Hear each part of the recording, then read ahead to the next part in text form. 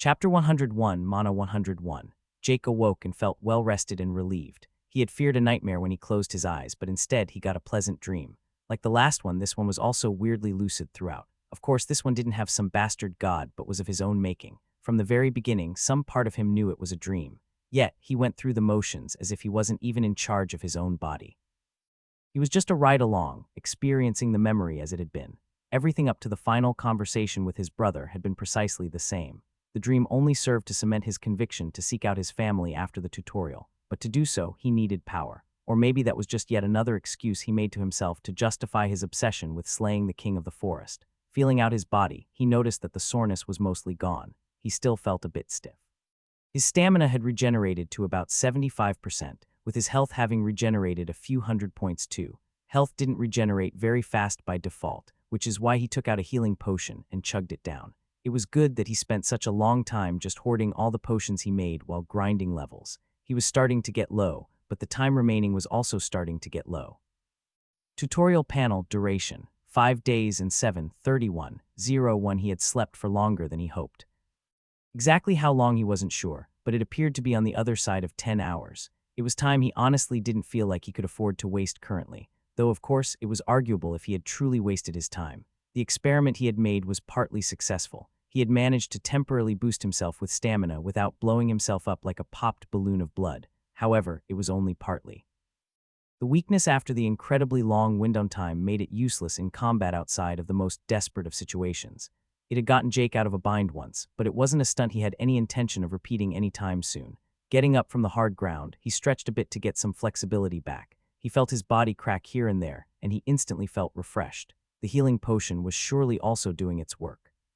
He didn't delay any longer as he walked up to the wooden door and entered the dungeon once more. He was ready to repeat it from the beginning once more, but found that the wall that had been broken down was still broken, confirming to Jake that the dungeon didn't reset. Clear signs of the chase from the many beasts were also present. Jake decided to walk towards where the boars had come from, to see what the hell they were doing back there. What he found was a large lake of murky water. It exuded clear indications of strong mana within it, and walking up to it, and using Identify only confirmed that it did. Soil water, common, water infused with strong earth affinity mana, making it purer and hold certain magical properties, can be used as an ingredient in many alchemical recipes, or simply consumed in its raw form to restore mana for those possessing the earth affinity. This water was a lot like the Lucenti water he had found in the Lucenti Plains dungeon. The description was pretty much the same, except this one mentioned earth affinity mana instead. The last time he had come into contact with this type of water, it burned him like acid, but he's still cautiously placing his hand into this soil water, mentally preparing himself for the stinging sensation. However, to his surprise, it didn't even sting.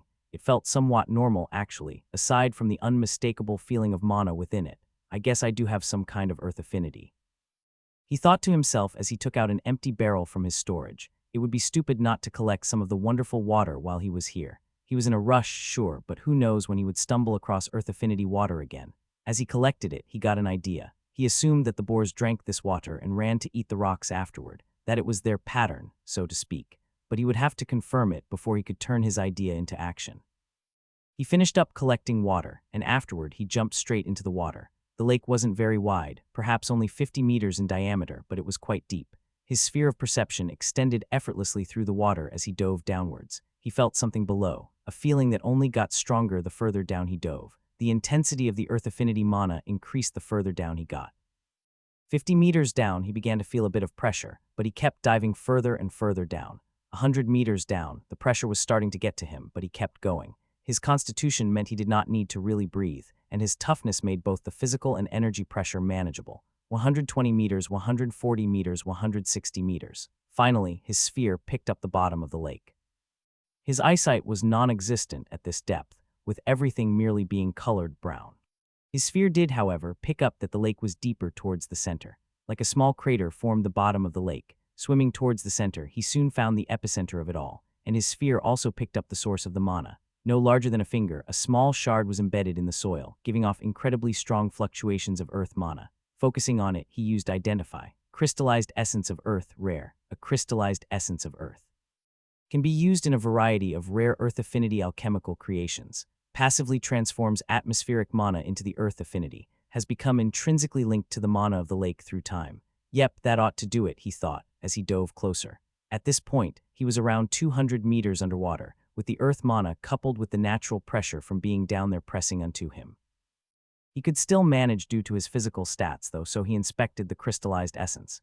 It truly did appear just like a small crystal, rather unassuming if he didn't know any better. He didn't put it into his spatial storage as he began to think. The idea he had was to poison the lake, making it toxic and weakening the boars. He didn't like the thought of doing it, as he felt it was a cheap way to fight, but he was in a rush. In fact, the thought hadn't even occurred to him during the Lucenti Plains dungeon. Not that he thought it would have actually worked with the Lucenti water. Chances are, the deer would have also been able to sense it with their keen senses and high intellect. The boars, now they were another story. The idea to poison it slowly died, however, as he dove further and further down. There was simply too much water. He wasn't even sure he could get it up to a level where it was lethal or able to deal meaningful damage before the tutorial ended. But perhaps this essence presented an opportunity. While he himself couldn't poison the water, that wasn't to say this essence couldn't. He could feel its connection to the rest of the lake and how every single strand of mana felt like it originated from it, likely because it did. It also said that the mana in the lake was linked closely to it. If he could corrupt the water source and not the water itself, perhaps that would make it possible to transform this entire lake into one big concoction of death. He wasn't sure if he could, but he wanted to try. And his method of doing it would be through Touch of the Malefic Viper. The skill description also specified being, making him unsure if objects also fit that description. He didn't know if water counted as partly living for some reason, or it was just because water appeared to be susceptible to absorb all kinds of mana by default. He checked the skill to see if anything was stopping him. Touch of the Malefic Viper, rare. With a single touch, the Malefic Viper has slain countless foes. Attempt to inject poison into a being through physical contact. The nature of the poison is determined by the user. The alchemist can only use toxic effects he has concocted or created prior. Some toxins cannot be used. Adds a minor increase to the effectiveness of Touch of the Malefic Viper based on intelligence and wisdom. It mentioned him only being able to inject poison he had prior concocted, but that wasn't entirely accurate. Besides the limitations, such as being unable to inject the amalgamation he made to clear the challenge dungeon, and whatever he made in the pond in the Lucenti Plains, he could create necrotic poison and hemotoxic poison with his touch. But he could do one more type. His Blood of the Malefic Viper created a poison that Jake honestly couldn't quite identify. It clearly held signs of necrotic poison, but it also just straight up corroded and corrupted everything else. The description of that skill said it bases the toxin's nature on his records, so a mix of all poisons he had ever made or ingested.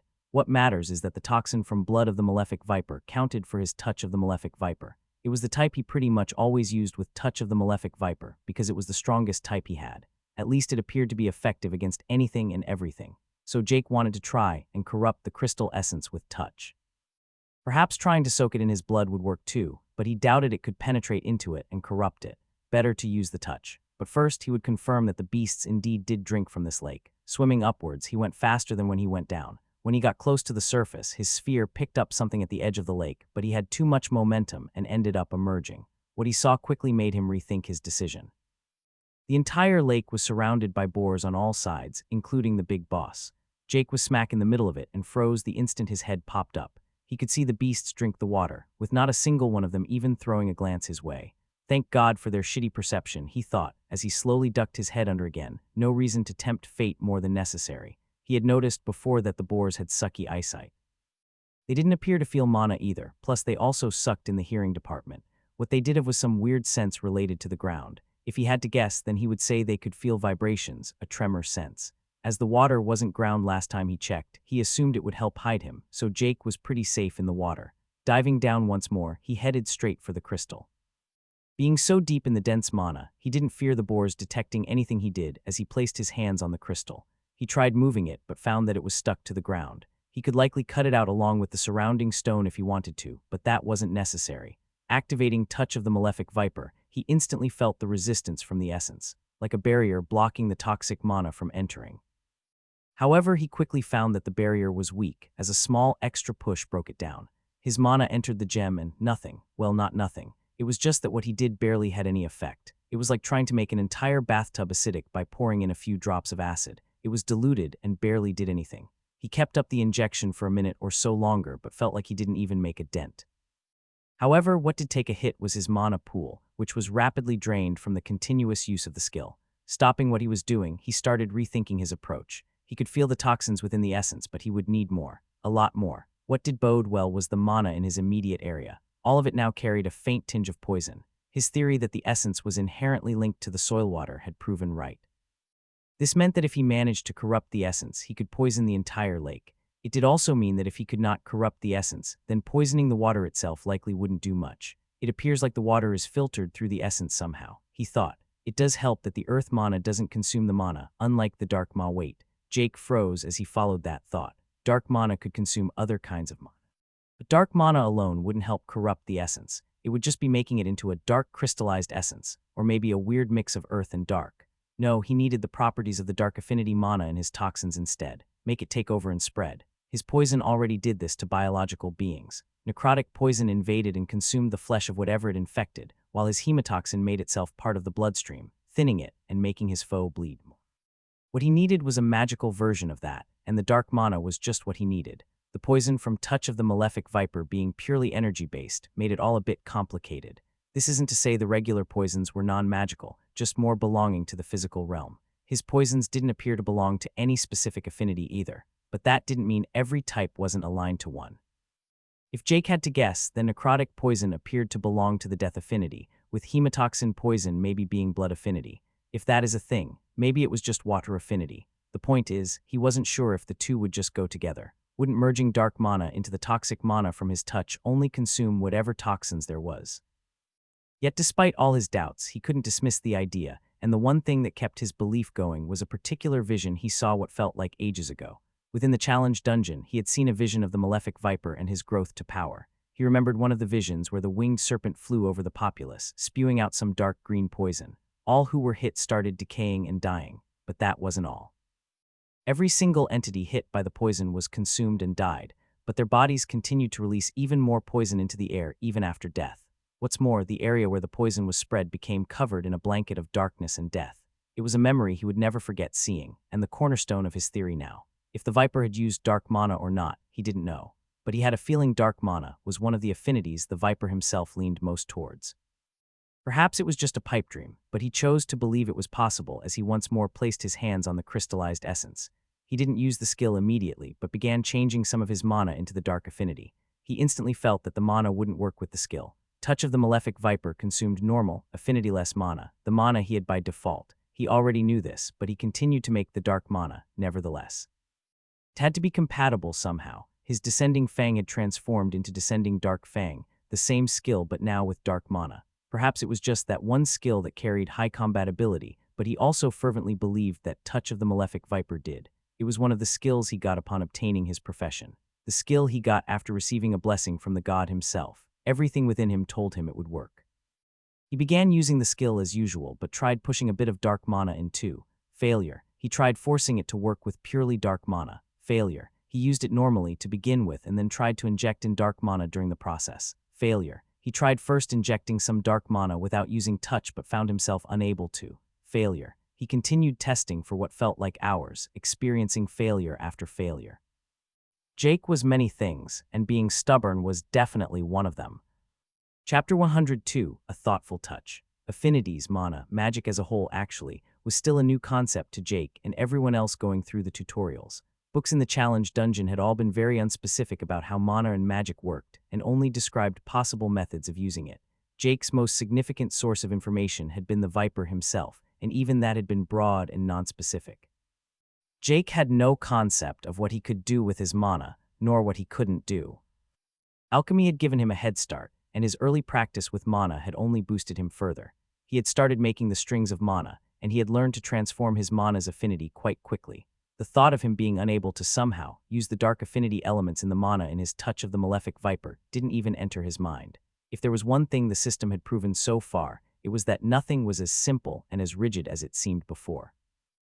Jake would just have to find the trick, whatever made it all click into place. Currently, that epiphany still eluded him, but the thought of quitting didn't occur to him for a single moment. He just kept going as he cut out all else, immersed in the skill. In his world, there only existed the flow of mana and the crystallized essence. In the weird state of meditation, he focused more than he had perhaps ever done before. He felt his control of energy improve and his focus only increasing.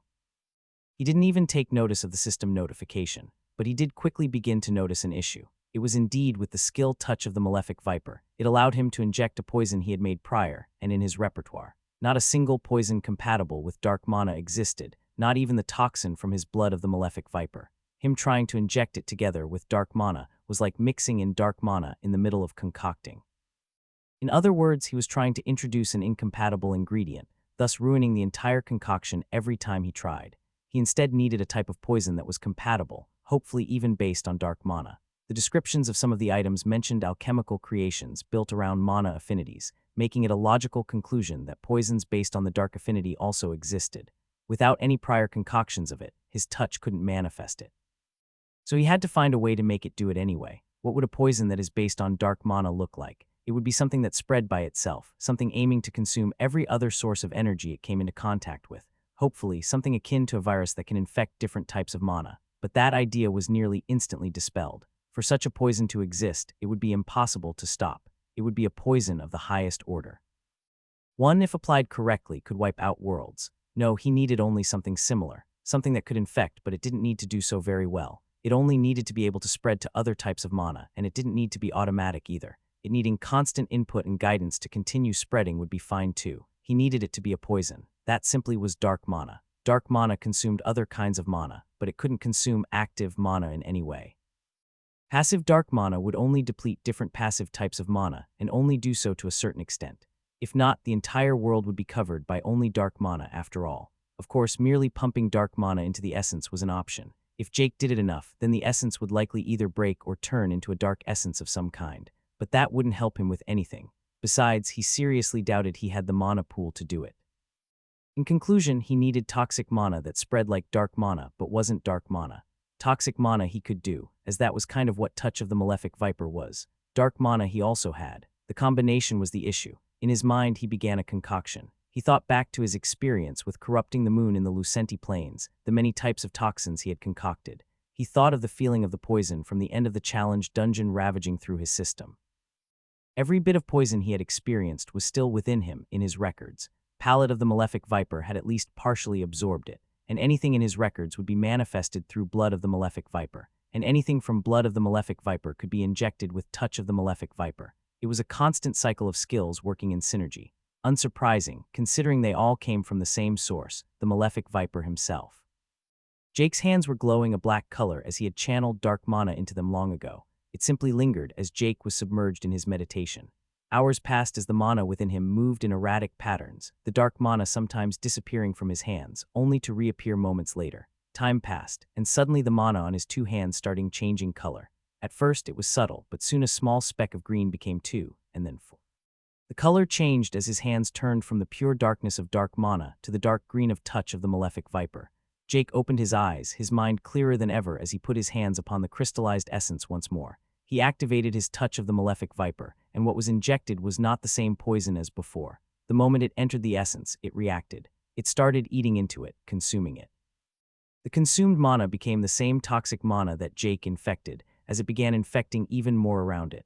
Within only minutes, the small infection had turned into a full-on pandemic for the Earth mana. But Jake didn't stop. He couldn't stop, in fact. If he stopped, so would the infection. It was only with his constant injection with Touch of the Malefic Viper that the poison kept spreading.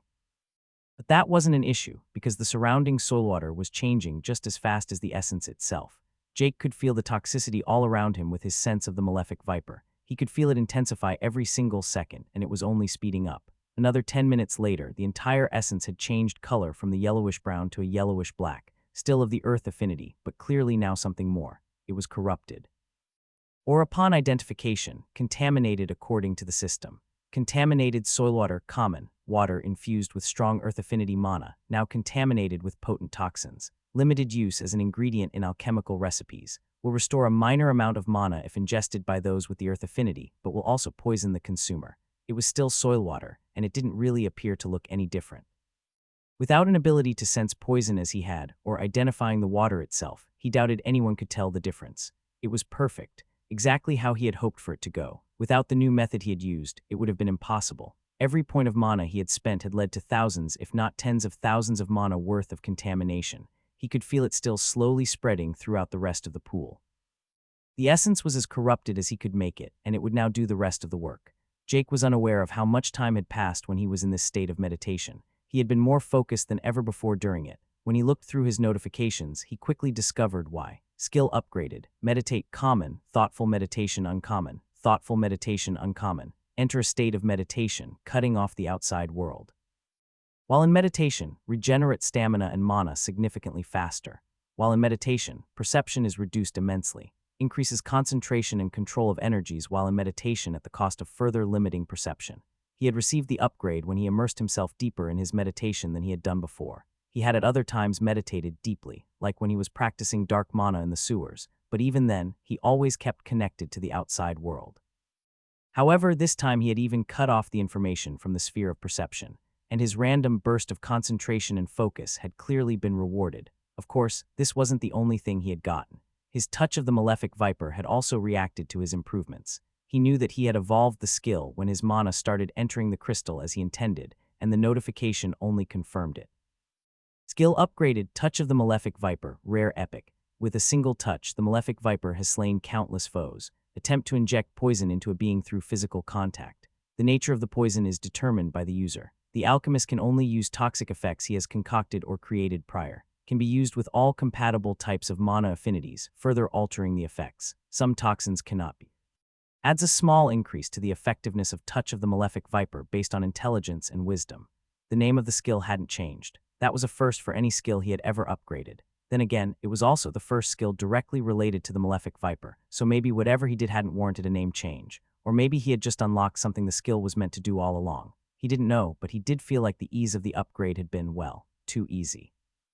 It was like the skill would gladly do what he wanted. He just needed to give it that one extra little push to get it there. Not that he wasn't going to take anything away from himself and his accomplishments. He had managed to upgrade the skill and synthesize a poison through the synergy of skills, his efforts, and ingenuity.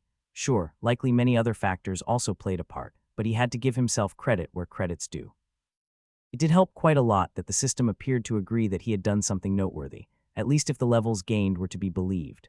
Ding. Profession, Prodigious Alchemist of the Malefic Viper, has reached level 52 stat points allocated, plus 5 free points asterisk. Ding. Profession, Prodigious Alchemist of the Malefic Viper, has reached level 55 stat points allocated, plus 5 free points asterisk. Ding.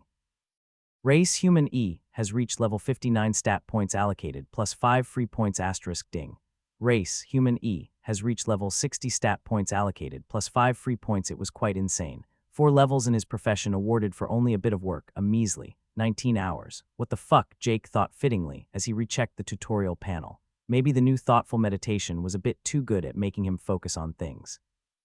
The entire thing was still clearly a huge gain for him. He just felt a bit salty over not even noticing the time ticking by. Maybe this is what people call an epiphany. Jake wondered as he began swimming upwards. He didn't quite yet close his status menu, however. He had gotten a total of 30 free points from the combined 6 levels in his profession and race. So far, he had just thrown most of it into perception, and quite a bit into wisdom during his days in the challenge dungeon.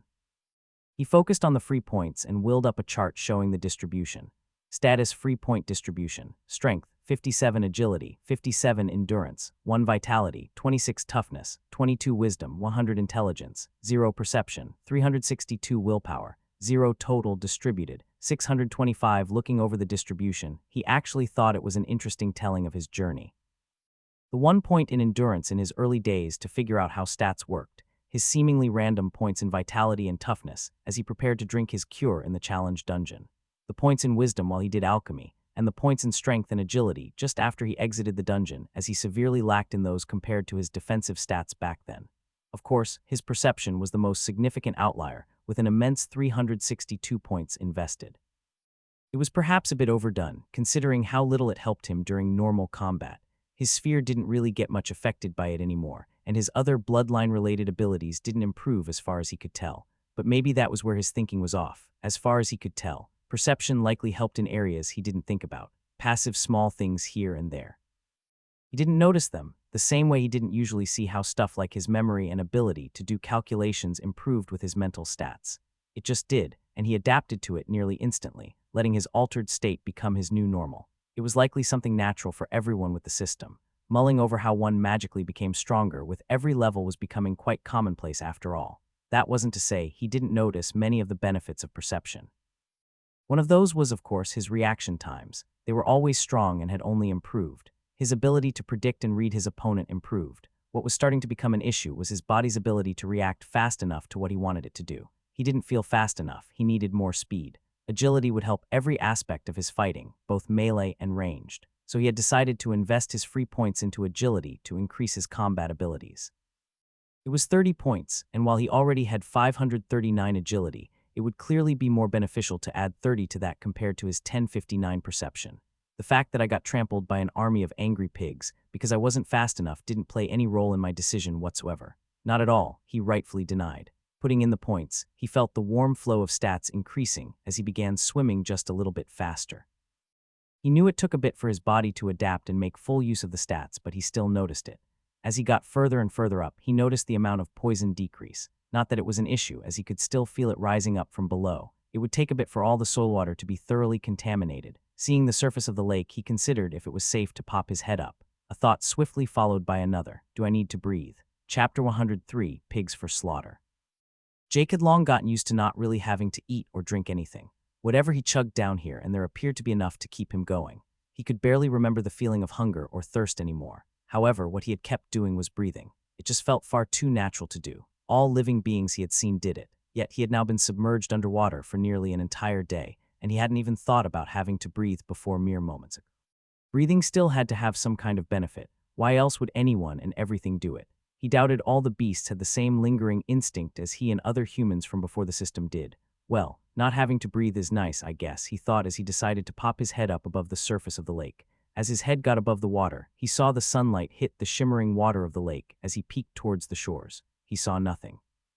It appeared the boars weren't having a drinking session right now. Jake had kind of hoped for them to be there, as the poison made its way to the upper echelons of the lake to observe its effect. He would have to wait a bit for that, though. Jake decided to spend the time productively as he kept an eye on the entrance to the gorge. He had gotten many still lingering inspirations concerning the use of mana, and he decided to test out a bit of it now. Earth mana had a weirdly solid feel to it, and it had inspired him to try if he could use it to enhance his own use of mana. His first test was to place both his palms on the water's surface as he began channeling mana to them and tried to push them downwards. He felt himself getting lifted a little as his hands sunk into the water. Despite the failure, he was elated as his theory had been proven immediately right.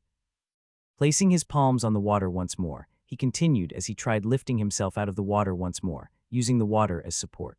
With zeal, he continued his practice for half an hour until he finally managed to stretch out his arms, lifting his entire upper body out of the water, with the only support being his hands on the water. The next step was to extend the same concept to other parts of his body. It took him only another hour or so until he stood triumphant on top of the water. Finally, he had realized a long-held dream since childhood. Following in the footsteps of a certain orange-dressed ninja, he could now channel his energy to stand on water. He tried taking a few steps back and forth and found great success. Even going into a light jog, he managed to keep himself from falling through. His next test was to take out his bow as he tried firing an arrow. Great success once more as he pulled back the string. Next, he tried the ultimate test.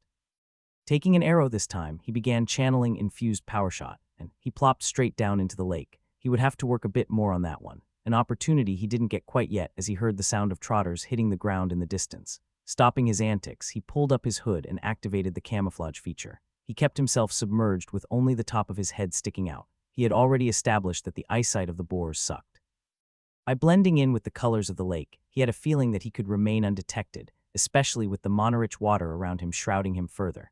Being down in the water once more, he could also vividly feel the poison all around him. The entire lake had been well and truly contaminated as all the toxins had had time to rise to the surface. Now, for the most crucial part, would the big piggies notice? Watching them get closer, he remained unmoving as he crossed his fingers.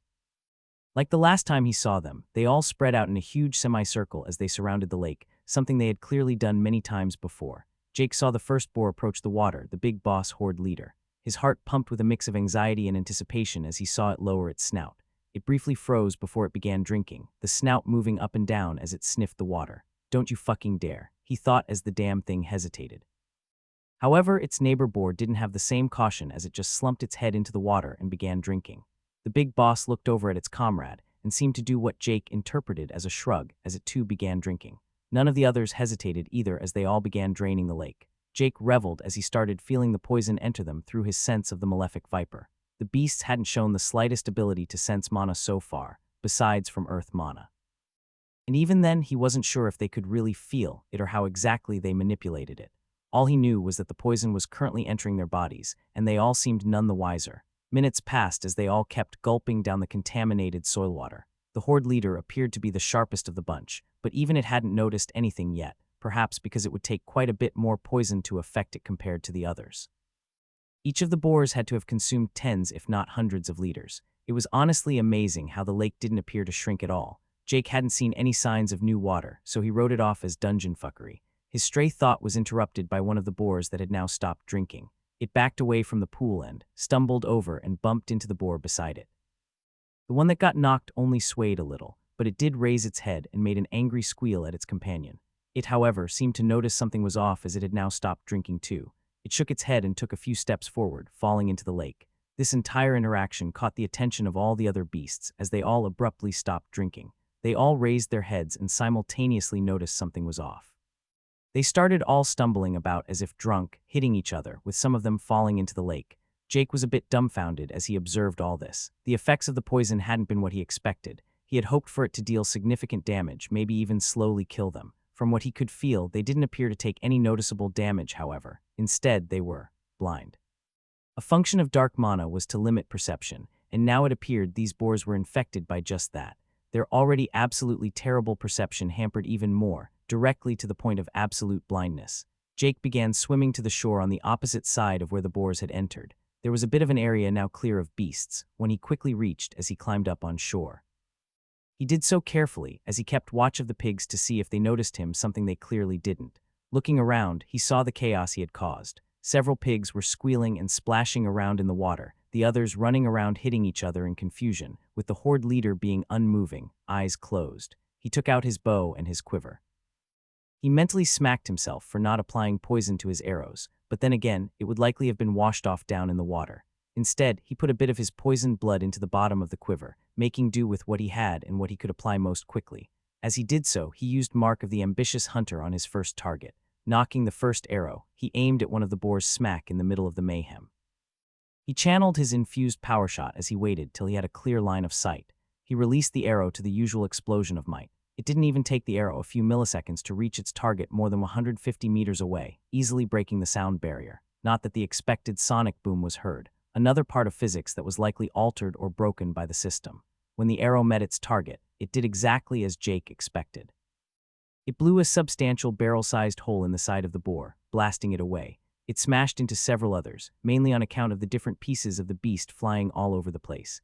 Jake was prepared to dive into the lake after his shot, but the boar's response was more chaos. Not a single one of them seemed to notice him at all, but instead started panicking in a far more frenzied manner. He could vaguely feel the amount of poison within each beast reducing by the second from where he stood.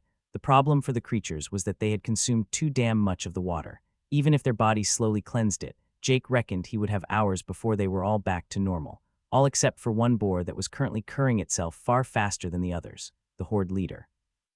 But even so, while it healed itself faster, it had also chucked down way more than any of the others. He had time. Another arrow knocked, another infused power shot channeled, resulted in another dead boar. This repeated 4 more times before the boars finally seemed to catch on. Even with their reduced senses, the smell of blood had begun entering their snouts, making it clear that things were off. Not that it helped them. In fact, it helped Jake. The earth rumbled as shards of stone began flying all around. Spikes of earth shot up, one of them even hitting the side of the Horde leader, bringing it out of its state of concentration. It appeared to think it was under attack as it erected a dome of stone around it. None of the other boars were smart enough to do that, though. They just attacked everything around them, and the only thing around them was their own allies. Jake, at the same time, continued shooting. He had to make use of the time as efficiently as he could. Most boars died in a single shot through the heart or head, but some he had to shoot a few more times. While the boars were durable, they were all currently in a weakened state. Their vital energies were entangled in a struggle against the poison in their bodies, weakening them all significantly. An unexpected blow from Jake's most powerful infused power shot proved fatal for them in that state. The only boars he didn't bother with yet were the ones that had fallen into the lake. He counted 14 in there right now, all struggling to get their bearings, some even being submerged. It didn't look like they knew how to swim very well. Jake was pretty sure normal non-earth-bending boars knew how to swim. If they had their bearings, they could likely just manipulate the earth to get them out. But delirious as they were, they could only act like a bunch of normal, non-swimmer boars tossed in a lake. His quiver wasn't decreasing either despite the many arrows fired. He had long learned to conjure arrows while shooting through a small tether of mana attached to said quiver. It did drain mana, but his current limiter in combat endurance was, well, endurance aka his stamina. Luckily for him, his resources were pretty much topped off when he engaged in the fight. To be safe, he did consume a stamina potion the moment his stamina dipped a bit. After firing his 100th arrow, he had already killed more than 50 boars. He had felt the warm glow of levels more than a few times already. He didn't have time to distract himself, though, as he kept up his constant assault. His arms and entire upper body were aching from the constant infused power shots, but at least his windsor bow had yet to show any indications of being overloaded. If he had used his old bow, it would very likely already be broken by now due to the massive amounts of mana injected into it. Soldiering through the pain, he managed to keep killing even if his speed dropped. As he lifted his bow to fire the 205th infused power shot, his entire upper arm started shaking as the skill fizzled out. His entire arm was in the state of both being numb and hurting at the same time. He tried to lift it, but while the mind was willing, the body found itself unable. Looking out on the field, he saw only 9 boars continuing to run around. Even now, they kept hitting the corpses of their fallen comrades and had all entered their enraged state, something that actually appeared to help dispel the poison faster. The dome hiding the Horde leader still stood firm, and Jake could feel only remnants of the poison left in the big boss. Any thoughts of somehow continuing his assault were stopped as he saw the dome begin cracking. Without hesitation, he jumped back into the churning lake. The pigs that had fallen in earlier were still splashing about, though most of them had made it back to shore once more. Jake did all he could to avoid them as he dove downwards, using only his feet to propel himself as his arms rested. He had glanced at his arm before he dove into the lake, and it didn't look good. It was covered in blood and was a mix of blue and red. To call what he had done overexertion would be the understatement of the century. He had overexerted it and then kept going for another 100 shots. Even if only the first few were full power shots, he had still used infused power shot after all. Reaching the bottom of the lake once more, he made his way all the way over to the crystallized essence as it was found at the deepest point. The mana density around it was the strongest, making it the ideal place to recover. He was betting on the Horde leader not deciding to dive into the lake to investigate, more hoping actually. If it did come, he was in for a tough and likely very awkward fight, a hunter with only his left hand versus a huge boar that couldn't swim. Luckily, it didn't come to that. Jake's mark made him aware that the boar above he had placed it on had stopped moving. He felt movements in the water above, his intuition telling him that the boars were getting out of the water. Likely with the help of the Horde leader. Finally, he felt it leave and go into the gorge once more. With a sigh of relief, Jake closed his eyes as he entered meditation. With the fighting done, he could finally take a look at the many notifications he had received due to the absolute slaughter that had happened above. Chapter 104, Limit Break. Submerging his consciousness in meditation, he didn't enter the heightened state of focus like he had done last time. There was virtually no change from any other time he had used the skill, despite the recent upgrade. This was honestly a relief to Jake. In the back of his mind, he did briefly have a fear that his usual relaxing meditation would now always result in him suddenly being incredibly focused. And while focusing is good, it doesn't exactly help the mind relax. The whole losing time thing wasn't very attractive either. Satisfied that his meditation hadn't accidentally been made worse, he began going over the long list of notifications. The system was nice as always with them, organizing them into different batches the moment the thought even occurred to him. The first of which was of the many kills he had gotten, 124 in total to be exact. Looking them over, it indeed was an impressive sight. You have slain Steeltusk Boar, LVL 77, bonus experience earned for killing an enemy above your level. 114,000 TP earned asterisk. You have slain Steeltusk Boar, LVL 88, bonus experience earned for killing an enemy above your level. 136,000 TP earned from most powerful to the weakest was 11 levels, a higher level difference between beasts than any of the other enemies he had encountered in dungeons. One had to consider that this one only had 2 types though. One of them being the boss. It also explained why some had been harder to kill than others. 11 levels were nothing to be scoffed at. Overall their levels were high. He found it quite insane to think that most of these Steeltusk Boars were higher than the Den Mother. Going by strength, the Badger Den's boss was still stronger by a lot compared to all of them, but the feeling of amazement remained. Of course, the high levels of the enemies had also corresponded to earning a nice batch of levels, boosted further by mark of the Ambitious Hunter. Ding. Class Ambitious Hunter has reached level 66 stat points allocated plus 4 free points asterisk.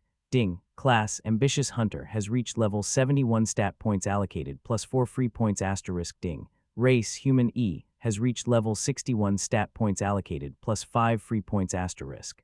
Ding. Race Human E has reached level 63 stat points allocated plus 5 free points. Feels like I'm getting these windfalls more and more these days, he thought, thinking about how he only hours ago had also gotten a batch of levels in his profession. 6 levels in his class just like that, 3 in his race too, which meant a total of 39 free points. He was about to place them all into agility, but decided against it at the very last moment.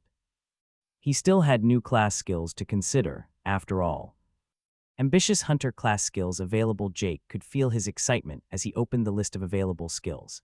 He was hoping for some really nice new things, but was fast disappointed as he saw only 2 new entries, one of which was a common rarity skill. Waterwalking Common, a much coveted technique for all those who are less than stellar in the art of swimming. Cover your feet in a layer of mana, allowing you to walk and run on water. Mana usage is negligible.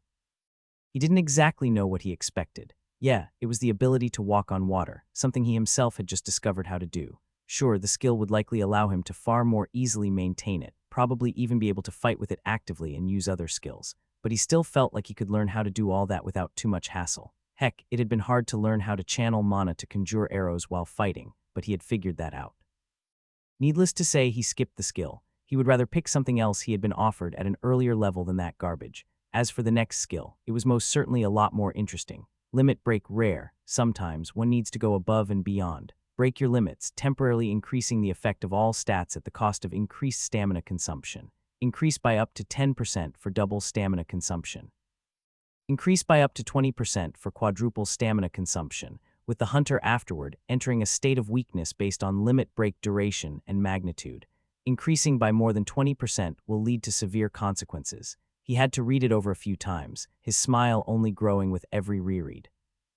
It wasn't hard to determine that he had gotten this from his experimenting with increasing his stamina's internal flow, a method that had proven effective but highly flawed in nearly every aspect. With a skill, however, it was different. It was controlled. Limit Break would allow him to do it right and be boosted and corrected by the system itself. Were the effects of Limit Break something he could theoretically achieve himself? Possibly. But for once, he was more than happy to take the easy route. It was just too good. 10% increase to the effect of all stats for only double stamina consumption was more than worth it. Jake could even go to 20% if he needed the extra boost. He believed that the feeling of weakness he had after his escape from the dungeon was the kind of weakness the skill talked about, though hopefully to a far lesser degree if he didn't use the skill for long. Another point of interest was the fact that it straight up used percentages. It was extremely uncharacteristic of the system to throw out all the vagueness and just give Jake the numbers like that. The only other skill that used a number like that was Big Game Hunter, and even that was just to limit how far above his level the scaling would work. It was a nice change of pace, and he hoped that more skills would do that in the future, a sentiment he very much doubted. Doing a mental shrug, he reckoned not much more thought was required as he swiftly selected the skill. He felt the knowledge enter his head, and he instantly knew how to use it, and use it he did. Activating the skill, he felt his internal energy speed up, and he felt his body become more powerful. He had only increased it by 10%, but it was truly noticeable. It was like he had instantly gained a total of more than 450 stats, and the only cost was his stamina decreasing at a faster rate. He deactivated the skill and felt the energy cycle slow and returned to normal as if nothing had ever happened. There was no long time letting out excessive energy, no long wind-up or wind-down for the skill. Both happened in moments, and it didn't leave Jake with a single ounce of weakness afterward. It honestly felt like a cheat of a skill. Sadly, he had to suspend his practice as his stamina was still far too low from the battle before. His arm and upper body were both starting to heal up, but he still couldn't really move around, so he re-entered meditation.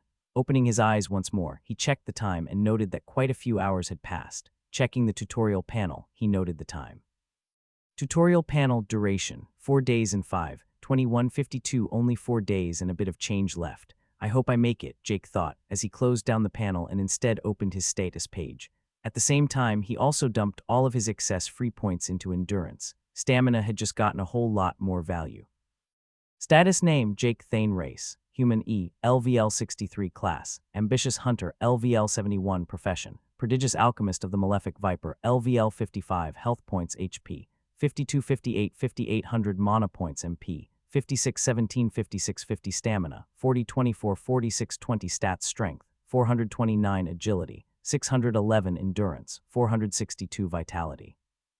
580 toughness, 417 wisdom, 565 intelligence, 282 perception, 1107 willpower, 354 free points, 0 titles, Forerunner of the New World, Bloodline Patriarch, Holder of a Primordial's True Blessing, Dungeoneer IV, Dungeon Pioneer IV, Legendary Prodigy class skills. Basic one-handed weapons inferior, Advanced Stealth common, Advanced Archery common, Hunter's Sight uncommon, Basic Twin Fang Style uncommon, Basic Shadow Vault of Umbra uncommon. Splitting Arrow uncommon, Big Game Hunter rare, Infused Power Shot rare, Mark of the Ambitious Hunter rare, Descending Dark Fang rare, Limit Break rare, Moment of the Primal Hunter legendary, Profession skills. Herbology common, Brew Potion common, Concoct Poison common, Alchemist's Purification common, Alchemical Flame common, Toxicology uncommon, Cultivate Toxin uncommon, Malefic Viper's Poison rare, Palate of the Malefic Viper rare, Sense of the Malefic Viper rare, Blood of the Malefic Viper epic, Touch of the Malefic Viper epic, Scales of the Malefic Viper ancient, Blessing. True Blessing of the Malefic Viper, Blessing true, race skills, Endless Tongues of the Myriad races unique, Identify common. Thoughtful Meditation uncommon, Shroud of the Primordial divine, Bloodline, Bloodline of the Primal Hunter, Bloodline ability unique. Looking it over, he thought of all the unexpected gains he had gotten during this dungeon dive levels in his profession and 2 skill upgrades, as well as a big load of levels in his class. His stats hadn't grown that much since last he checked, but with a few free points invested, his agility had gotten above 600. As an archer, he found it fitting for it to be his second highest stat. Vitality and wisdom both were very closely behind though. Closing his status, he checked himself over and moved his right arm a bit. It was still a bit numb, but it appeared to function quite well. A health potion should be enough to fix it. Feeling done going over things, he swam upwards once more. His last mark of the ambitious hunter had run out less than an hour ago, and the bore inflicted with it had still been in the other area. Jake had thought about precisely the range limit, the maximum duration, and how both of them were far higher than he had anticipated. The mark did run out faster on stronger foes, but even on the powerful boar, it had lasted more than 6 hours. Considering that it was so far above his level, he found that quite respectable. Reaching the surface once more, he now, for the first time, truly saw the carnage he had caused. Corpses strewn all over, blood pooling in every little crevice of rocks, and he even noticed a lot of the water around the shore of the lake carried a tinge of red. The palette of the valley had changed to a far more colorful one for sure. Their comrades had left more than 100 corpses behind, and it was a gruesome sight. Many of the corpses were mutilated beyond recognition. Much of the mutilation hadn't been done by Jake, but by the rampaging boars flinging earth spells all over the place. Not to say that the hunter wasn't also responsible for a lot of the damage. The missing heads were nearly all him. Jake had learned long ago that a corpse wasn't as resilient as the living thing. If he had to guess, he would say it was because it lost the effect of the inner energy running through its body and any passive skills, making it stronger. Whatever the case, it meant that the damage done by the other boars to their now-dead comrades was far more severe. A weird thought entered his head as he glanced over the scene. Why didn't he care? Why didn't the sight result in even the slightest feeling of disgust or apprehension? Only 2 months ago, he had been an office worker, and the most blood he had ever seen outside of television, and the internet was when his brother got a really bad nosebleed that one time. However, now he could stare out into a valley filled with mutilated corpses and not bat an eye. The thing is, though, the sight had never bothered him. Even from his first kill, he didn't think much of it. Jake shook the thought out of his head. It was good that he was desensitized to such things, as it would only be a hindrance. He had better things to do and was on a timer. He just knew it was important to be aware of it. Being desensitized to killing mindless beasts was good, but he didn't want to be someone who could kill humans thoughtlessly. After a brief glance at the countdown till the end of the tutorial to remind himself of his limited time, he decided that he had time for one last round of alchemy. His stamina was still a bit low anyway, and he did need to do a bit of alchemy anyway. One reason was that for every stat increase, his potions got better. Every time his skills used in the crafting process improved, his potions got better. And it had been far too long since he last made a batch. His issue now was also that he had already consumed all the good stamina and health potions he had left. The ones remaining were some he had crafted a long time ago, and the best of them only restored around 500 health or stamina. The stamina ones being the worst, as he was far better at making health potions. On the mana potions front, he was still good, mainly because he hadn't used as many of them. Mana had never really been what limited him while fighting, and with his new limit break, he doubted it would become an issue compared to stamina. And as he was only able to drink 1 potion an hour, be it stamina, health, or mana, he would have to drink whatever was most needed. which tended to be health potions during fights and stamina to quickly get back in shape after finishing one. Sitting down, he took out his mixing bowl, as well as the ingredients. He was happy that his necklace allowed the ingredients to remain fresh, as he hadn't exactly been as industrious as he should when collecting the herbs he came across. He would begin with a batch of health potions as he added the water and started the brewing. It had been a while since he last crafted, and it didn't take more than a few moments for him to notice how much easier it was than usual. The flow of mana was as smooth as it could be, and he felt his control reach a new apex. He transformed the mana into vital energy according to the formula, and felt the benefits of making Dark Affinity mana show themselves in that process, much like how it had helped him the other way around in the sewer dungeon. It was a welcome reprieve to return to doing some alchemy. However, from an observer's viewpoint, the sight of a single individual sitting serenely in a valley of corpses would come off as less than idyllic. 40 minutes later, he finished his first batch of health potions. Filling 8 bottles, he began cleaning his bowl to prepare his stamina potions. This would be his last round of crafting before facing down the rest of the tutorial. Needless to say, only the best would be good enough. He had a vague feeling that he would need it. Chapter 105, Falling Rocks. Packing up, Jake looked over his potions one last time. A few dozen health potions, 22 stamina potions, and a good 9 bottles of necrotic poison. Every single one of the potions and poison the most potent iterations he had ever made. If he had more time, he would have attempted common rarity health potions, but that was a big if. He didn't have time. He had 4 days left to clear the rest of this dungeon, and very likely one more dungeon, the one with the King of the Forest in it. In other words, he was really in a rush. He had likely actually saved time by his little trick with the crystallized essence.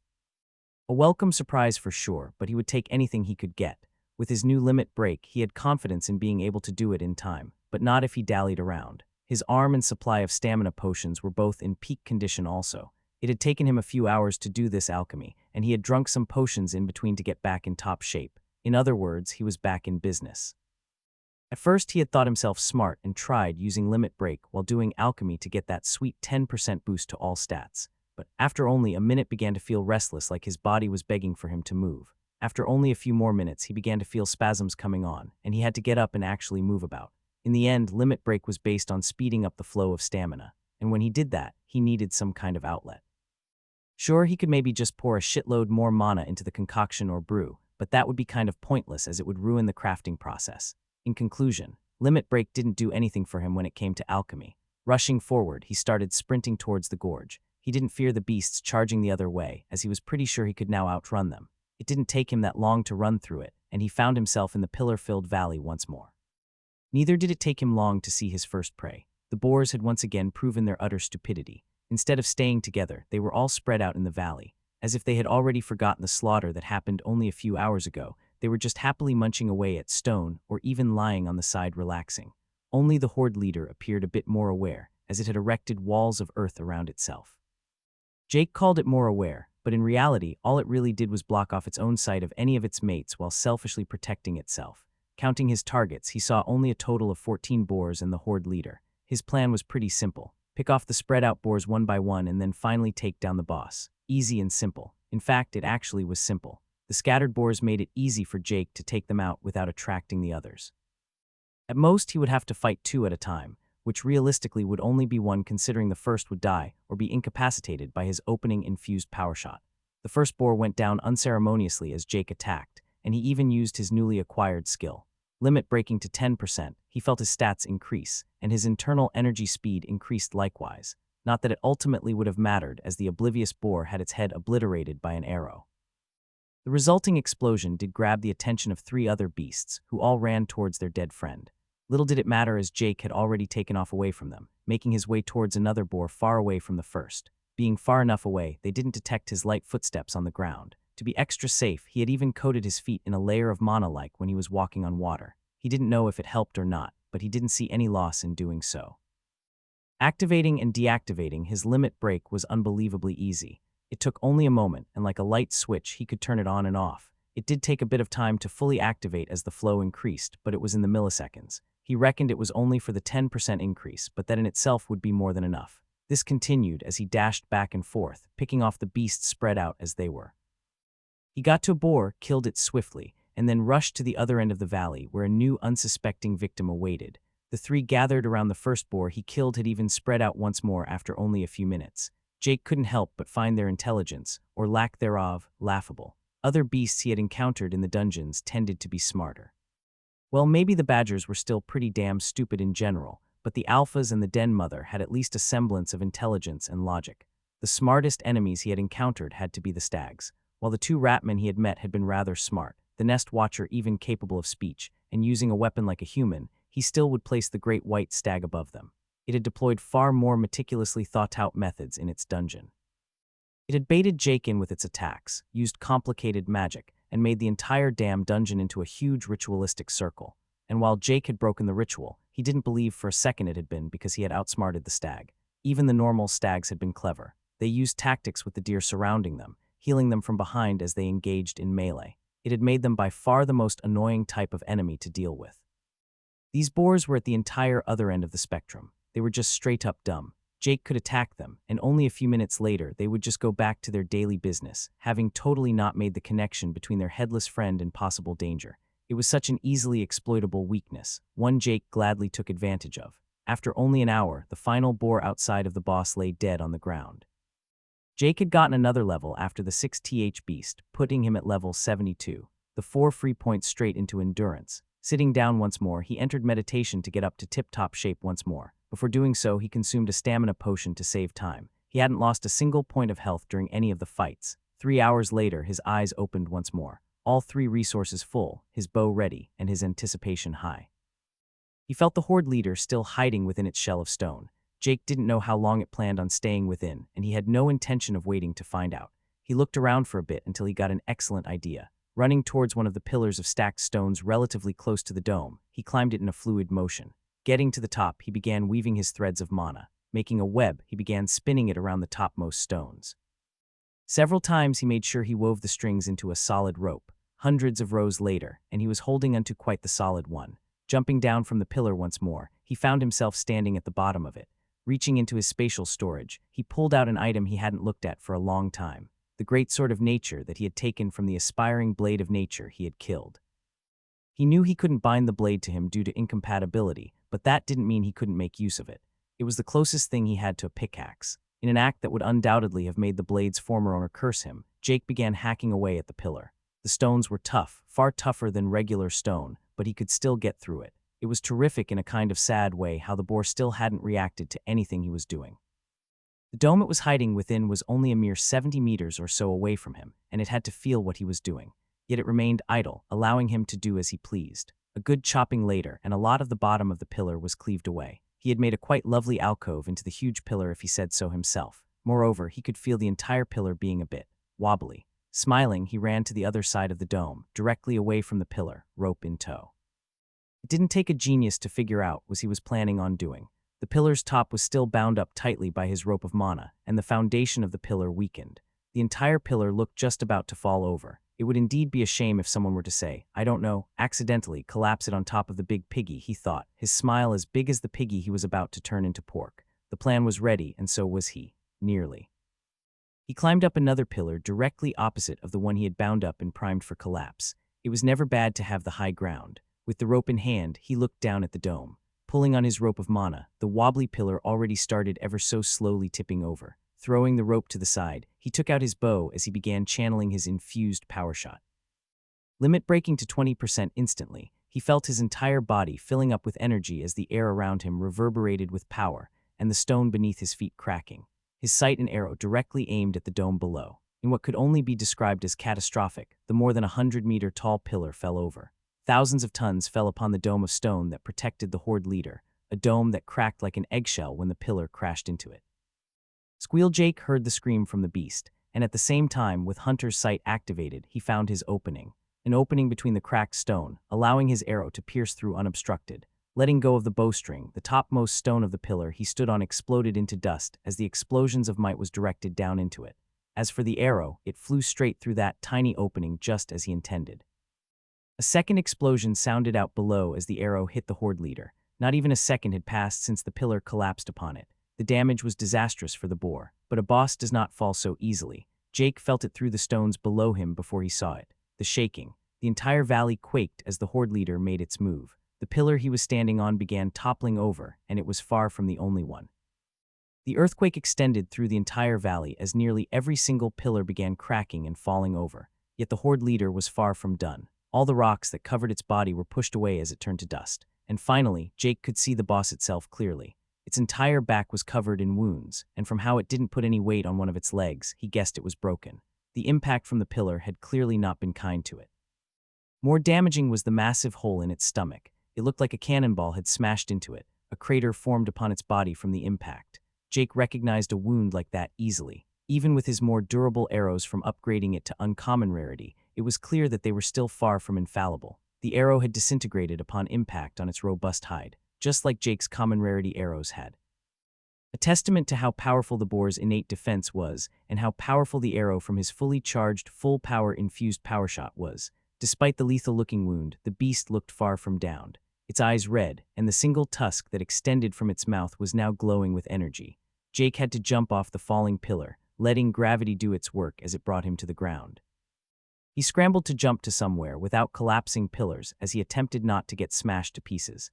He wasn't particularly confident coming out unscathed if he were to be squashed beneath a 100-ton boulder, even with enhanced stats. Yet even while falling, he had time to release another 2 arrows. The boar's limited perception once again hurt it, as both arrows penetrated straight into the wound left by the infused power shot. The damage from the arrows alone was pretty low, but the same could not be said by what they were coated in. The most potent necrotic poison that he had crafted that very day burned into its flesh, corroding it. The first arrow hadn't had time to properly inflict the poison as it broke apart, but these 2 arrows embedded themselves in its flesh, spreading it quickly. Landing on the ground, Jake felt it instantly. 2 red eyes were turning his way, locking onto him and burning with rage. Mana swirled around the beast as Jake felt it make its move. Falling rocks all around the boar stopped in midair. Tens of boulders were suspended for a few moments before they once again began descending, this time directly towards Jake. Like a meteor shower, they barreled towards him. Cursing, Jake was forced to leap backward as he tried to avoid the attack. Stone after stone impacting the ground where he had been only moments ago, creating craters and sending even more rocks flying through the air. Taking shelter behind a huge boulder, he thought himself safe, as he felt the earth beneath him churn, as his danger sense warned him of the impending attack. Shadow vaulting to the side instantly, countless spikes of earth shot up where he had just stood. Landing on the ground after his vault, he was forced to repeat the same action as more spikes emerged. Knowing that the boar used vibrating to locate him, he decided to go for a bit of distraction. Strands of mana flew out of him, picking up rocks within his sphere. He could easily lift his own body weight with mana alone, something he was putting to full use. Lifting the rocks off the ground with his mana, he simply tossed them upwards. Not by much, but it was enough. When the first rock hit the ground, it was swiftly impaled by spears of earth. The same for the second one and the third. The fourth was, however, spared as the boar seemed to pick up on the trickery, or maybe it just couldn't keep up. Jake kept using that tactic as he got into a position that would allow him to counterattack. He couldn't see the boar due to the endless amounts of dust being kicked up, but his mark made him fully aware of the still unmoving beast. Throwing a few more rocks, he landed and stood unmoving as he began channeling another infused power shot. As the mana built up, the ground beneath him quaked from the power he was building up, a miscalculation on Jake's part. He felt his danger sense warn him as he was forced to release the arrow. However, it was too late as several earth spears struck him on his lower body. Blood was drawn as they managed to penetrate his pants. The ones that hit his feet didn't manage to even leave a mark on the boots, but that didn't mean they failed to do damage as the impact alone hurt like hell. The arrow he had fired flew true, striking the boar, creating yet another significantly smaller wound. His aim had been slightly altered, landing just above one of its legs, making it buckle down from the arrow now sticking out of it. Jake was also down on one knee as he lifted his gaze up from his injured legs. With a snort from the boar's snout, the air separating them cleared as a gust of wind came out. For the first time, the two made eye contact, neither showing the slightest inclination of surrender. Chapter 106, Horde Leader. Jake looked directly into the eyes of the Horde Leader. They both paused for a moment as they considered each other. On one side, a small human down on one knee with a bow in his hand, and on the other, a boar the size of a huge truck. Yet the boar was the one to avert its gaze first. Jake felt the weakness in its eyes, exhaustion in its look. He quickly noticed that its wounds weren't healing as he would have expected them to begin to. The poison in its body was also barely being suppressed. It was clearly far more injured than he first thought. The reason quickly struck him, the contaminated soil water. While the Horde Leader had purged it all from its system, it had clearly been done at a cost. Outwardly, it didn't appear to have any injuries, but its vital energies were severely diminished. It also explained why all the other boars had gone down so quickly, and why it had tried to keep itself hidden in its dome. It was still recuperating all its lost health points when Jake attacked, a process Jake knew to be slow without the use of potions or other means to speed it up. But the boar didn't have any potions. It could only rely on its own body to heal. And now in the middle of its recovery, it had a damn pillar of rocks collapse on it, and several arrows were delivering devastating blows and even more powerful poison. Despite it all, however, it didn't want to back down. It had averted its gaze, recognizing its inferior position, but down for the count. Far from it. Mana churned once more as a vortex of stone and soil surrounded the beast. Jake knew it was preparing for something, but he was more than happy to take the slight reprieve offered and down a health potion. The second the liquid entered him, he felt the warm energy spread throughout his body, and his injured lower body swiftly heal. While the amount of health restored by the potion wasn't much, he had to drink it. His movement would be hindered with his legs and feet injured, and standing still didn't strike him as the smartest of tactics. Especially not when he saw what the boar was doing. The vortex it had conjured was to gather one giant boulder above it. As if a black hole had appeared, more and more stones were sucked into it, adding to the massive mass. The earth compressed to a ridiculous degree. What the sphere of highly condensed rock was to be used for Jake didn't know, and he had no interest in finding out. He once more resumed his assault of arrows as he fired upon the boss. For the first time in the fight, he used splitting arrow as he didn't need accuracy, but just pure damage, and damage it did. The boar seemed completely unfazed as it only lowered its head and let the arrows hit it. Those hitting its skull simply left a small red mark as they fell to the side, while those hitting softer areas managed to penetrate a few centimeters only. But a few centimeters was all he needed for the poison to be administered. After firing his sixth shot, the vortex's sphere stopped as the boar's preparation appeared to be complete. A huge, completely round orb hung above them. A ball of highly condensed earth nearly 30 meters in diameter hung there, like a small meteor waiting to descend. Jake peeked at it as he fired another arrow. What was the damn thing planning? To throw a super boulder at him or what? Its action appeared utterly nonsensical. The boars were stupid for sure, but the Horde leader had shown at least a modicum of intelligence. There had to be more to it. Even with the sphere's huge size, he could easily evade it with a good shadow vault. Another arrow fired later, he got his answer. The entire sphere seemed to be crunched together with little warning as it shrunk to a mere 5 meters across. The whole ball turned crystalline, and then the attack came. A small shard fired out from the sphere, heading straight for Jake. Its speed faster than any attack he had ever faced before. He managed to barely lean to the side as he saw the shard penetrate the earth in his sphere of perception, and penetrate it did. It went nearly 8 meters down into the earth before it was stopped, meaning that if the shard hit him, it would pierce straight through his flesh and bones. That one shard was only the beginning. Soon it fired another, and then another. Each one was no larger than a finger. Each one was avoidable as long as Jake was careful. That is, in the beginning. He dodged to the side as the fifth shard came, tried to take out his bow, but was interrupted as the next came faster than the last. A pattern that only got more intense. The sphere hanging above was not a meteor. It was a goddamn machine gun, and not the slower, perhaps manageable ones. It was a freaking minigun. Sprinting, he was fired upon by the barrage of shards from a sphere that didn't appear to shrink in the least from the constant attacks. He dodged and weaved and tried to hide behind the terrain, but everything was just riddled apart in moments. This can't continue, he thought, as he barely managed to avoid getting his head blown off, leaving a long gash on his chin. Without his sphere of perception and danger sense, he would already be dead. If it went to all hell, he still had his moment of the Primal Hunter to rely on, but he wanted to avoid using it if at all possible. It was his emergency skill, his last resort. Limit Break had been active at a 20% boost for the entire fight, a fight that had in actuality only lasted less than 2 minutes from his first attack to now. He wasn't feeling any of the strain yet, but that didn't mean he wanted to make the fight longer than necessary. He brainstormed internally as he failed to dodge a single shard that managed to hit him in the arm. It pierced straight through his forearm, cutting through the bone like it was nothing. The pain was immense, but all it did was to make him focus more. Out of the corner of his eye, he saw the Horde leader with the sphere floating above it, and an idea in his mind appeared. He needed to take cover behind something, or maybe beneath something.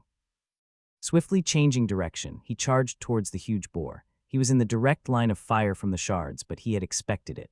Using Shadow Vault, he phased straight through the barrage, his health, mana, and stamina all draining for every shard that pierced through his shadowy form, but it was well worth it. He became tangible right on the side of the boar. He didn't hesitate a moment to take out his Venom Fang as he plunged it into the side of the beast, more accurately, into the already existing wound he had made with his second infused power shot earlier. With him so close to the boar, it could not continue its attack without accidentally hitting itself, a fact that clearly enraged the beast. 2 of its legs were severely damaged, making it hard for the Horde leader to move appropriately. That didn't mean it was incapable of moving, however. Twisting around, Jake saw the single shining tusk heading towards him. His danger sense screamed at him as he ducked down just as it swiped above him, a decision that proved to be very wise. Out of the tusk came a wave of yellowish energy that cut through the air and impacted the valley's side off in the distance, creating a vast scar on the mountainside. It was a strike that would have, without a doubt, bisected the small human. The considerable motion of the boar didn't bode well for its already weakened legs, however. It tripped as it tried to support itself, it falling down onto its stomach. With the opening, Jake stabbed the boar in the side several times, every hit delivering the natural toxins from his venom fang, thus further damaging the boss's already weak vital energy. He hadn't hesitated to pour some of his own blood from his damaged forearm on the beast. It tried to struggle once more and even managed to shoot out a few shards from the sphere above, but all of them missed. It was clearly on its last legs, as it tried time and time again to land a blow. It manipulated the earth to try and pin him down, a futile effort he easily avoided. The sphere above still hung like a dark omen, preparing to riddle his frail human body if he ever moved out of melee range, and that sphere would be the death of at least one of them. By now, the boar had realized that it had lost. Even if it miraculously managed to kill Jake, it would still succumb to its wounds and poison. It was dead either way, and in a last act of defiance, it decided that if it had to die, it wouldn't die alone. With a final sad squeal, the sphere above started shining with energy before it exploded. Jake felt it happen even before it did, and he was prepared. Instead of running, he used Badger Jump to jump to the side as the explosion came, his purpose being to be hit by as few shards as possible. Once more, he used Shadow Vault as he was hit, and he felt his resources all being drained at a dangerous rate. But luckily, the attack came all at once, as the explosion was far from targeted towards anything. It expunged the shards in all directions, even straight up into the air. And of course straight down as the shards pierced into the body of their own caster. In the end, the Horde leader fell to its own attack. You have slain Horde leader LVL 99, bonus experience earned for killing an enemy above your level. 158,000 TP earned ** ding. Class, Ambitious Hunter, has reached level 73 stat points allocated, plus 4 free points * ding. Race, Human E, has reached level 64 stat points allocated, plus 5 free points * ding. Class, Ambitious Hunter, has reached level 74 stat points allocated, plus 4 free points. Jake barely noticed the notifications as he became tangible and collapsed on the ground. That final attack had been scary as hell. He had lost nearly 2,000 health and as much mana and stamina just from the drain associated with phasing through the shards. Not that it mattered much anymore. The now hole-riddled terrain around Jake and the enormous bloody corpse in front was all that mattered. He had won. Looking at the next dungeon panel, however, he was first a bit surprised. Objective: defeat the Horde leader, completed, bonus reward for clearing the dungeon solo. Dungeon shutting down in 07:59:41. 8 entire hours were given before the shutdown. Jake was used to 1 hour in these dungeons, but now it had suddenly given him 8. Why it was so, he had no idea. What he did know was that he needed to get his winding down from his limit break. A strong sense of weakness overtook his body in only a few moments. It was far from as bad as it had been outside the dungeon when he manually expelled the excess stamina. Back then, he couldn't even move. Now, however, he just felt like his stats had been reduced instead. If he had to make an estimation, he would say he was down to about 60% of his usual strength. Walking towards the dead Horde leader was his first course of action, as he observed its battered corpse. The first thing he had taken notice of was the tusk of the boar. It was still shining with energy even now. Approaching the corpse, he tried identifying it but came up with nothing. However, when he touched it, it rapidly shrunk into a small tusk that fit in his hands, no longer than a meter. And this one he could identify.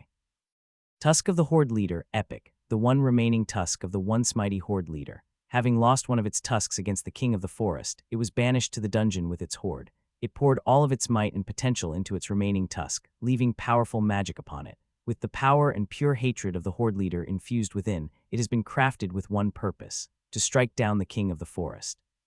Like with the beat of the Nest Watcher, this Horde leader had also prepared a tool to strike back at the king of the forest. It was quite apparent that the king wasn't the most popular character. Jake also highly suspected that whatever fuckery the Great White Stag was up to, it likely had something to do with counterattacking against the oppressor that had put it there. Of course, Jake had ruined that and even ruined the item it was making, he was pretty sure. Not that he couldn't still use the now corrupted Mooncore shard if necessary. It was quite the volatile item, and he could only imagine the destruction it could deploy if he messed up the thing's internal balance. Putting the tusk into his inventory, he looked at the corpse of the beast a bit more to see if it had any other items of note. Finding nothing with both his sphere and eyes, he decided to just head towards the exit where he expected the rest of the rewards to be. But before doing so, he needed to get back in top condition, which meant a quick round of meditation while popping potions every hour. It took him only a bit over 3 hours to have both his health, stamina, and mana all filled up. The sense of weakness from limit break had also gone away only half an hour or so into meditation, showing that the backlash of the 20% wasn't actually that bad. Going above the 20% though, yeah, that would likely not go over as smoothly. Being back in business, he began his sprint towards the exit of the dungeon.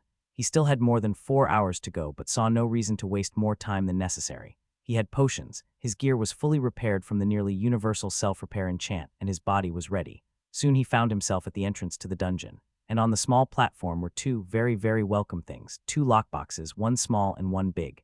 Giddy as always, he made his way towards the sweet loot. He hoped for something good, as this would likely be his last upgrade to his equipment before the final battle.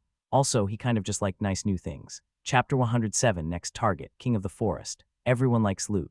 It is the reason why people bother to defeat the same bosses and maps over and over again in video games, just for the slight chance of getting an item with insignificantly bigger numbers on it to flex on your friends. Jake, of course, was no different. With the items now no longer merely being pixels on a screen but tangible tools allowing him to become stronger, it turned that entire sentiment up to 11. But it also made the disappointment worse when he got something he didn't want. And the first item, a shield, was one such disappointment. Bulwark of the Horde Leader, rare, a shield made from the rock infused with the records of the Horde Leader. The Horde Leader's bulwark is highly resistant to all physical attacks while only offering medium resistance to magical ones. Allows the user to channel mana into the shield, increasing its size and resistance accordingly. Enchantments, self-repair. Requirements, LVL 60+ in any humanoid race. Yeah, sure, he didn't have a decent shield, but he didn't plan on using a shield either. Any attack he would be forced to block would likely be better blocked by his scales of the Malefic Viper anyway. Not that he planned on tanking many hits. He preferred not to get hit at all. Trying it out, he injected mana into it and felt it bind to him. He already kind of knew he had some kind of earth affinity as the soul water didn't hurt him, but it was good to have it reaffirmed. After trying out the shield's ability a bit by making it grow in size and shrink it back down, he got a bit bored. He put the shield in his inventory as he turned to the second, smaller lockbox. The small box was no larger than his hand, making Jake predict jewelry of some kind. What he found instead, however, was a small bottle with red liquid within. It looked a bit like a health potion actually, but his sense of the Malefic Viper informed him that it was so much more. His identify further confirmed it. Stoneskill Heart Elixir Epic, an elixir created from the heart of a Stoneskill Quillbeast, along with a myriad of other rare ingredients. Allows any who drink this elixir to receive some of the innate power of the Stoneskill Quillbeast. Consuming this elixir will permanently strengthen the hunter's toughness and vitality, plus 25 toughness, plus 20 vitality upon consumption. Requirements, E rank or higher. He had to do a double take as he read it over once more. Jackpot, he thought, as he picked up the small bottle to get a closer look. He had only ever come across one other item that permanently granted stats, and that was the Argentum Vitae mushrooms in the challenge dungeon, the main ingredient he had used to pass said dungeon, and now he had found another such item. But this time, it was not ingredients but a completed elixir. Jake had read up on elixirs already. Elixirs are consumables that alchemists can make that permanently increase the stats of the drinker. It was noted as very difficult to make, often requiring rare, expensive, and hard-to-find ingredients. On top of that, one had to at a minimum be D-ranked to make them, something he could learn to make after his next evolution if he met all requirements to do so. But all of that was for later. For now, it was drinking time. Opening the bottle, he got a quick whiff of it before he downed it. The taste was quite interesting, weirdly sweet for something made from the heart of a beast. A few seconds after he drank it, he felt the warm flow exit his stomach and enter the rest of his body. You have assimilated intense energy of toughness and vitality. Plus 25 toughness, plus 20 vitality. Slowly, the feeling subsided as the system message appeared. He didn't feel much different from before, but his stats had indeed increased upon checking the status menu. Vitality and toughness were two stats that were hard to really feel, compared to perception or strength. Evaluating the dungeon he had just cleared, he found it may be the best one so far. While he had only gotten the tusk and the elixir as useful loot, the elixir was terrific. An elixir was even better than gear as it even worked with his percentage amplifiers on stats. Gotta ask Villy about the cap for increasing stats from elixirs. There has to be one. The largest gain from the dungeon was the many levels, of course, gaining 4 in his profession and 9 in his class. Quite a bit for how fast he had managed to get through it. He wasn't going to complain about his touch of the Malefic Viper and meditation skill upgrading either. He had nothing more to do now than hunt down the final boss, a task he had around 3.5 days to do. Tutorial panel duration, 3 days and 1451, 02 checking his other system messages, he saw his 2 dungeons titles had upgrades once more, granting him the expected increase of +4 all stats combined. Both were at rank 5 now, giving him a nice +15 and +5 all stats, respectively. The last one was an update to the tutorial quest. Tutorial quest. The Beast Lords the forest murmurs with rumors of a king ruling the forest from the shadows. The 4 Beast Lords each guard their dungeon as their king commanded, waiting for a suitable challenger to appear. With the death of his lords, the king is sure to be forced into the light. But be warned, the lords will not meet their end that easily. 2 lords have now fallen. The king has taken notice but has yet to make a move. Continue with the quest and you shall inevitably meet. With the Nest Watcher's death, your presence is now beginning to become truly worthy of notice. The king of the forest will not sit idle as you attempt to dismantle the careful balance his domain has attained. With only a single beast lord left standing, your quest is soon complete, and the king shall come. The horde leader has fallen, and his horde disposed of. All the beast lords now lay slain before you, with only one last challenge remaining. The king awaits. Objective: defeat the beast lords. Current progress: 4 quest completed. Reading the final entry, he smiled, satisfied with his accomplishments. He had managed to single-handedly clear the 4 dungeons containing all the beast lords and defeated all of them. A thought of how he didn't get any rewards did cross his mind, but then again, he had obtained plenty of things from the dungeons themselves. He felt ready to face down the final challenge. Walking to the dungeon exit, he placed his hand on it as he exited the dungeon. His vision temporarily turned black, and then he felt it. Before his vision even returned and his body was entirely transported, he felt it, an aura more potent than any he had ever felt before. His vision returned and he saw the source of the aura. On the barren ground inside the hollow mountain stood a figure unlike any he had seen before. Standing nearly 3 meters tall, the creature resembled more a tree than a person, 2 thin arms that looked like branches and legs that ended in ivory claws. The hands, too, were more beastly, as they were made of the same ivory material as well. The chest was as graceful as the rest of the creature, with a thick cover of bark-like material covering it. Its face was nothing. Like a wooden mask with only eyes showing, it had no expression of any kind, merely a flat surface of wood with 2 holes in it. On top of the head was no hair but a web of entangled thorns, in a shape that very much resembled a crown. He didn't need his identify to know what it was. King of the Forest LVL. Jake looked at the king, unsure of what to do until a voice broke the silence.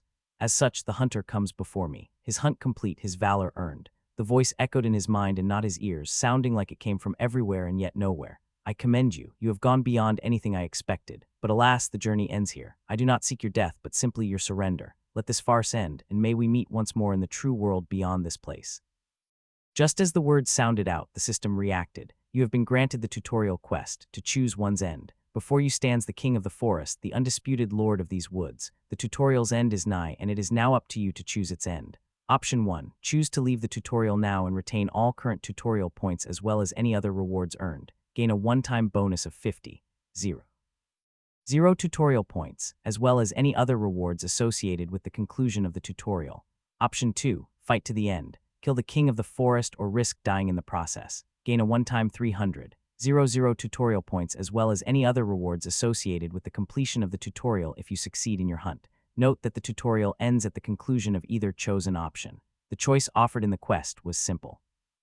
Take the victory Jake had already earned and end the tutorial there and then, or fight to the death, a choice that should be easy for the ambitious hunter, and yet he hesitated for a moment. His heart and will told him to fight, but his mind told him to run. His intuition very clear that the king of the forest was a being above him. D-rank. If the 3 question marks in the identify message was not enough, he knew that the gap between ranks was high. The power a beast would grow from 24 to 25 was immense. The next gap, even higher, it appeared, an entirely different level. Yet he didn't want to give up. His fire within was burning for the challenge that the creature represented, his bloodline humming with fervor. He wanted to fight, a stupid decision for sure from any logical standpoint, but even in stupidity, he could be a bit smart about it. Before I make my decision, would you honor me by receiving one of my blows? He asked, playing courteous. It would be a waste not at least to be made aware of the massive gulf that separates us. Oh, thou wishes to observe the majesty of this king. It answered, echoing in his head. An honor for thee. By my magnanimousness it shall be granted. Bring forth your strongest attempt. Jake smiled at the damn monster that stood before him while still acting like he was in awe. Internally, however, he sneered at the arrogance of the self-proclaimed king. Sure, he was powerful, but he was also confident to the level of ridiculousness.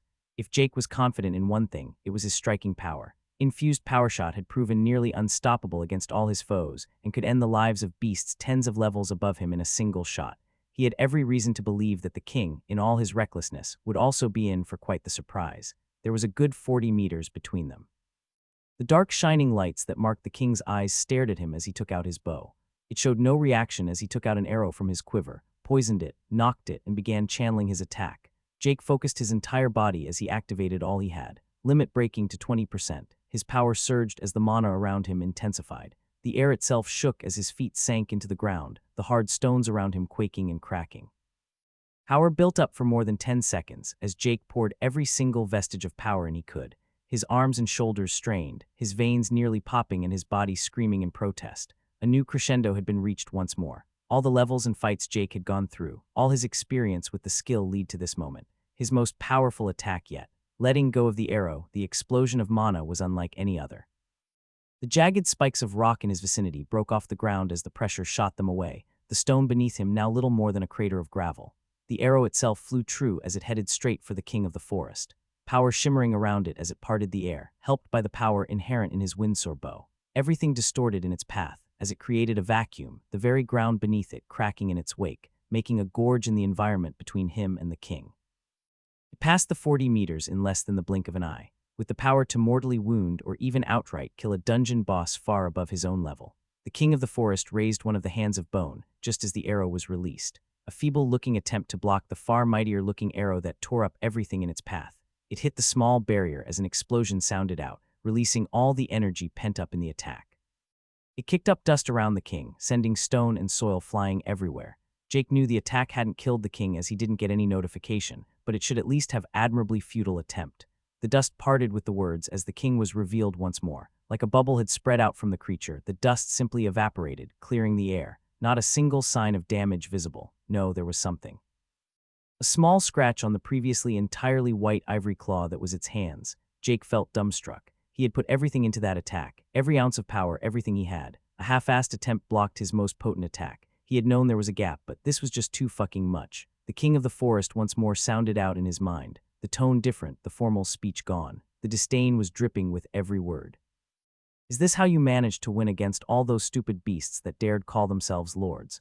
I truly do admire for one so weak as you to manage to actually touch my body, the king said. One chance was what I gave you. Sadly, you wasted it, taking a step towards Jake with the hunter backing off a step.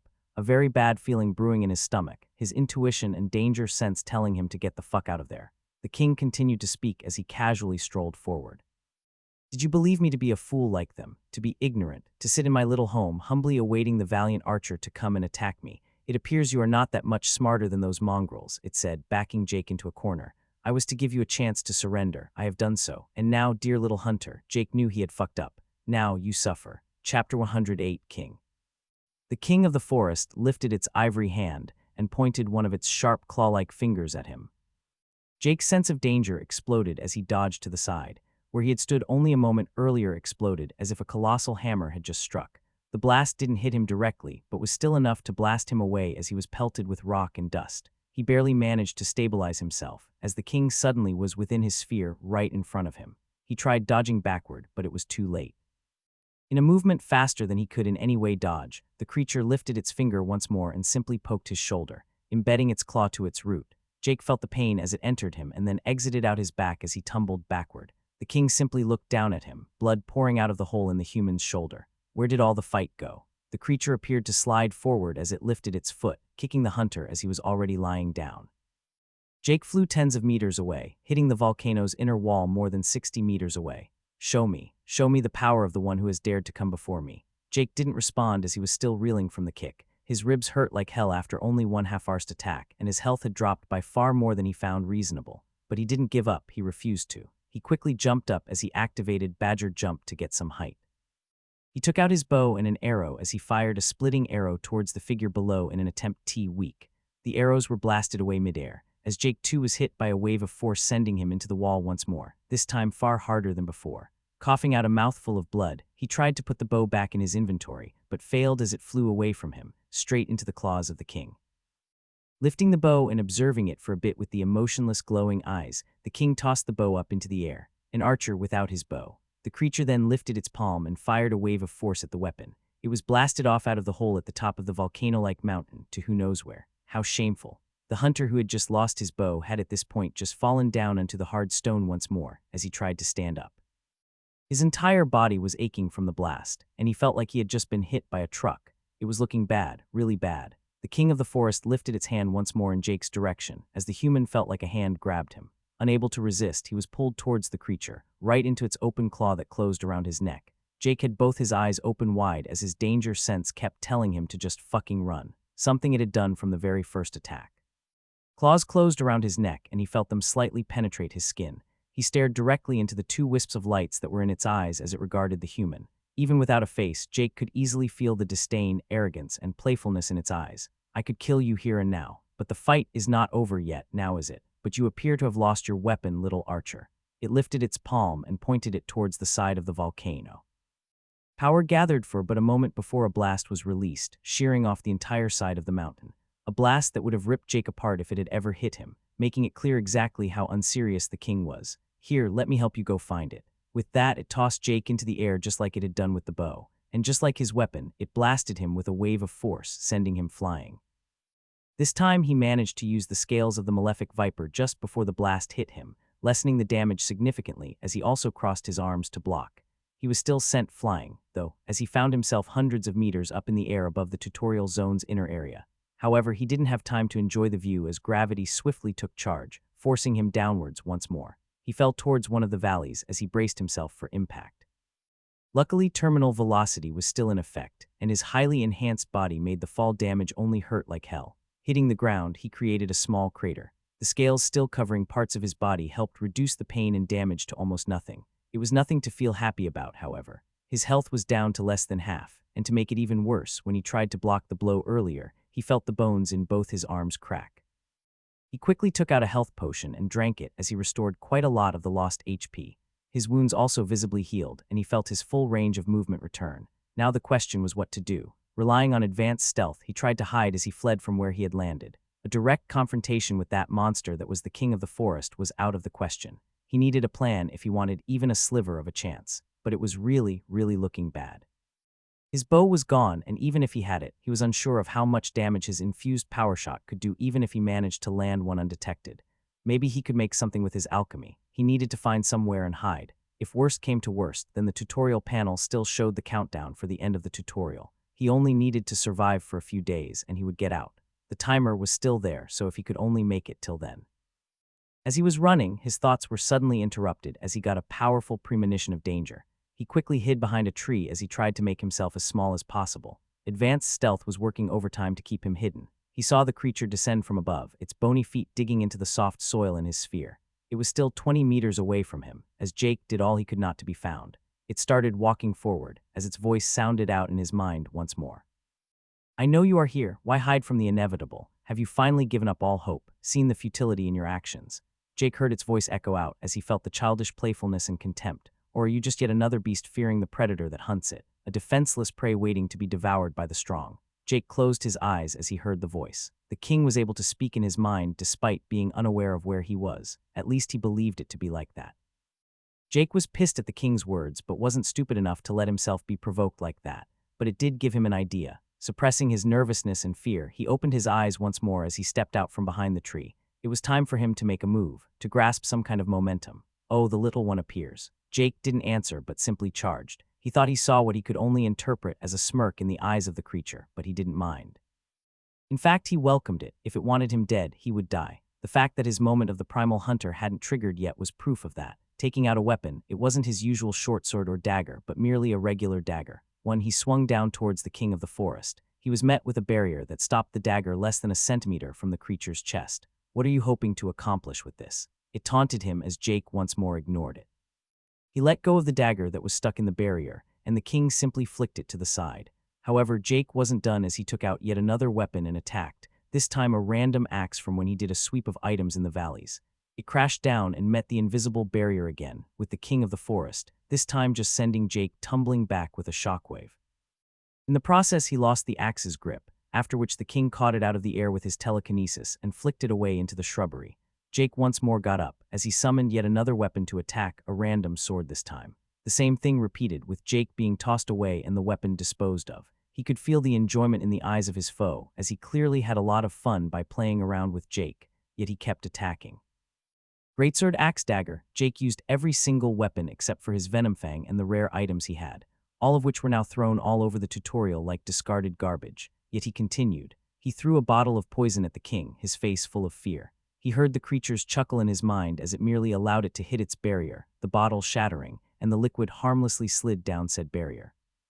He threw a few more bottles, his look of fear and despair increasing with every bottle. Finally, he took out one of the more notable items he had gotten during his sweep. Seed of Entangling Roots, uncommon, a seed filled with the dense power of life and nature. Infuse mana and throw it to the ground for roots to sprout and entangle your chosen foe. The seed is consumed upon use. This one too was thrown and once more met with disdain.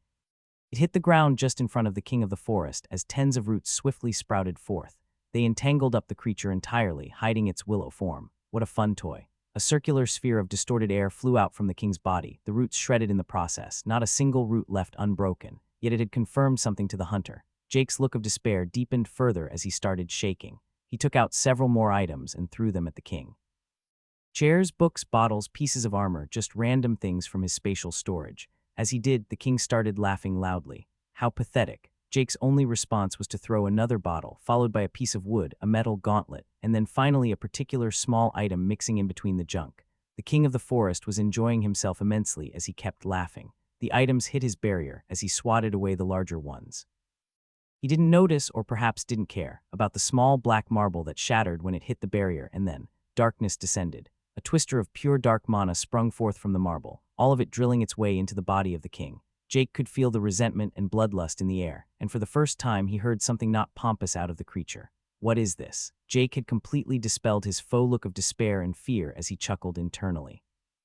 Hope you enjoy the final gift of the Nest Watcher. Of course, the small bead had been the item the third Beast Lord had handed him. Dark Bead of the Nest Watcher, epic, a bead made of condensed dark mana. The last hope of the Nest Watcher to get revenge on the king of the forest, can be thrown at foes to inflict them with a powerful curse of darkness upon shattering. The curse will severely limit perception and drain energy until dispelled. All of the resentment of the nest will be unleashed if used on the king of the forest. The otherwise impenetrable barrier that defended the king was now being corroded by dark mana, as more and more of it made its way into his body. Despite Jake being so close, all of it completely ignored him, focusing solely on the king. But Jake was far from done. Summoning yet another item from his spatial storage, he charged towards the creature that was flailing around, screaming. Without a doubt, one the king would have recognized as the tusk of the Horde leader. While the king couldn't react appropriately, he could still respond. His arm raised as he aimed a palm towards the hunter charging at him, releasing a blast of energy. The attack was heavily telegraphed, allowing Jake to dodge to the side before it even came. A sagacious decision, as this blast wasn't one of the casual ones the king had fired earlier. Soil and rocks were torn up from the ground as the wave was fired out. It flew for around 20 meters before encountering its first tree, which resulted in an explosion of splinters. The wave continued unabated as it created a long path of destruction across the tutorial zone's entire inner area. The king didn't have time to fire another attack as Jake reached it. He tried to dodge, but failed as Jake pushed the tusk forward.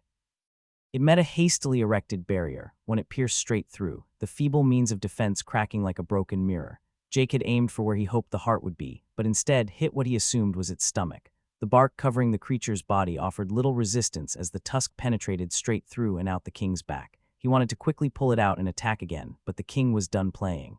Enough. Jake opened his eyes wide as his danger sense exploded with warnings. He hastily covered the entire front of his body in scales as a shockwave hit him.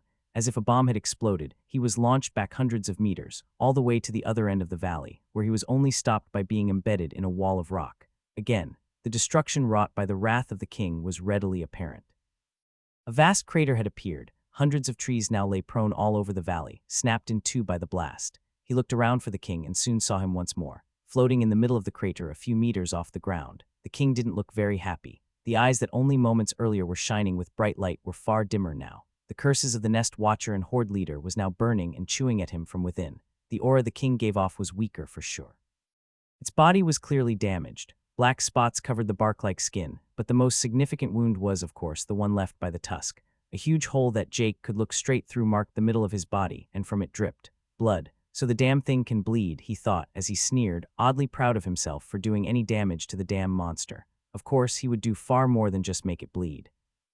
The king was floating there as the creature levitated a bloody tusk up beside him. The dark wisps of light that were its eyes appeared to regard it for a moment before it lifted it up further, and with yet another blast of force, fired it far off in the distance. The tusk had lost its golden luster, and now golden veins instead extended from the wound inflicted upon the king.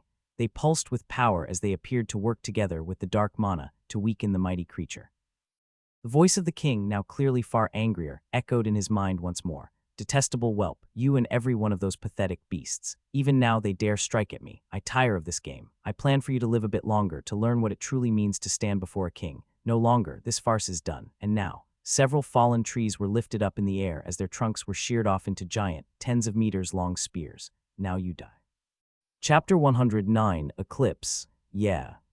This could go better, Jake thought, as he barely managed to roll out of the way as a giant tree spear was shot towards him.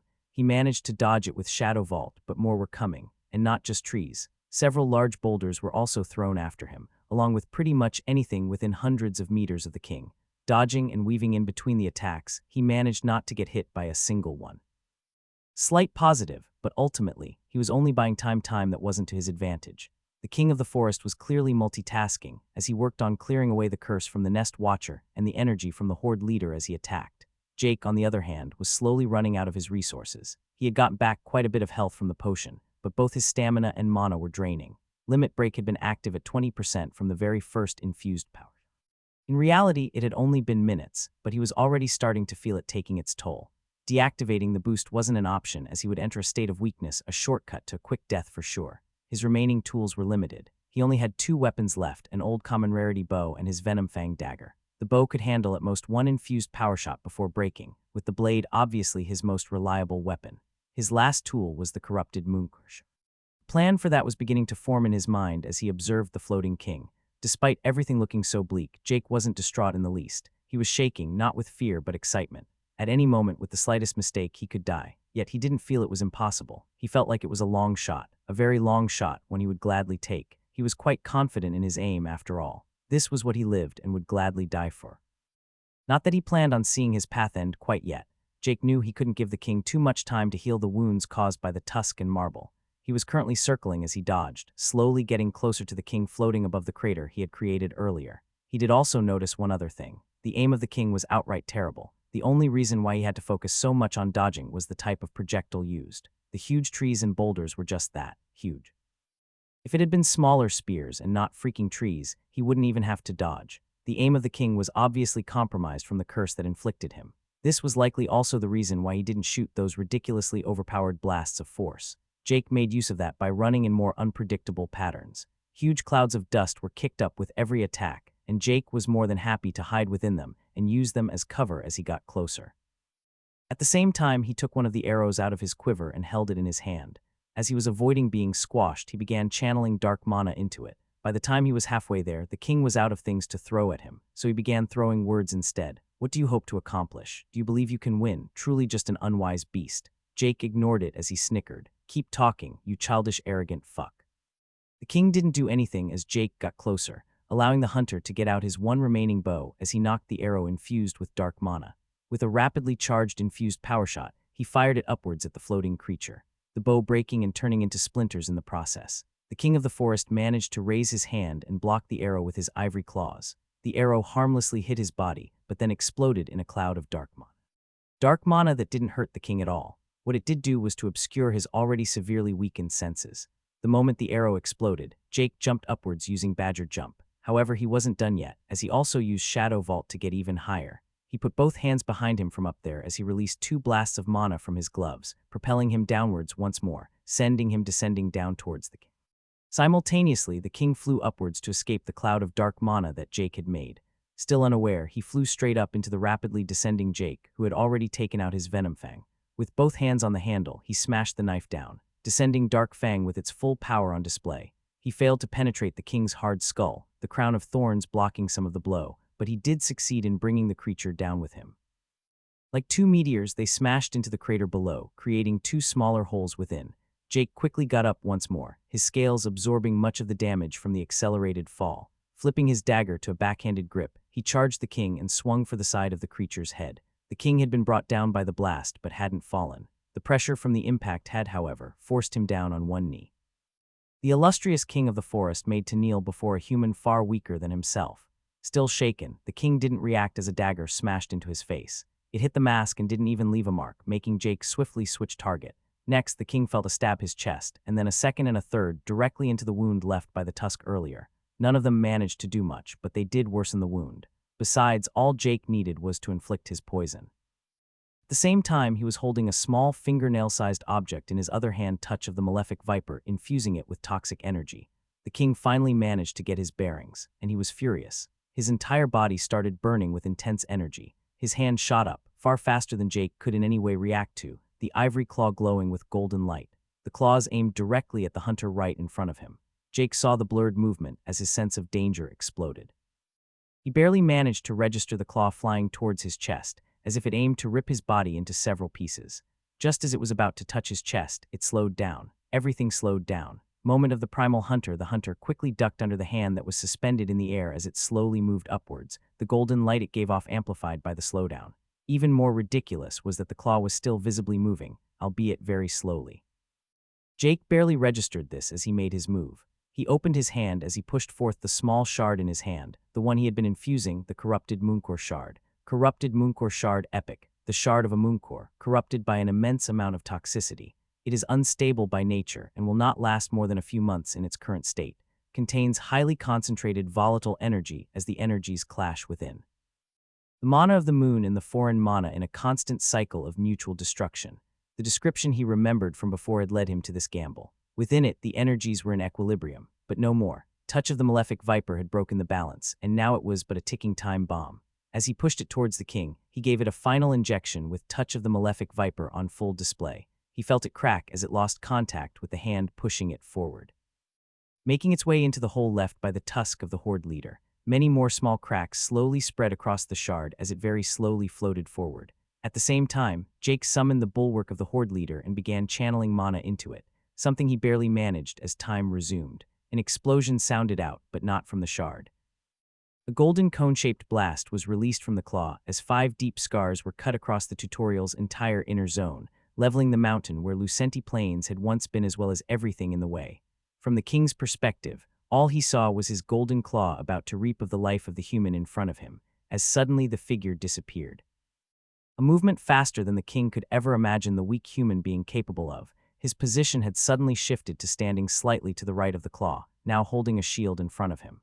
The king of the forest was about to attack again as he felt it, a familiar kind of mana that he hoped to never encounter again, a weird sort of mystical light element that the hateful great white stag had used. As a D-rank entity, he had cared little for the beast lords. They were all weak and beneath him, all except for the stag.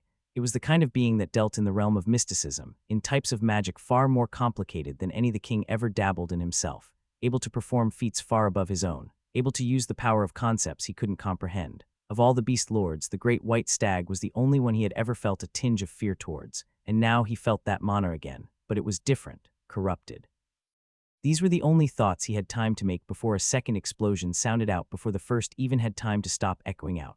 Yet it wasn't a big bang or a great fireball. It was subtle. For but a moment light died. The world turned monochrome and the artificial sun above was covered by a fractured moon as the sky darkened. Like night had descended, the eclipsed sun was utterly suppressed. Countless stars all floated around the black rotting moon. A moon that was shattered and broken, leaking out copious amounts of dark green energy. It had lost all its splendor and now carried only the feeling of corruption and decay, an omen of death incarnate. And then the explosion came, a storm of light and darkness consuming each other as well as the world around it. Like the moon itself had exploded on the ground, a spherical explosion was released. The sphere expanded tens of meters each second and grew in concert with the massive shockwave it released. The 2 living beings in the midst of it all, taking the brunt of it. The first, a hunter, was pushed back by a wave of force produced, covered behind a shield of rock, every single part of his body coated in dark green scales. He flew back nearly a kilometer until he found himself embedded in a wall for the umpteenth time that day. More bones were broken than not, more organs ruptured than whole. The second, a creature crowned king of the forest, a being caught in the epicenter, as the source of the explosion originated from the hole within his very own body. Like a chemical reaction, the fallout from the 2 energies mixing was more than just the sum of their parts. It was the meeting of two opposing concepts, two fundamental laws of the universe seeking to destroy one another. And the moment that cycle of destruction broke down, and all that energy was what hit the king of the forest. Jake was observing it all as the energy didn't subside for several seconds, even after he was knocked away. His entire body was broken and bloody, and he could only see the happenings with his one remaining eye. The other one had been scorched out of his skull from the explosion as a wayward ray of light hit him. The shield he had used to protect himself was utterly broken and had already crumbled to dust after being infected with the chaotic mana. A rare shield from the final dungeon boss, broken. Without it, Jake didn't doubt for a moment that he would be dead. Despite his dissatisfaction with getting it, it had saved his life. He also knew that the scales of the malefic viper appeared to be the bane of both types of energy released. The dark toxic mana was fundamentally aligned to himself as he was its source, while the light mana was particularly weak against his scales. It had allowed him to survive, even if the explosion itself had left him utterly broken. Looking inward, he could feel his bones being cracked, yet he still stood as he didn't dare to deactivate his limit break quite yet. His stamina was at a healthier level than he actually anticipated, and he soon found the source. The very environment he now found himself in nurtured him through palate of the malefic viper. The explosion had left something akin to radioactive fallout. On the other hand, both his mana and health were critically low, though mana was regenerating fast. He had poured all his mana into the shard and then the shield. He had been trying to both do as much damage as possible and then survive it afterward. His health was low due to him, of course, taking a lot of damage. As Jake got done checking his own condition, the darkness dispersed as the artificial sun's light was allowed to shine down once more, albeit far more muted than before. The valley that had already turned into a crater was now even worse off. Long marks of the golden claw were still visible, though vastly overshadowed by the massive hole left by the Mooncore shard. Everything was colored in dark green veins that appeared to pulse with toxic energy.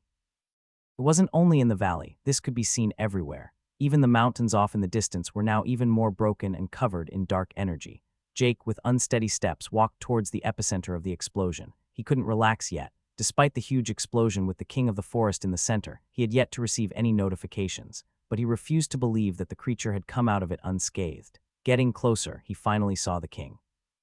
Lying face up on the black ground, unmoving, the bark covering his body was as black and rotten as the ground around him, with blood leaking through the cracked natural armor. The left arm was nowhere to be found, only a stump at the shoulder. The dark mana from the curse, now mixed with the toxic dark mana of the Mooncore, still lingered on the body. Dark smoke came out of every crack in the armor, along with the blood. The golden veins left by the power from the tusk now pulsed with dark green energy. Jake was amazed the body was even that whole. An explosion he had only been hit by slightly had quite literally exploded within the body of the one lying in front of him, the blast from the Mooncore, more potent than anything he could have ever imagined. Taking out his dagger, he kept walking towards the fallen king, his body slowly being nurtured by the contaminated environment around him. The mask-like face of the king was now the only thing completely undamaged by the explosion, the two holes that marked the eyes empty. Jake didn't hesitate as he brought down the dagger towards the heart of the creature. Just as the dagger was about to hit, a faint light flickered forth in the holes of the mask, and an ivory claw, now covered in dark veins, flew up and blocked. His danger sense warned him as he endured a blast of force, sending Jake flying back. Landing on his feet, Jake slid back a bit and tried to stabilize himself as he looked at the now rising figure that was the king of the forest, black smoke emanating from the broken body. The fight wasn't over yet. Chapter 110, Fall. Pain. That was the first feeling that the king thought of as he awoke. He had temporarily lost consciousness from the accursed shard explosion that was the great white stag's final gift. His entire body was hurting. The Nest Watcher's curse and the detestable energy of the Horde leader were still present even now. No, even more potent now, as they had mixed with the dark powers in the explosion. They had somehow been corrupted by whatever had corrupted the Mooncore to begin with. The first thing he saw upon regaining vision was the human attempting to land a blow. Preposterous. He raised his hand and planned on blowing the arm of the human off, but what came out was only a slight wave of force that forced his attacker back. Why was he so weak? Was he truly that damaged? He attempted to stand up but found himself stumbling, struggling. He was hurt, truly hurt. The blow to his stomach had only been a mild annoyance. It would take time to heal, but it didn't impede him much. This, however, was different. The king tried supporting himself with his left arm but found nothing. It was gone. He then remembered that he had tried to rip the shard out before it exploded, losing the arm in the process. This was unacceptable. For a human, a weak human, to do this much damage. Finally managing to get up, he lay his hazy gaze upon the human who was still standing. The king's vision was lowered significantly, and everything appeared to be covered in a layer of fog. No doubt a demerit caused by the dark mana. The king didn't have time to stabilize himself before the man charged. Slower than before for sure, but the king was also far slower. The creature felt like his limbs were several times heavier, and every movement required excessive exertion. The human brought down his dagger as he tried to stab the king, but he managed to block it with his ivory claw. He struggled to counterattack, having only one arm as he attempted a kick, one the human easily avoided. Using his other hand, the hunter landed a punch on the king's chest, hurting his own fist as much as the king. At least it appeared so, until the king felt the intrusion of harmful foreign energy from where the blow landed. Poison. The damned human had inflicted even more toxins upon contact, injecting only a sliver of poison, but even that was enough to be an issue for the already struggling creature. To make it even worse, the energy agitated what was already ailing him. However, the hunter wasn't the only one who managed to land attacks. Right after he punched, he was forced to back away a bit, as the king released yet another blast of force, hitting him in the shoulder, blasting him backward. He felt his shoulder dislocate from the blow, but swiftly popped it back in place. The pain was barely registering. The king observed the human and felt disbelief. The hunter in front of him was not despairing. He was not even showing any signs of exhaustion or exasperation. Instead, he grinned through the pain as his broken limb was restored, smiled despite his imminent demise. Before this day, the king could count the number of times he had experienced actual pain on one hand. He had been born in a small world and had increased in power from the environment alone. Born at degrade, he was superior to all other beings and swiftly suppressed them all. He was an existence that believed this forest to be beneath him. He had lived in this forest for less than a decade when the quest from the system came, to battle with the other beast lords of the forest to claim the title of king, and ultimately have the opportunity to escape the world he found himself. An opportunity he happily accepted as he subdued the other lords. With the help of the system, he imprisoned them in dungeons and took his rightful place as king of the forest. He killed all the other enlightened ones in the world, none of them even close to E-grade beforehand. The stage was prepared, and this entire tutorial was just a farce he had to be done with. Never had he taken the entire tutorial scenario very seriously. After becoming king, he also got a follow-up quest that made it clear that he didn't have to. After the tutorial's conclusion, the entire area he was in would cease to exist, and he would be able to leave. Leave to the new universe that was just integrated into the system. He hadn't known exactly what that meant. All he knew was that it was an opportunity to leave, a chance to explore an entirely new world and grow, the ability to conquer new land and not just be the king of this small forest. In his eyes and based on the system's quests, the survivors were never meant to encounter the king. He had sat on his throne and knew that he just had to wait, but it all changed when the first beast lord fell. The stupid badger that he had never cared for, but it was nevertheless worthy of note, for it was already unexpected for them to manage to kill a single lord. Unexpected but not impossible. It was slain by a single human and not a group. The king could not observe the fight and only knew the results, but it was enough to pique his interest. Only slightly, though, as he quickly turned away once more. Then, not long after, something he never expected happened. The hateful great white stag died. The king knew little of the dungeon's interior, but he always had the feeling that the stag was scheming against him. He knew they had the option to challenge his rule, to reach D-grade and dethrone him. A threat he hadn't taken seriously from any of the beast lords besides the great white stag, so when he saw that it had died, he saw it more as a blessing than anything else. In all honesty, his impression of the human improved greatly from just that. He would have had to kill the stag in the new universe if not. Then the Nest Watcher died, which was relatively inconsequential, a dirty being from a dirty race. Though it appeared he had managed to show a bit of his worth through the small marble of dark cursed mana, he had been struck with a miscalculation. Then finally, the Horde leader died. A giant boar too dumb for its own good. Nevertheless, it was strong. It had even managed to give the king a wound, one it had paid with its tusk to inflict. After the pig died, it had been time to meet the human. His quest updated, and he found himself forced to allow the human the chance of surrender. To leave for the world beyond. Even now, he had the option to allow for the human's survival for greater rewards. The king had chosen to act as majestic as he knew how to during this brief period. He had learned that these humans, especially this one, had a great talent for growth, so he wanted not to make an unnecessary enemy. Maybe the human could even become a worthwhile servant. Luckily, the human was arrogant. He believed himself able to fight, a belief the king would crush with everything he had. He would make the human despair before he died, or at least crush his spirit so that he would never dare stand before the king again, for no other reason than his own vanity. Yet it had all gone awry. The weak human had indeed been weak, defenseless. His most potent attack blocked easily, all his effort thwarted as he was beaten down again and again. Until he counterattacked, and the king, for the first time, felt a feeling he never had before, fear. For the first time, he was experiencing real pain, genuine fear of death. His first time learning that death in the tutorial was even an option for him, that it wasn't just a pipe dream, an illusion dangled in front of the survivors to give them hope. It was a possible reality, a reality that was becoming closer and closer to being truly real.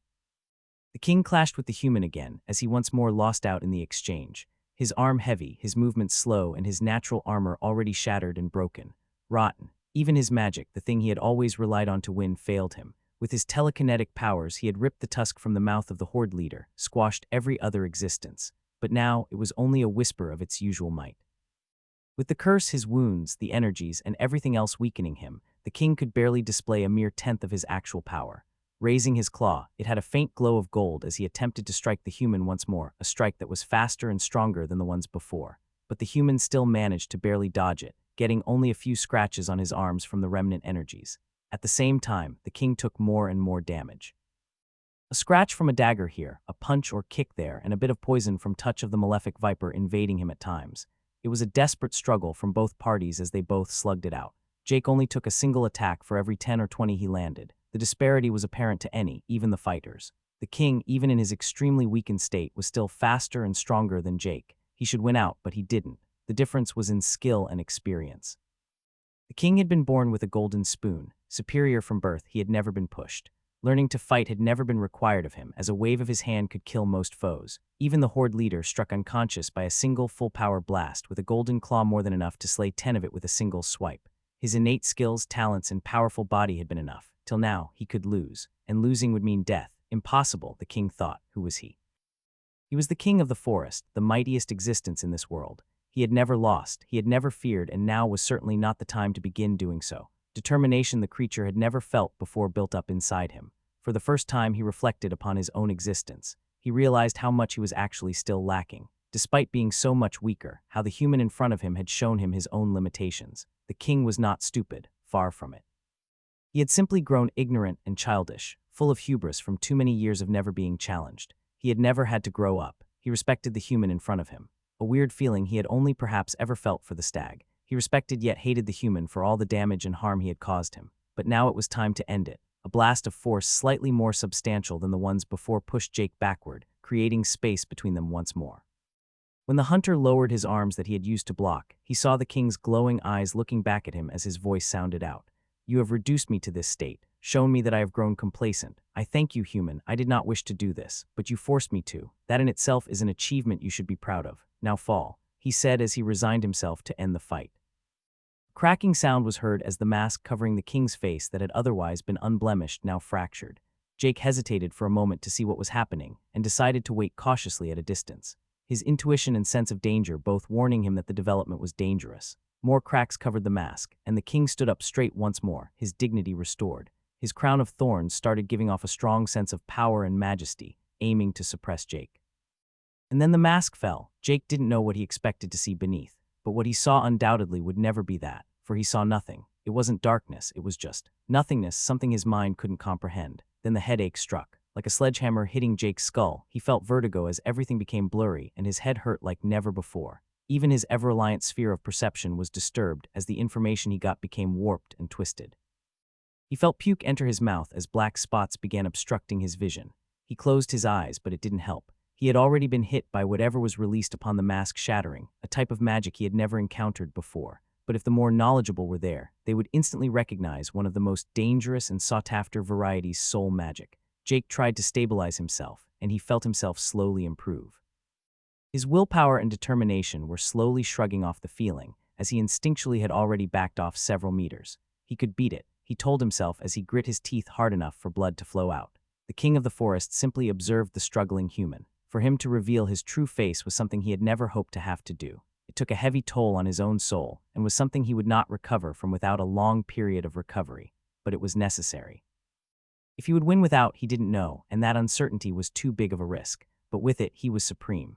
As the malefic viper had explained, the soul has many layers, most of them untouched by magic usually, but some types could directly affect it. Of course, soul magic was one of those with its ability to affect the outermost layer directly. Senses could be disturbed, illusions brought to life through them, and much short-term mental damage inflicted.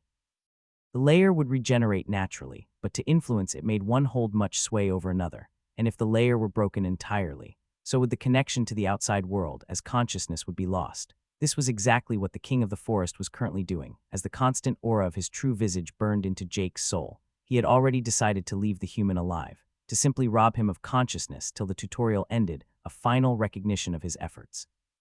He could push his magic further and slay the human for good, but he wouldn't. He felt the human's attempt to stabilize himself, an attempt he swiftly crushed as he released a wave of mental energy far more powerful than the passive exertion that he gave off without the mask. Before it was simply a passive aura, but now he actually used the skill. Shatter. The invisible wave didn't do anything to the terrain as it passed through. Like a sphere, it released outwards, covering hundreds of meters a second. Shortly, the wave covered the tutorial zone's entire inner area, and every living creature that had survived the fallout of their fight now fell dead. Yet it didn't stop there. When it encountered the barrier warding off the inner zone, it passed straight through and out into the outer area. It washed through the entire tutorial, everything dying in its path, falling to the ground dead, their souls shattered. Their souls were just too weak to take the assault that was only meant to immobilize the human, and that human who stood before the king was hit the hardest. The moment it hit Jake, it hit him hard. Like a broken mirror, his already drained mind gave out as his soul's outer layer shattered to nothingness. He didn't even have time to register as everything turned black, and he fell backward unconscious. With only 2 living beings alive in the entire tutorial, the Malefic Viper's divination had been realized. Chapter 111, When the Curtains Fall. The Malefic Viper stood in his order as his gaze pierced through the void, the fight between the king and Jake reflected in his eyes. A fight between a human that had only been part of the system for a mere 2 months and a being that had lived for a century or more. A unique life form that had been born at D-grade. A being that the human should have no right even to approach, much less fight. And yet he fought, and he didn't just fight but had brought the creature to a state of desperation. But life was often cruel. Unique life forms came with abilities that many considered unfair, often born with magic or skills that would take an enormous investment of time and effort to learn for any other. They started ahead of the curve and often ended up becoming powerhouses. Possessed inherent records to become pinnacle creatures of the universe. Stat growth per level surpassing even those with special classes that came with severe limitations. Like Jake's pal, the Augur. The Viper observed as the mask fell and the true visage of the king was revealed. He sighed as he saw the wave of mental force fly out, an ability that the Viper had to admit that even he would have fallen to if he was still only an early, or maybe even middle D-grade snake. It was an attack that the god could see directly drain the soul of the being. It would take years for the king to recover after using it. You did well, Jake, more than anyone could ever have expected. His mortal friend had indeed done well. He had already felt that the king didn't intend to kill Jake, so he would get another chance. In a few days, he would exit the tutorial, still receiving great rewards. That is what his prophecy had shown him. Jake lying there till the end with the king recovering, eliminating all the energies ailing him. The Viper was about to turn his gaze away as he stopped, his eyes opening wide in genuine astonishment. The human before him fell backward from the wave of mental energy. The king had felt parts of the soul shatter, his consciousness disperse. The fight was over, and once more the king reigned supreme. He admonished himself for allowing himself to get to this state. The human stopped. His fall paused, his back bent at an impossible angle. Like a whip, the human flew forward towards the king. Fast. Surprised, the creature didn't manage to react before he was struck in the chest by a fist. Strong. Crack. His rotten armor cracked more than before as he was shot backward, reeling from the force as blood poured out of the new deep imprint of a fist on his chest. Confused, disorientated, and in a state of utter disbelief, he gazed at the human before him, now with a broken hand from the attack he had just made. The king couldn't understand. The mind had been shattered. How did he move? A thought that was interrupted as the human kept attacking. This time he managed to repel the hunter with a blast of force, allowing him to float backward and create some distance. He didn't even consider attacking the human. He couldn't comprehend what was happening, and his only thought at that time was to get his bearing and understand the situation. Jake had struggled for only a few moments, but it felt like ages, and it was as if his head was on fire. When he was finally starting to get a semblance of control back, he was hit by it. A wave that hit him like nothing else ever before. He felt everything being shredded as it turned dark. He felt his mind break, and he was no longer able to think or act. He felt himself lose consciousness, and then, he did, thump, and as his mind faded, that which lay beneath came forth. Thump, a cold, unfeeling thing that held no thoughts, no considerations, only instincts. Thump, when thoughts disappear, there is no hesitation, no tactics, no strategy, no considerations, there was only action. Thump, Jake was unconscious, this could not be disputed, but his body was very much awake. A part of that which was Jake dwelled deep within. And that part had now taken over as he stopped his fall and attacked the king of the forest. He didn't need to think about it, he just knew that the king was an enemy, and enemies had to be killed. He was faster than before, stronger than before. His fist impacted the king as every bone in his hand shattered. The veins burst as blood came out of countless small holes and ruined veins. Limit Break had a pretty clear warning. Go above 20%, and there would be unforeseen consequences. Consequences Jake would logically aim to avoid, but in the state he was in now, he didn't consider those consequences. He needed to be stronger, so he became stronger, his energy within flowing faster and faster as his energy rose. Before he even attacked, it had already gone far beyond anything reasonable. 25%, 30%, 35%, 40%, 50%, 60%. His entire body began breaking down from within as the far too powerful energy ravaged it, but it gave him power far above anything he ever had before. His skin flaked and began breaking off, fissures opening in his flesh as his entire body echoed with power. Charging again, he was shot back by a wave of force, an inconsequential action from his enemy as he charged again, this time even faster than before, too fast for the king to react. Another punch from the already broken hand impacted the same place as before. Blood burst out as his fist was embedded deeply into the creature. The king fell to the ground, hurt more than ever before. But Jake didn't let up. A blast of mental energy hit the human once more, but it did nothing. There was no mind to attack, only a body moving on pure instinct. The broken fist descended on the king's exposed face as he tried to push the human away with a blast of force. The creature saw the human be lifted off the ground as he tried to shoot him kilometers away, but he failed. Thousands of strings of mana came out of the human as they bound up the human and the king both, tethering them together while at the same time stopping the human's body from breaking apart, trying to contain the energy. The king tried time and time again to push the human away as the fists descended. Veins burst all over Jake's body, his already broken body breaking even further, the energy within him rotating faster and faster, showing no signs of stopping as his condition worsened by the second. If Jake had been lucid, he would understand exactly how dire his situation was. The internal energy was now fully rampant, and even if he tried, he would be unable to stop it. In other words, he would die no matter what. Like an injured, cornered beast that ripped open its wounds to kill the predator that came aiming for its life, he attacked with reckless abandon. Paradoxically, he exerted himself so much to survive, but ended up dooming himself instead. A fight that wouldn't even result in his death would now be lethal. Or maybe his instincts knew that the death of the king would mean his survival. Blood was flying everywhere as the fists that descended could no longer be called fists. The king struggled still, but even his most potent attacks were useless. He couldn't do anything. The face was his weakness, hence the mask that covered it at all times. Ah, I see, the king thought as he slowly became unable to struggle. He saw the sharp, yet hollow, eye that looked down on him. Soon the fists were little more than bloody pulps as the consciousness of the king wavered, his struggle slowly ending as the attacks only got more and more vicious. When Jake's hands could no longer move, he began biting. I was mistaken. When his teeth fell out, the human began smashing his head down. All that was in the man's world was to kill the enemy. Beating it down several times, he soon could no longer lift it up. The energies within him spent, his stamina and health both depleted. I could lose, I could. Everything started fading as the only thing that remained was an innate will to live within both Jake and the king. The deepest parts of their souls were struggling to stay alive, but willpower could only last so long as both their sparks of life began to fade. True death was imminent as the system message came. Die in the order of the malefic viper. A hysterical laugh was heard as it echoed throughout the halls. All heard it and knew the source, the patron himself. What could possibly have happened to cause the mood of the primordial to rise like so? The viper himself stood as the final scenes were etched into his mind, a giant grin on his face. Freaking monster. Her eyes narrowed as she felt the change. The hunter chosen by the viper had succeeded in doing the impossible. The outcome was different, the fate changed. Was this omen good or bad for the future? How would it affect the augur she had taken under her wings? The Holy Mother didn't know. She couldn't predict it, something that rarely happened. Subverting destiny could never be seen as a simple matter, after all.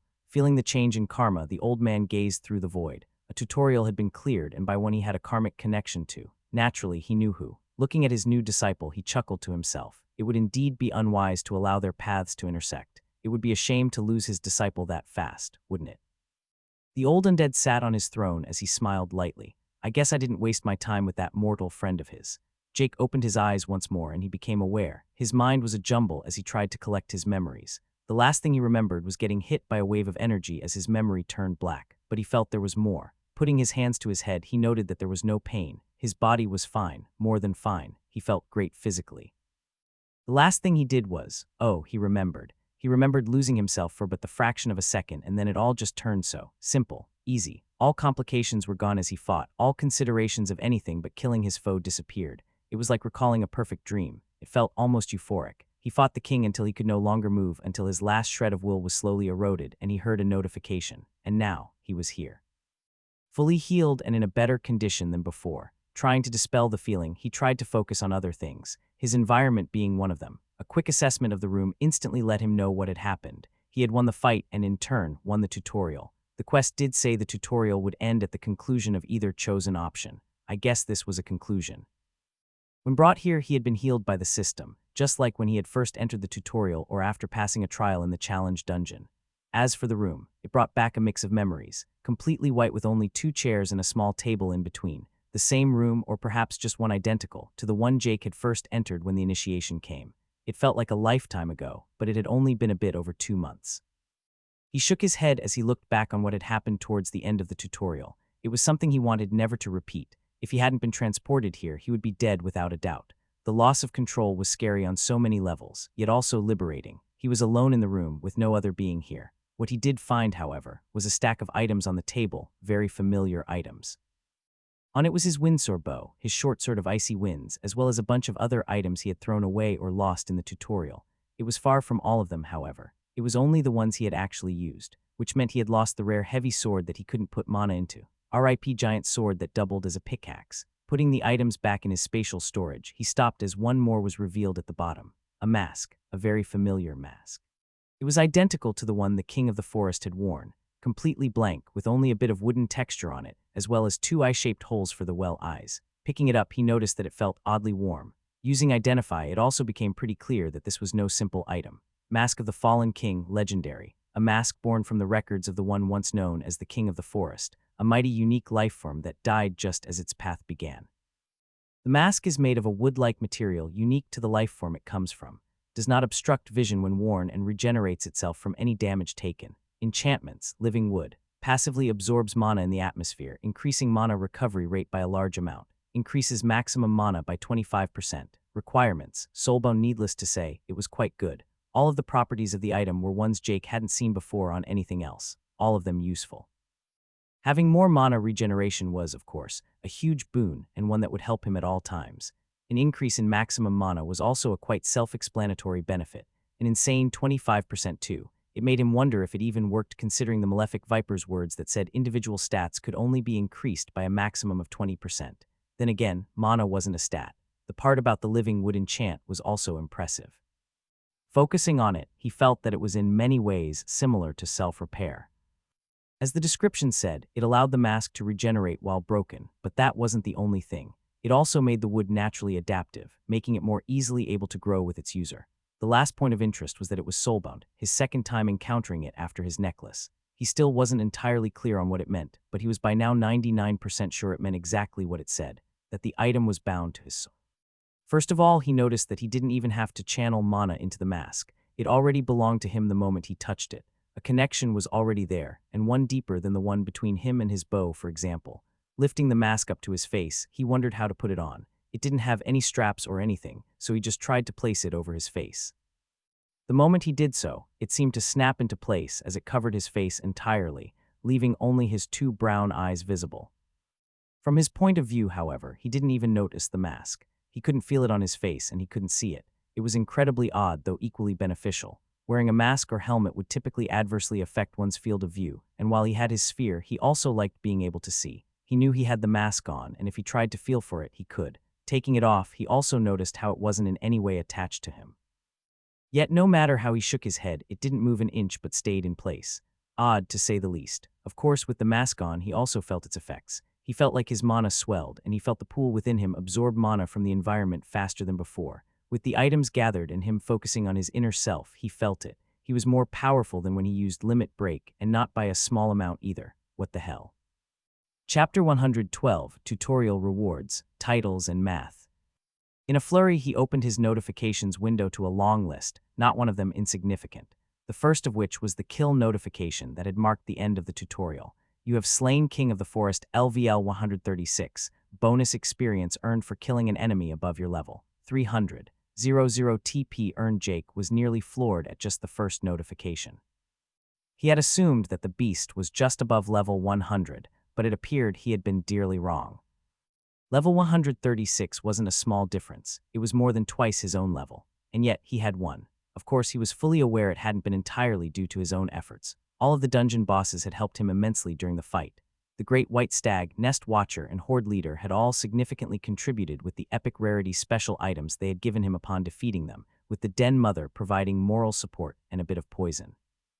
It was a fight he was fully aware he had no right to win. By every metric, he should have lost, but the many factors played together and ultimately led to his victory. If the king had been a more experienced fighter, been less arrogant, been less playful, his bloodline not coming to the rescue at the end, or one of many other things, he would now be a corpse, dead on the cold ground. It was a victory that was, of course, richly rewarded by the system. One part was the 300 million tutorial points, his reward for clearing the quest he had been given, and then there was a massive amount of experience. And oh boy, ding, class Ambitious Hunter has reached level 75 stat points allocated plus 4 free points asterisk. Ding, class Ambitious Hunter has reached level 83 stat points allocated plus 4 free points asterisk. Ding. Race Human E has reached level 65 stat points allocated plus 5 free points. Ding. Race Human E has reached level 69 stat points allocated plus 5 free points asterisk 9 fucking levels. He inwardly cursed happily.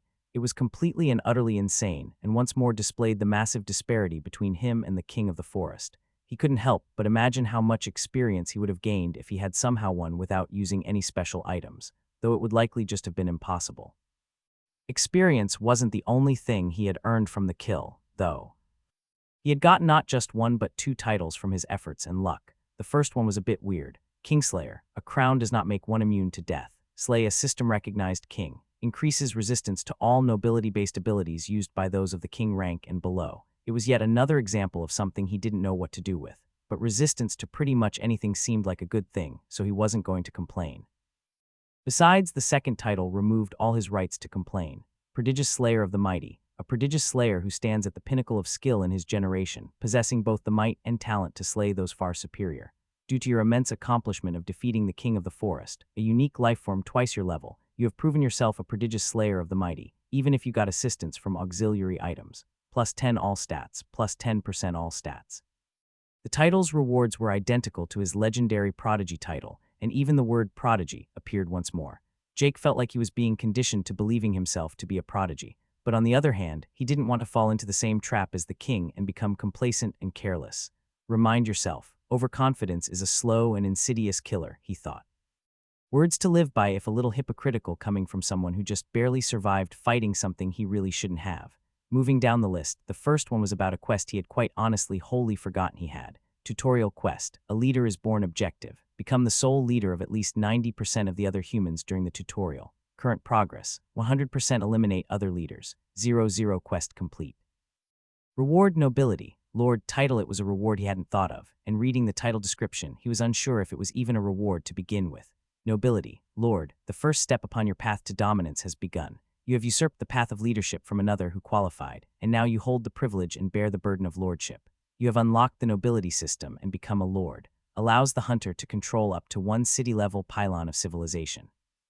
The title description did answer some questions he had. Apparently, the system had some kind of nobility system that wasn't just someone proclaiming themselves to be king. The Kingslayer title did mention system-recognized kings after all. As to what a city-level pylon of civilization was, he naturally had no idea. Whatever it was, it gave him a bad omen. Jake had no intentions of being some kind of lord that ruled over some land, much less a city. Heck, he had chosen to live in an apartment because he didn't want a garden, as he knew he would suck at managing it and keeping it. He didn't even want to imagine what to do if he had to take care of a city. I guess I could hire a gardener. The final item on the list was something that happened every 10th level. Ambitious Hunter class skills available. He didn't know what to expect when he opened the menu, as he wondered if that final battle would net him a lot of new skills. And yet he was still disappointed. The only thing he hadn't expected was to find pretty much nothing. There was just one new uncommon skill, called Superior Explosive Punch, which appeared just to be another type of suicide attack. Well, it isn't all bad, I guess. Jake had skipped a lot of useful skills during all his prior level-ups. The first skill that instantly popped into his mind was one he had cut for Mark of the Ambitious Hunter back at level 40. He didn't regret that choice at all, but he couldn't help but consider how useful it would have been in the final battle against the king. Determination of the Ambitious Hunter, rare. The Ambitious Hunter is not one to back down even in front of the most frightening foe. The mind a fortress, the hunter determined. Increases resistance to all mental and illusion-based attacks. increases resistance to suppressive effects. Adds a small bonus to the effective determination of the ambitious hunter based on willpower. With that skill, he would maybe have been able not to be knocked out by the king's final attack. It was a resistance skill that would help him against certain opponents while being useless in many other scenarios. It was a skill he had skipped over because he couldn't see the value in it, but now his mind was beginning to change. Mental attacks aren't a joke. To have your mind hammered directly was more than just a little uncomfortable, but he had a definite feeling the skill wouldn't have done jack shit for him versus that last attack. The second skill he had considered getting was Hunter's Tracking. Hunter's Tracking uncommon. The hunter does not sit silently in his lodge but actively hunts for his prey. Unlocks proficiency in tracking down prey based on limited clues left behind. Also allows the hunter to more easily identify characteristics of the game, including mana signatures and aura. Adds a small bonus to the effect of perception while tracking. He hadn't needed the skill back when it was offered, but now he was about to enter the larger world once more. In the small tutorial, he didn't need to track down anything, but on a large planet, tracking things would be far more useful. Additionally, maybe it could help him track down his family. His general sense of direction had always been a significant shortcoming, something which the system could, without a doubt, help him with by giving him a skill. He had believed himself to be able to learn how to track on his own. He still thought that, but he also realized that it would take him far too long, and he would rather spend his time hunting or doing alchemy. In the end, he chose to get Hunter's Tracking. Losing his colleagues had been a wake-up call for him. If he planned to struggle so much to get all the strength he could, he might as well use it to protect those he cares about. He had failed to do that once, and he wasn't going to do so again. Closing the menu, he felt the knowledge being imprinted on his mind. Old memories of when he spent a few months in the Scouts as a kid surfaced as he now knew a lot more about identifying tracks and even felt his understanding of auras and mana increase. The feeling of getting knowledge imprinted on your mind would always be weird, but Jake was beginning to at least get a bit used to it. After the feeling subsided, just as he was thinking about what he was supposed to do, something, or rather someone, just popped into reality in the chair across the table. "Oh, hello again," Jake said with a nod as he looked at the creature in front of him, if it could even be called that. It was the same oddly human entity that appeared before him for the introduction. Seems like even the system doesn't shy away from reusing assets. "Congratulations for completing the tutorial," it said, still being just as creepy as last time. "Your performance has been deemed exemplary during the tutorial. You have managed to complete the tutorial and slay the King of the Forest and the 4 Beast Lords. For completing the tutorial in a solo capacity, you have earned the title of Progenitor and bonus points during the final calculation." Jake just nodded along at the brief summary of his time in the tutorial as he got a notification. "You have gained the title, Progenitor of the 93 Third Universe." He instantly felt the warm glow of his stats rising and his body improving, and not just by a little bit. He quickly checked the new title, one that indeed didn't disappoint whatsoever.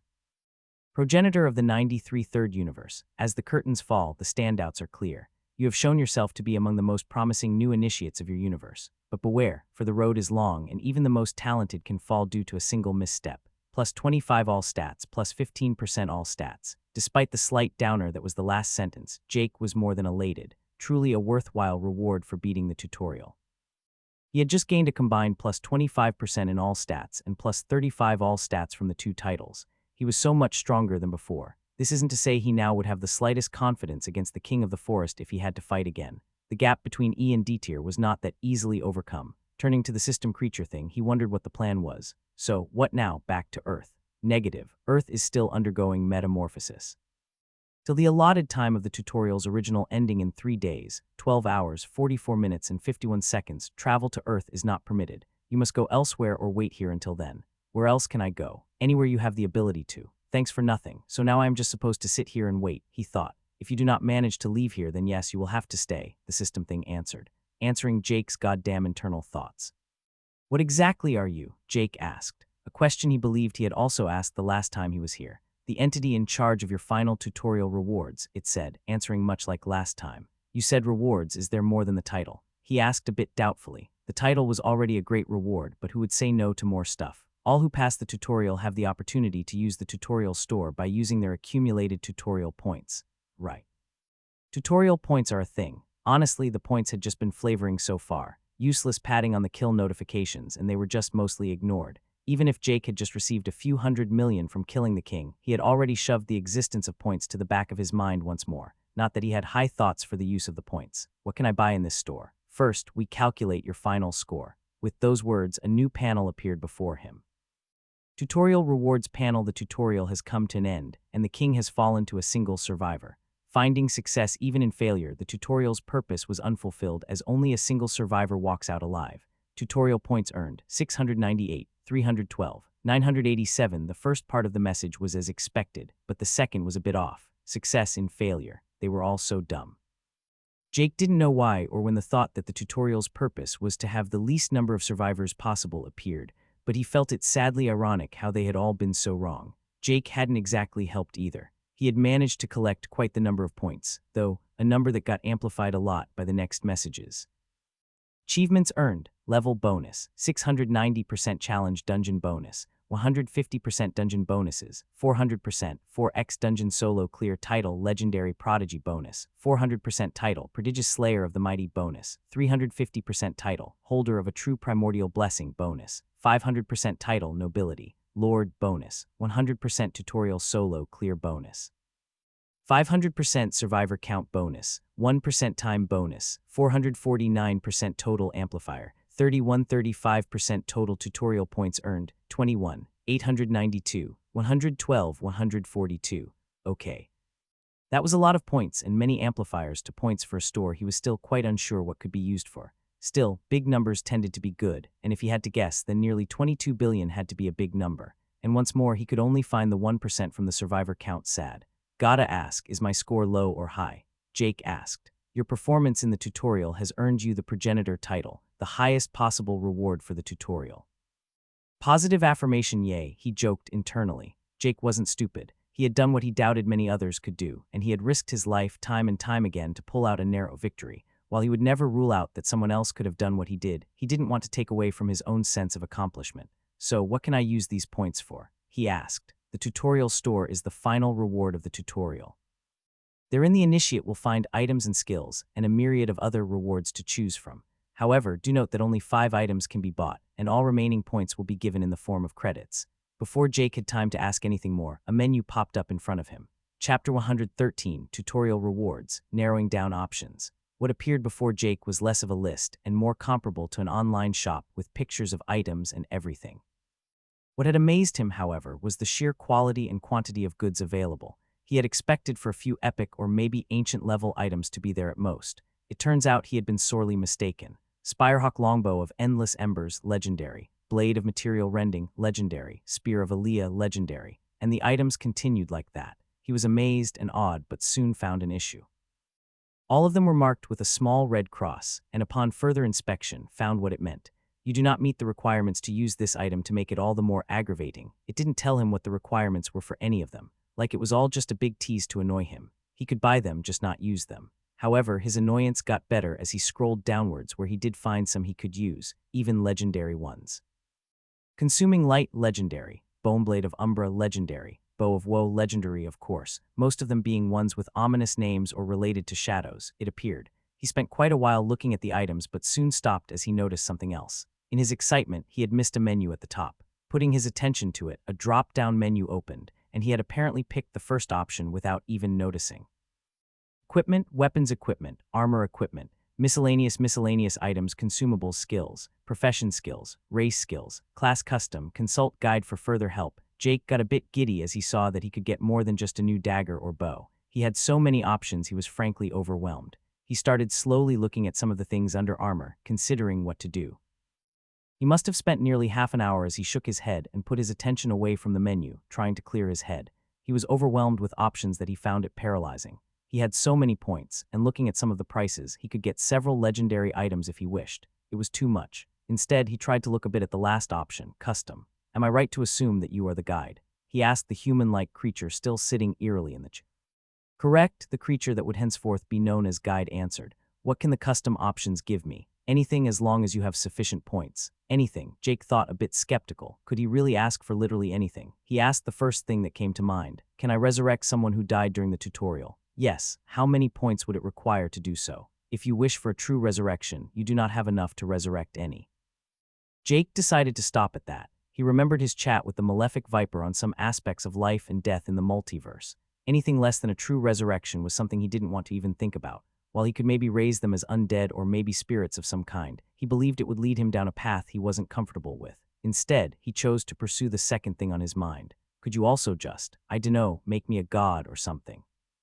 Theoretically, Jake asked curiously. You currently have enough points for 11 race levels, 16 class levels, or 9 profession levels, it answered. Note that any levels gained through this method may have adverse effects later on. Yeah, fuck that, he thought as he asked something he actually did want if it was possible. Can you enhance my bloodline? If he was sure about one thing, it was the value of his bloodline. It had been the thing that propelled him to where he was today and one that would surely continue to do so in the future. It had gained him a legendary skill out of nothing, and without it, he would, without a doubt, have died already. As he thought this, he looked at the guide. Every other question he had asked, the thing provided an immediate answer, but with this one it had just stopped. While it didn't move much to begin with, this was the first time he had seen the guide frozen like this. Hello, he asked a bit tentatively. Had he broken it? A few more seconds ticked by as the guide answered in a voice more mechanical than ever before. Insufficient data to provide a meaningful answer. That a negative, he thought, but nevertheless tried again. How many points would it require to enhance my bloodline? This time the answer came instantly. Insufficient data to provide a meaningful answer. I take that as a no. That question that got no answer. Getting the hint, he moved on. With resurrections and bloodline improvements eliminated as options, he went for the next most important thing, knowledge. Can I buy information? Yes, note that the price of said information is dependent on the value of it. Certain things are also off limits. Any piece of information will also count as a purchase. Then, don't waste points on what you can get for free. A voice sounded out in his head as he was about to ask about his family's circumstances, a very familiar voice. Villy, Jake asked out loud after hearing the voice. He felt a weird connection between him and the god as the voice continued. Yeah, giving out a divine message here, O prophet of mine. But cutting the bullshit, you should focus on improving your base power for now. Things that will help you going forward. Skills or items that can be useful for a long time. Skip weapons and armor, or any item with inherently limited power. You are good in that department, and too strong equipment may only end up being a crutch. Skills are a good start. A cauldron. Wah, she. Towards the end, the voice turned harder to understand until it fizzled out completely. The first divine message Jake had ever received directly from a god turned out to be a rather casual one offering advice. Advice Jake decided to follow, especially the last part about getting a cauldron, sounded interesting. He was currently using the unranked mixing bowl from the challenge dungeon for his alchemy. It had done its job so far, but that was about it. Like with nearly all other trade tools, there were many items he could use to improve the effectiveness of his creations. One such item was a cauldron. Like a mixing bowl, it had a mana pattern and runes inscribed upon it that facilitated alchemy. Those patterns appeared to be basic system-provided ones that all such tools carried.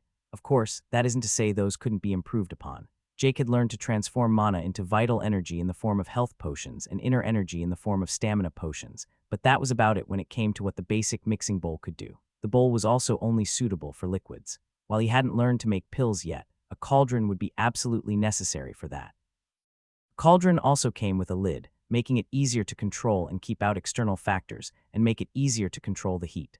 Overall, they were just better than simple bowls in nearly every way, except of course being more expensive. So the first thing he decided to do was look into the miscellaneous items tab and quickly located the window containing alchemy tools. Once more, he was taken aback by the sheer quantity of items on offer.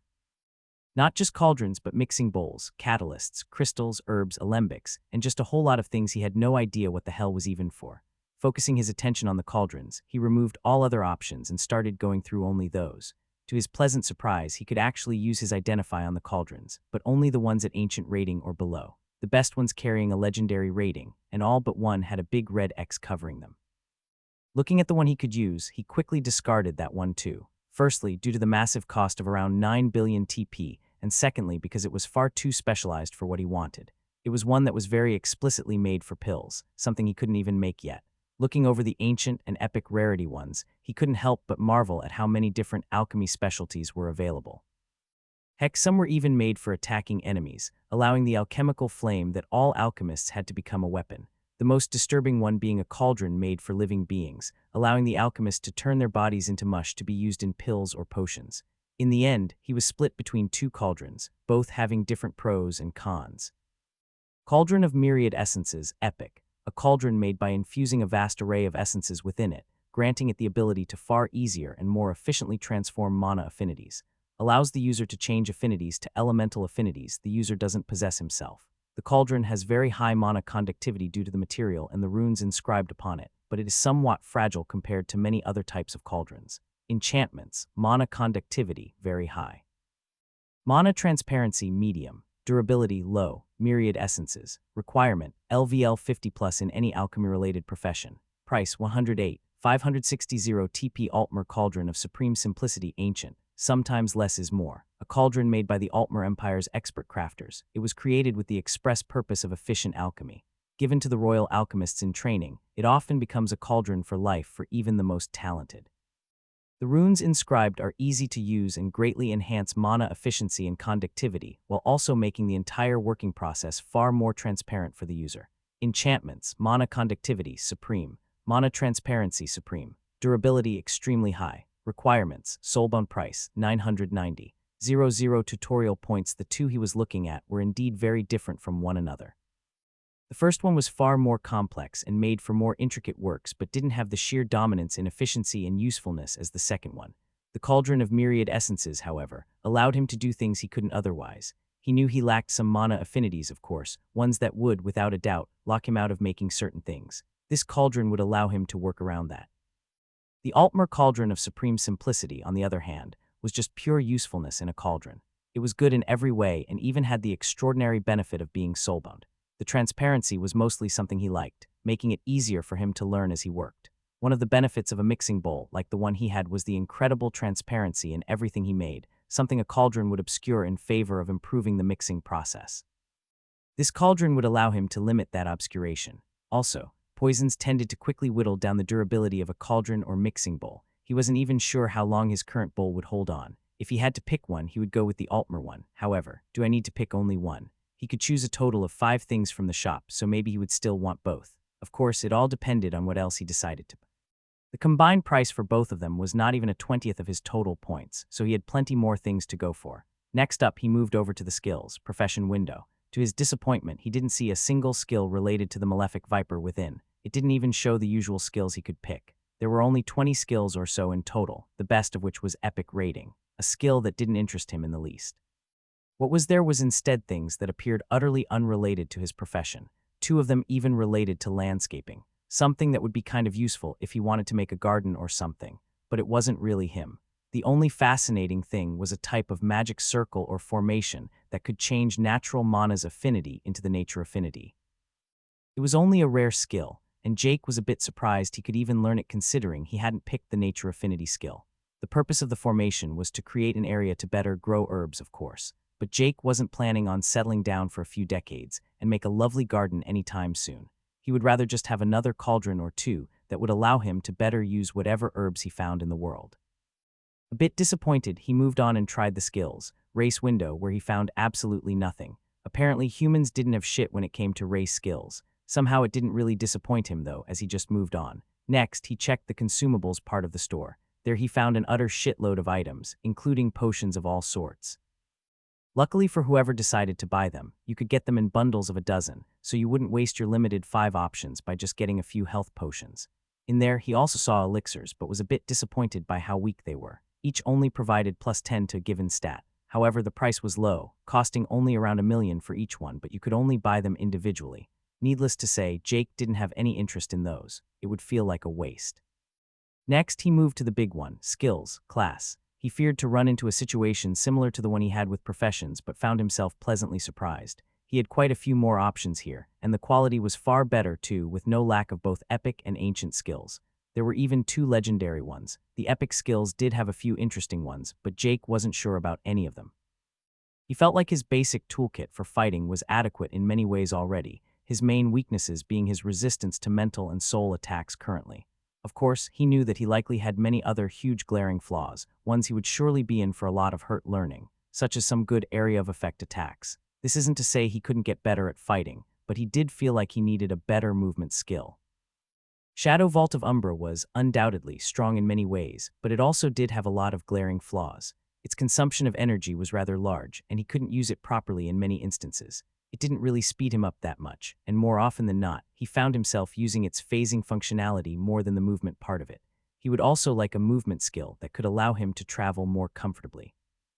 If his plan of locating his family were to come to fruition, he would likely need to go on quite the hike. His second wish for a new skill was one to make use of his high perception stat. He was at a whopping 1483 perception with his recent power-ups, his second highest stat being agility at 865. He also had 61 free points to boost it further if he found the need, making it possible for his perception to go to nearly 1600 after the percentage bonuses from his titles and bloodline. After looking over all the skills, he settled on 3 to move forward with, the first of which was a movement skill, 1 step mile ancient, and finally 2 possible perception skills, those 2 also being the 2 legendary ones. All-Seeing Eye of Auras legendary, Gaze of the Apex Predator legendary, Chapter 114, Tutorial Rewards, Getting Stuff. Jake began with the movement skill 1 step mile. Everything about it he liked, and the description sounded just straight up cool. 1 step mile ancient. A single step is sometimes enough to cross vast distances. It is said that the very space between the user and their foes shrinks with every footfall. By drawing on the concept of space, this skill allows the user to cross far longer distances with every step than otherwise. Note that there must be a clear path between you and your target. Grants a noticeable bonus to the effectiveness of endurance and agility when using 1 step mile. Price 2,200. 0. The skill was straightforward in principle. It would allow Jake to move further with every step and be able to travel far more effortlessly. In combat, it would undoubtedly also prove valuable to dodge and create distance between him and his opponent. The thing about drawing on the concept of space only made it even more interesting. It would literally allow Jake to warp space, or maybe warp himself through space. Either way, anything dealing with manipulating space itself couldn't be bad in his eyes. He was fully aware that despite the name saying 1 step mile, he wouldn't be able to cross an entire mile with every step. At least he seriously doubted he could, and if he could somehow manage to do it, it had to cost an obscene amount of stamina to do so, or mana. He wasn't sure exactly what resource the skill would require. The last part of the skill was the price. While steep, it was still only 10% of his total, showing once more how obscenely many points he had managed to acquire. It was even one of the more expensive ones. He was pretty much settled on picking the skill as he moved on to the next 2, both perception-based skills and both legendary. He expected a lot from both of them, and the first one didn't disappoint. All-Seeing Eye of Auras legendary, Eyes that pierce the veil of obscuration. Allows the hunter to see through most illusions and other effects that obscure the senses. Allows the hunter to project his vision in all directions around himself. Allows the hunter to project his vision to any place within his line of sight, acting like another visual organ. With practice, may your eyes observe all of existence with a single glance. All effects of the skill are based on perception. Price 16,145. 0. The All-Seeing Eye of Auras was just straight up nutty in his opinion. It appeared not only to give what his sphere of perception already had but also a whole lot of other things attached. Projected vision, ignoring illusions, etc. If he had this skill during the sewer dungeon, he doubted the dark mana would have had any effect on him at all. Without a doubt, the skill had many moving parts and several aspects to it. It felt more like 3 or 4 skills than one cohesive skill. While that wasn't a bad thing, it did seem to have many uses Jake doubted he would make much use of. It was also a utility skill for the most part. The most obviously useful part of it in combat was the spherical vision part of it, but quite honestly, Jake had a feeling that he was better than whatever the skill offered. He knew that he hadn't practiced anywhere close to as much as he should with his bloodline abilities, and he would prefer to do that over picking a potentially worse skill. Projecting his vision had to be the most exciting part of it. It would allow him to scout way further ahead and enable him to see things he otherwise couldn't. It, coupled with the ability to see through obscuration effects, had to make the skill extremely overpowered when scouting. Thing is, Jake didn't feel like he needed to get that much better at scouting. He felt like his extreme intuition and his already high perception would be able to spot most enemies far ahead of time. And those he couldn't detect would likely be able to whip his ass anyway. Overall evaluation of the skill was strong, he just didn't feel like it suited him. The price tag of 16 billion was also an excellent deterrent. He would instead pick a more suitable ancient skill if it came down to it. There was a chance that his bloodline would create shenanigans, but he didn't want to risk it with a legendary skill, based on the final skill. Risking it didn't seem necessary either.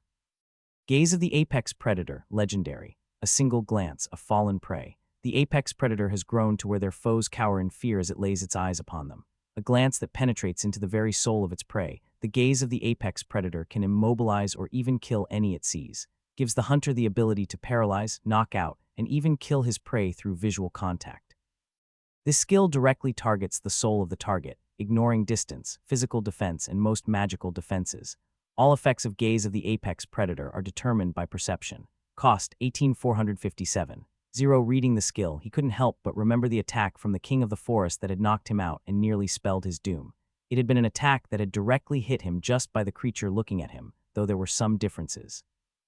The king had released pulses of energy that had hit him like a sledgehammer directly to his brain.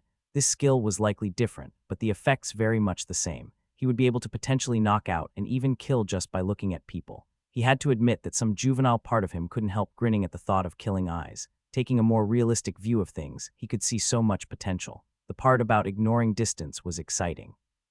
He could already imagine standing far away from his enemy as he channeled infused power shot, and then freeze the target with gaze of the apex predator as the arrow was about to hit.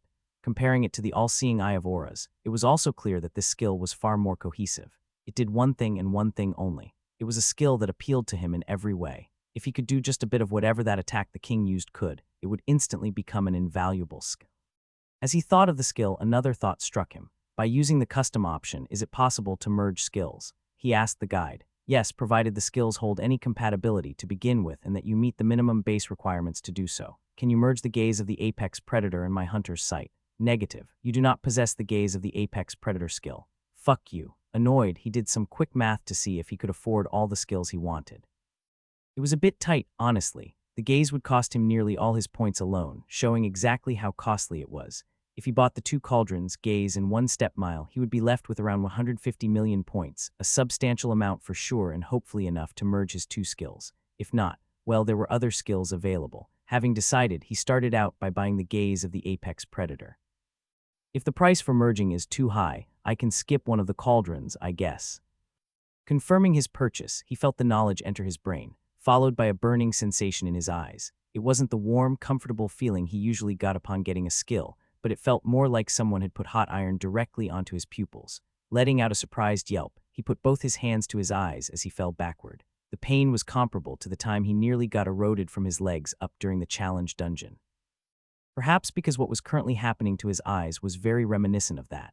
In his pain, he picked up how his eyes underwent a cycle of destruction and regeneration as they were fundamentally rebuilt. His eyes would no longer be like those of a human, but closer to those of a beast. If one day he died, his eyes would be considered great material for many crafters. It felt like hours, but only took a few minutes. Now lying on the floor, Jake slowly opened his eyes.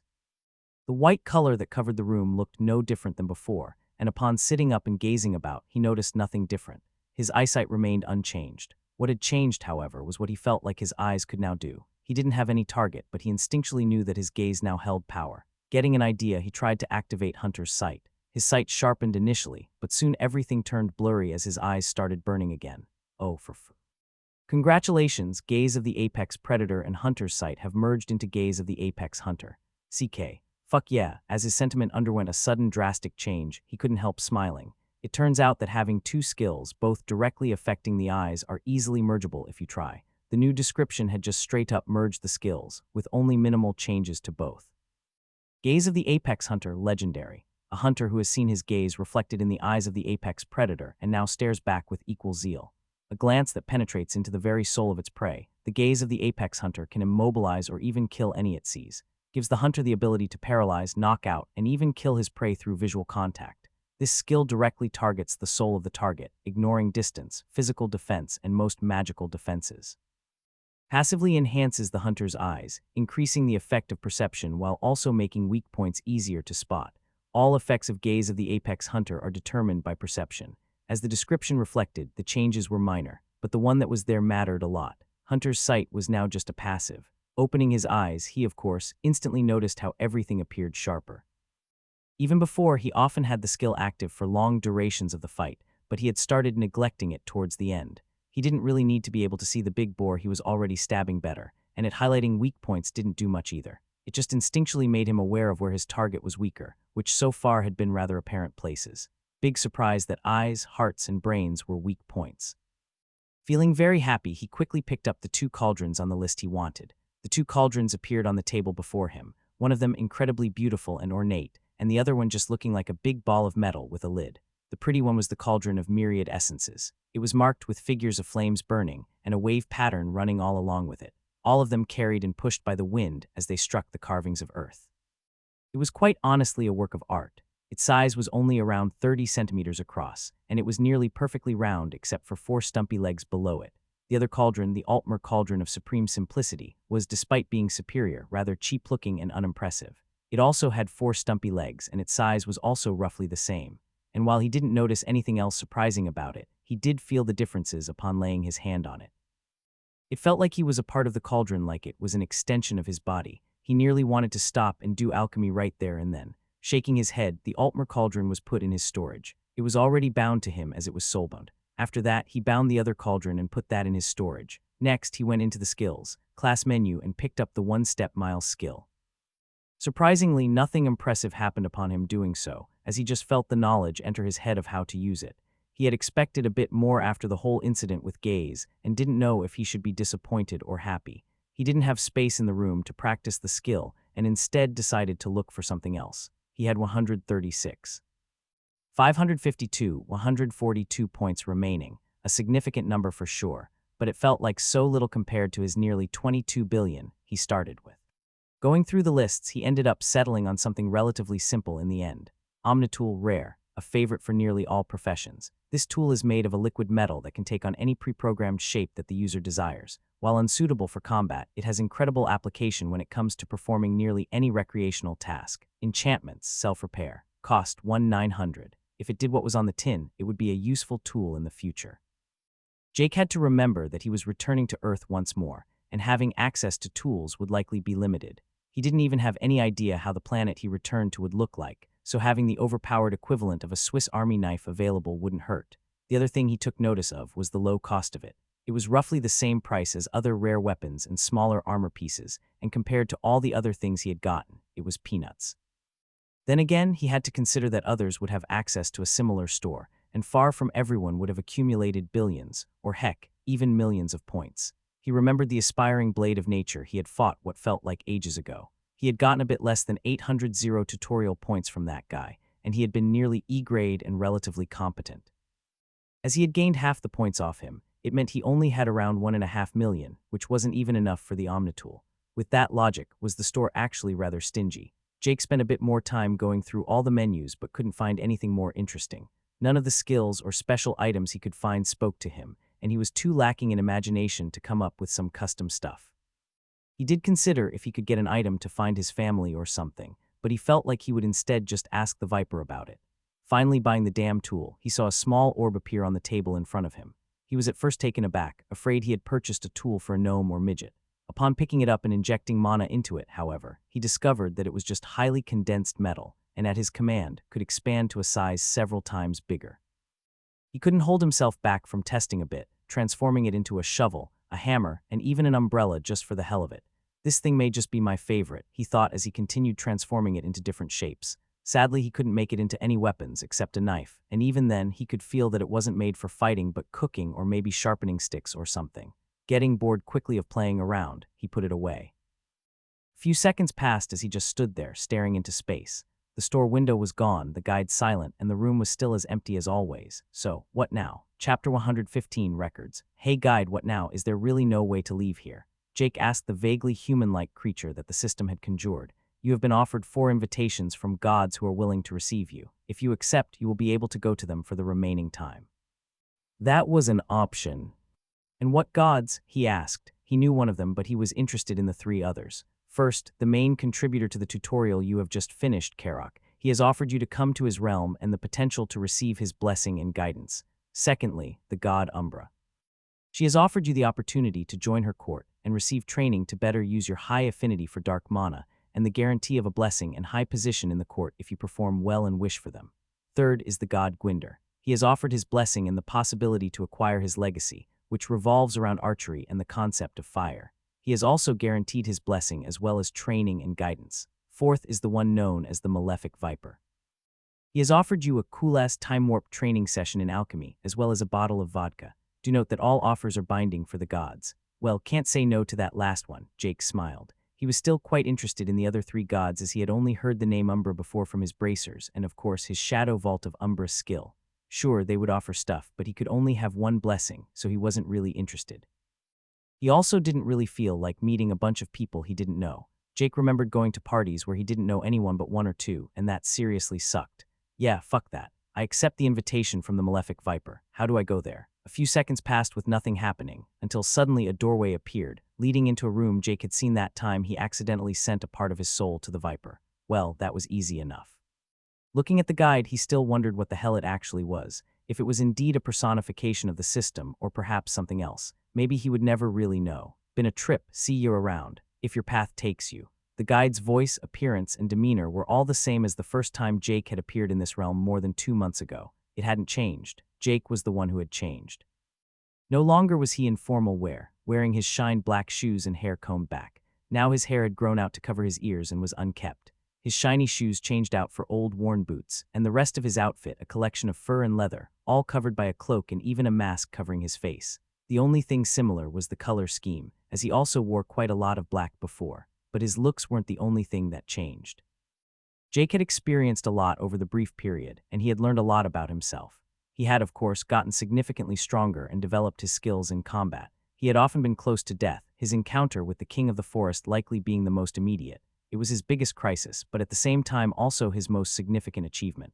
The day he killed the Den Mother, he set the goal of killing the king of the forest for himself. That goal he had now met.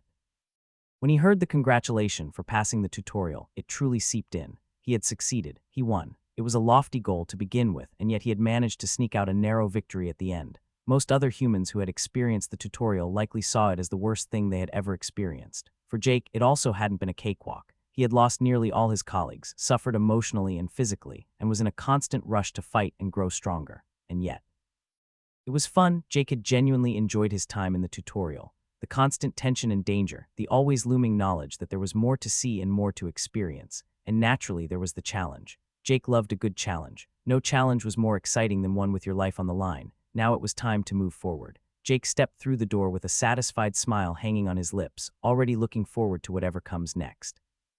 Your senses are adequate, but your movements too stiff. Don't think. React, the Grand Master said as he admonished the black and blue Bertram sitting on the floor. He had just gotten done getting another beating. How long had it been so far? 2 weeks maybe. Bertram wasn't sure. He still had a hard time comprehending the concept of how time could somehow move slower in this chamber than just outside the door. The Grand Master explained that it was through a formation put down by an A-rank High Inquisitor, but that was about it. The rest of the time had been spent training, learning how to fight with his sword and shield properly. Bertram had already learned to fight and thought himself competent with both a knife as well as a gun, but he had to admit that he hadn't rigorously ever practiced swords, much less shields, before the tutorial. On top of that, the man in front of him was just on an entirely different level.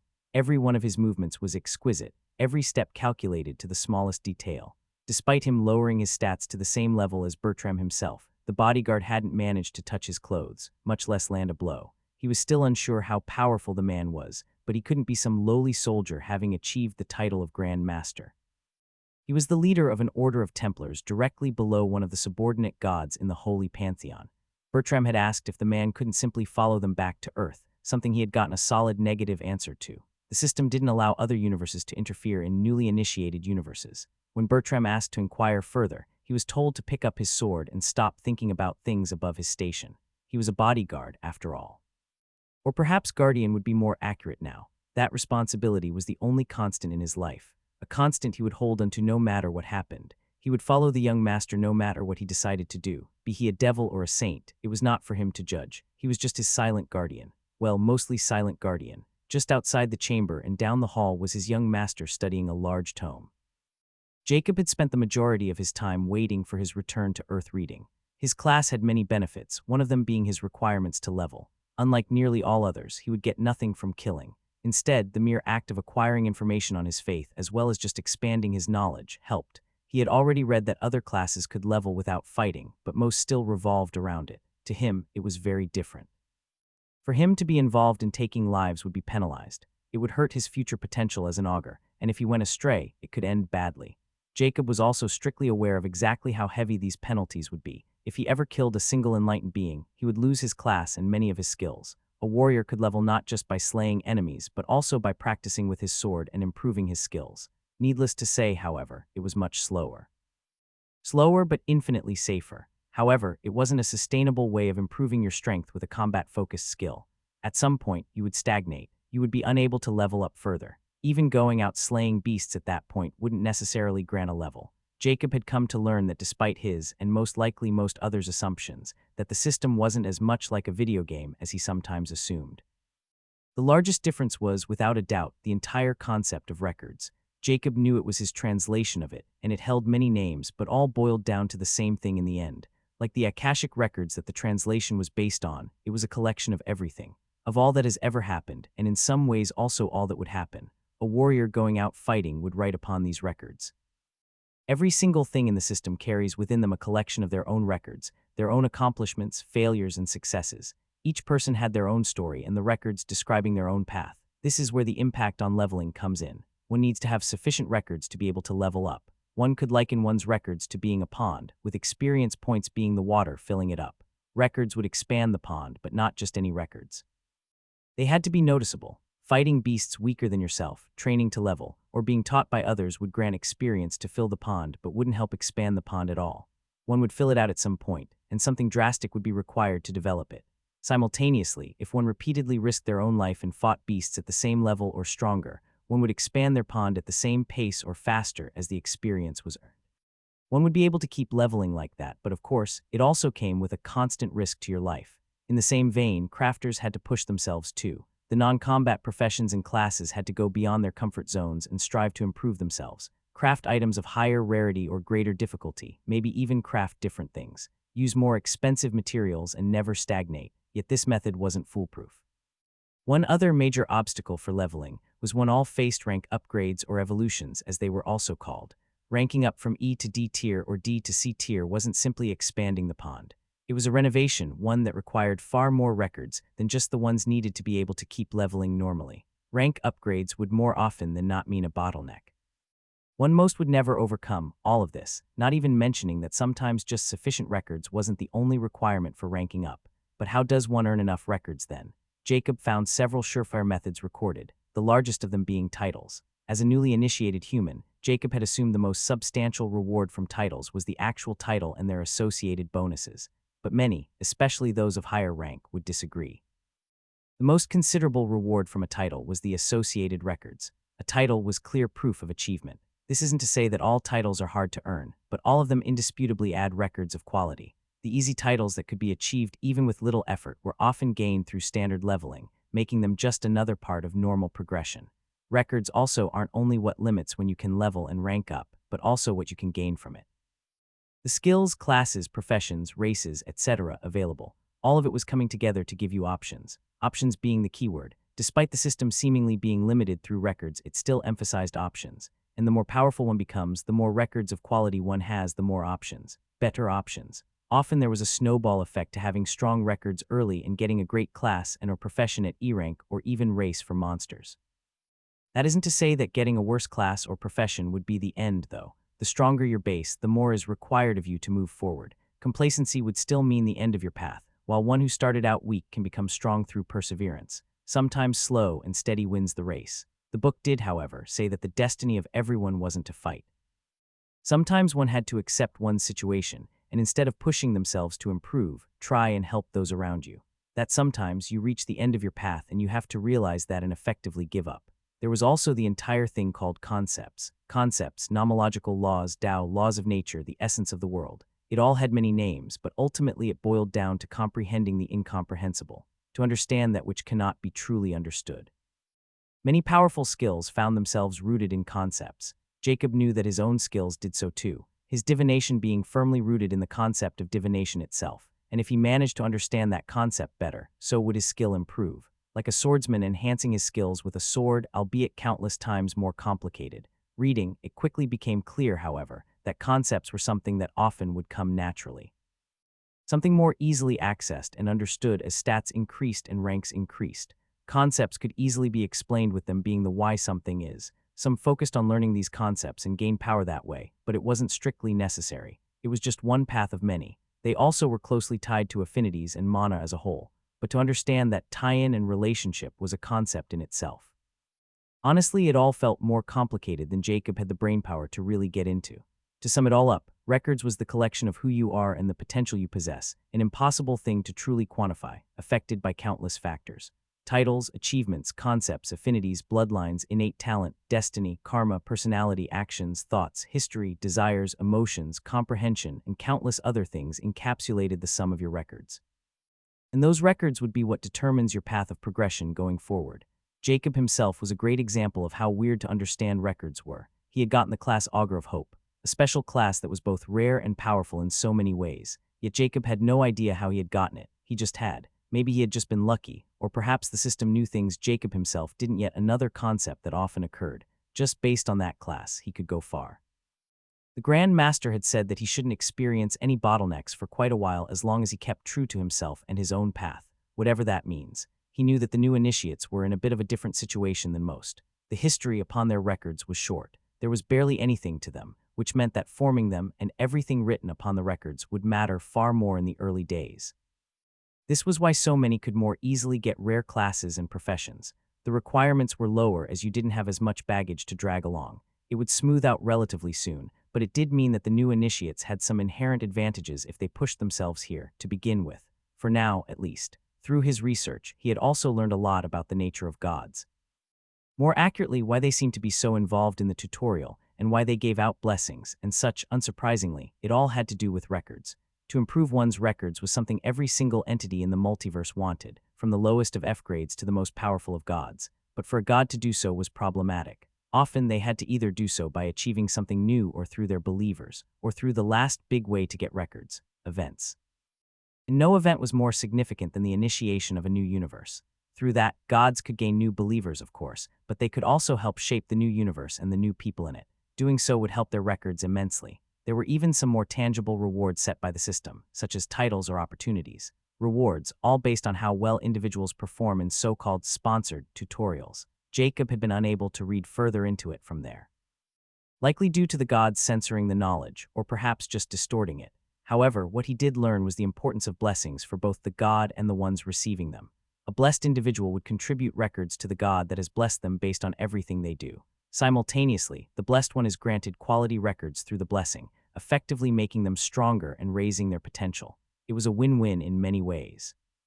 However, Jacob had suspicions that it wasn't all that flowery as the books made it out to be. He knew that what he read was all written by the Holy Church. A lot of it was likely easily provable and obvious to those that lived in the system, but many details weren't. It was the knowledge he guessed was only privy to the gods or those of higher ranks, or perhaps for you to discover yourself. Of course, it was also a possibility that even the mightiest of gods didn't truly understand the system either. Chapter 116, A Godlike Getaway. Jake stepped through the door into the bedroom that he remembered belonged to the Viper. He had barely entered the room as a loud popping noise was heard along with a party horn. Congratulations. In front of him stood the legendary god known as the Malefic Viper, wearing a small party hat with a horn in his mouth.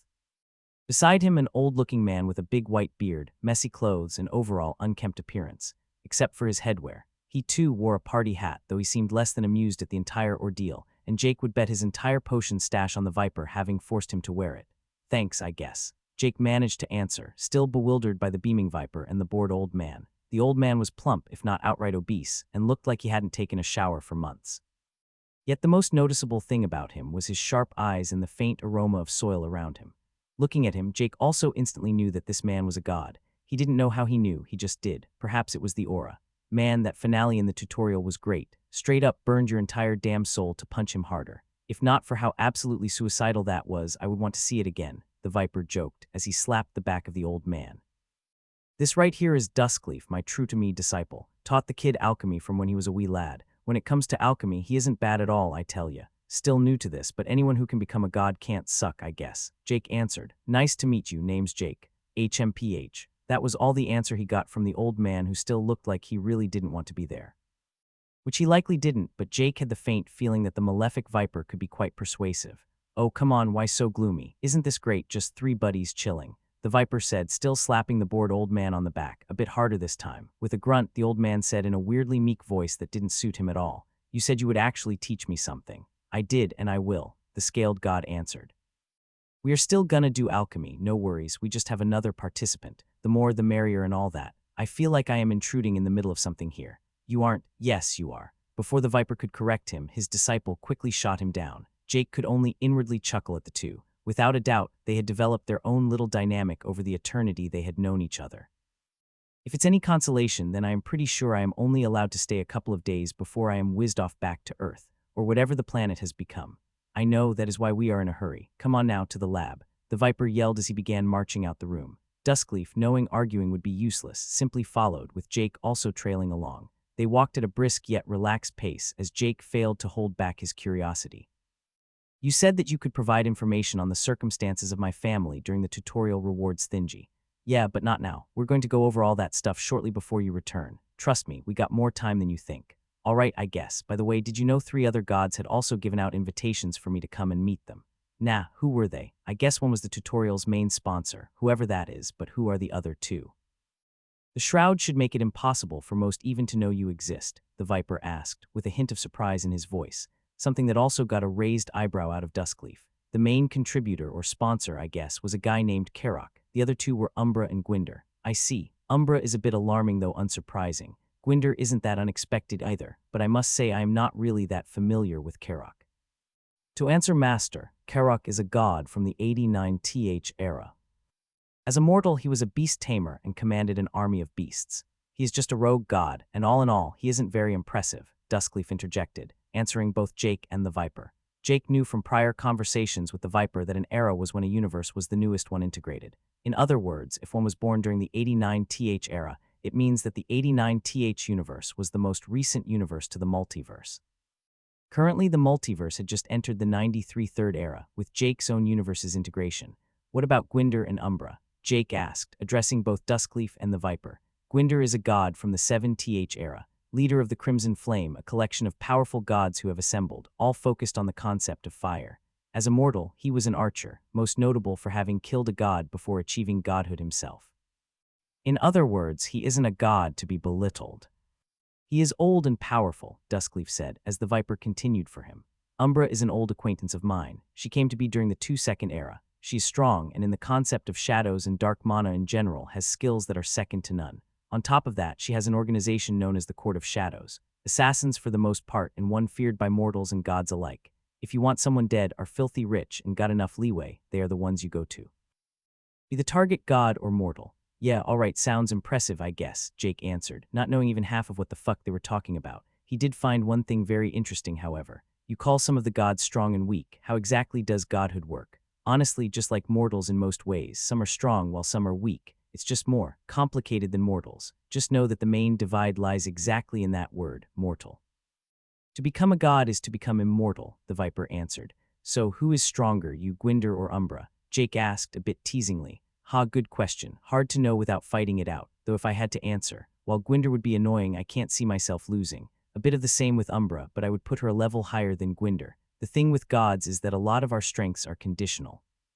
To fight any god within their own realm is pretty stupid unless you are far more powerful than them, and even if you fight on neutral ground, there is a lot of difference between beating someone and killing them.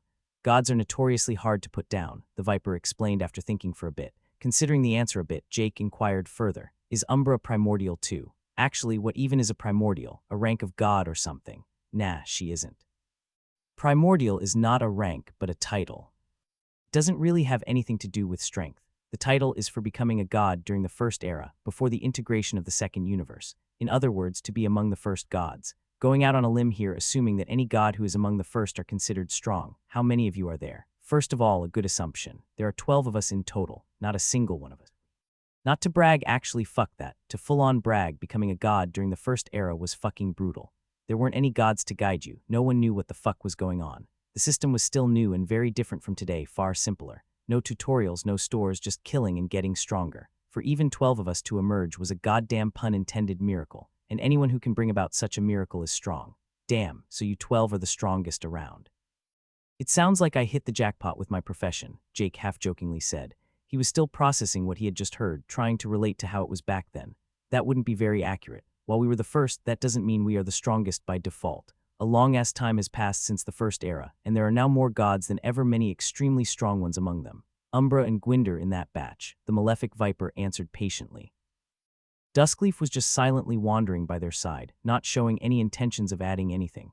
Exactly how many gods are there? Jake asked. Hell if I know. There were 12 during the first era, as I said, and that was of course the era with the least amount. After that, it has only escalated exponentially.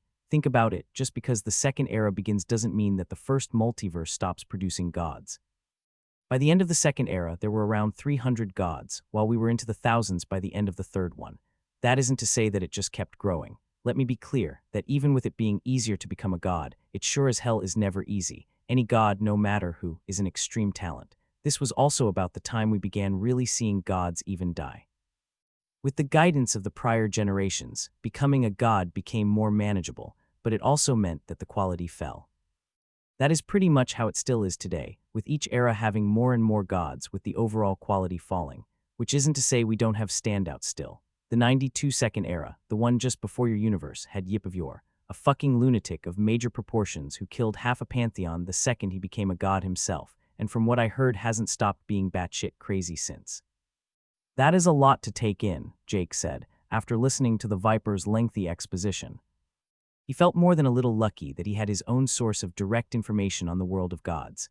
From how the tutorial apparently had sponsors and how blessings and all that worked, he had a solid feeling that gods were an essential part of the multiverse. And as a former financial analyst, Jake guaranteed that the more data, the better. Wait, didn't you say that a Versmal guy is also a primordial? Yep, but enough of that, we are here. They stood before a big door that appeared to be made of some kind of dark metal. On it was countless glowing runes, and Jake felt himself getting a headache just by looking at it. What is here? He asked, averting his gaze from the door. The Viper didn't answer but instead opened the door and led him and Duskleaf into the chamber. Entering, Jake found himself in a big room with a big table and chairs, with not much else around, except for dozens of doorways leading into other rooms. He could see into those rooms with his sphere and saw that most of them just had a pillow placed on the floor. However, 2 of them were full-on alchemy labs, with more tools and equipment than Jake had ever seen before. Before he could ask about it, the Viper spoke once more. As you know, we are pressed for time, so I thought, why not just get some more time? This is a time chamber. Think of it like in that movie Interstellar. Time spent within this room is slower than the time out here.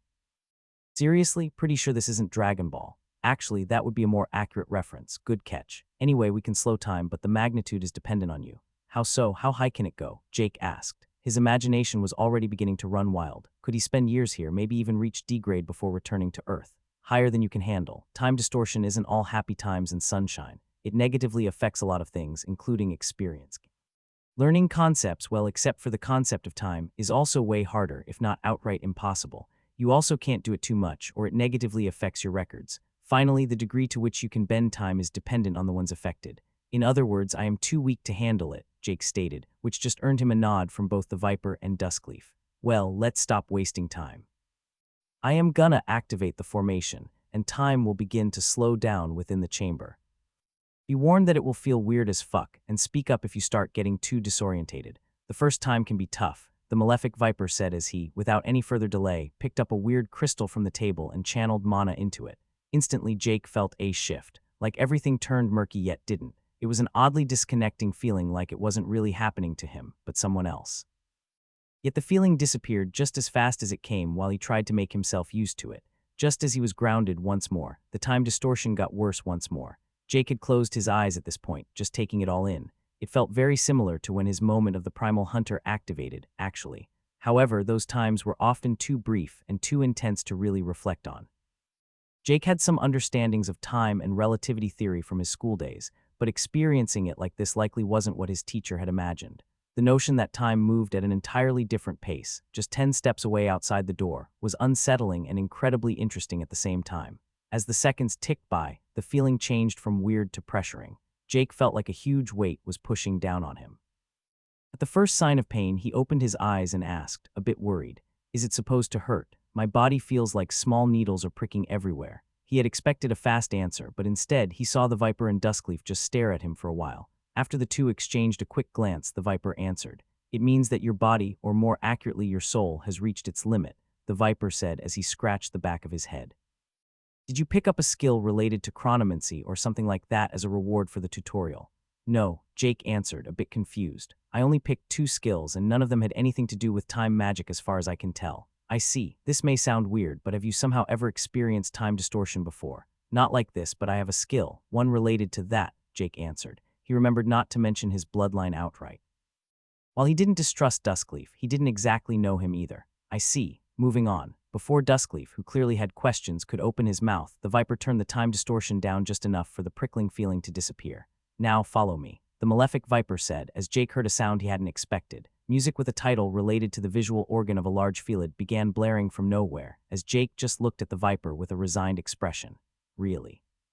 What? It's training montage time." Chapter 117, Danger Bath. The days passed by quickly as the two gods and one mortal immersed themselves in the laboratory. At first, Duskleaf had been less than excited, to say the least. Jake had already guessed that the Viper had forced him into it, and he was entirely correct. What he didn't know was that Duskleaf didn't like Jake himself either. Why do I have to waste my time on this, was what the god thought in the beginning. Duskleaf was an alchemist, period. He had always been an alchemist and never cared much for anything else. He had mostly ignored his class, only leveling it sparingly whenever necessary. It was due to his extreme talent and dedication that he managed to ascend to godhood, a commitment he had believed Jake to lack. The old alchemist had believed Jake just to be yet another of the young talented fighters that had picked up alchemy as a side profession, a sentiment he well and truly hated. The alchemist of the malefic viper profession and its related evolution were among the most combat-focused of all alchemy professions. This had led many to simply pick it up for those reasons, and that they didn't care for alchemy itself. After the first day, however, he began to change his mind. He had seen Jake fight the king together with the viper, and from that had indeed formed the image of a talented fighter who was far more brawn than brain. Yet the young mortal dove into alchemy with the same zeal as he did a fight with a formidable opponent. His eyes burned with passion whenever he met a challenge, and his happiness genuine whenever he overcame his own limitations. It was as if every brewing or concoction was a fight to the death, and that Duskleaf liked. Of course, all of it would be for naught if the kid was untalented, another doubt that quickly got dispelled. While Duskleaf found it hard to evaluate him properly, he did see endless potential. The issue was just how raw it all was. Despite his passion, it was clear that Jake had never had proper training in alchemy or mana control in general. But at the same time, his skills made it hard for Duskleaf to believe that he had only been in the system for a couple of months. When he learned that Jake had spent 2 of his 5 chances in the tutorial store to buy cauldrons, he truly got his seal of approval. Jake himself didn't have the faintest clue about the old man's thoughts. He had only noticed that he now appeared at least marginally less bored. The malefic viper was full of energy as always, and he had to say, he was having a damn good time. It was hard but fun. The only downside was how little experience he got. After a week, he had only gained a single level in his profession, taking him to level 56. The leveling was incredibly slow, without a doubt, due to the time distortion going on. He had been warned about it, but it still stung. This isn't to say he didn't improve, because oh boy did he improve. It turns out that having 2 gods giving pointers helped a lot. Their advice was minimal as they mostly just told Jake to try something and then observed, only giving general advice here and there. From what he had gathered, the Viper didn't want to limit him in any way by giving him too clear directions. He was very much a hands-off teacher. However, he did have many fun tests and challenges, his favorite by far being a particular cauldron. Practice cauldron of the malefic viper. A cauldron with imprinted challenges and trials. His identify didn't give much, but he didn't really care either. The thing was awesome. It was like he was doing actual alchemy when using it, except it didn't use any ingredients but focused solely on the crafting process itself. It was like simulating a brewing or concoction, and he loved it with all of his heart.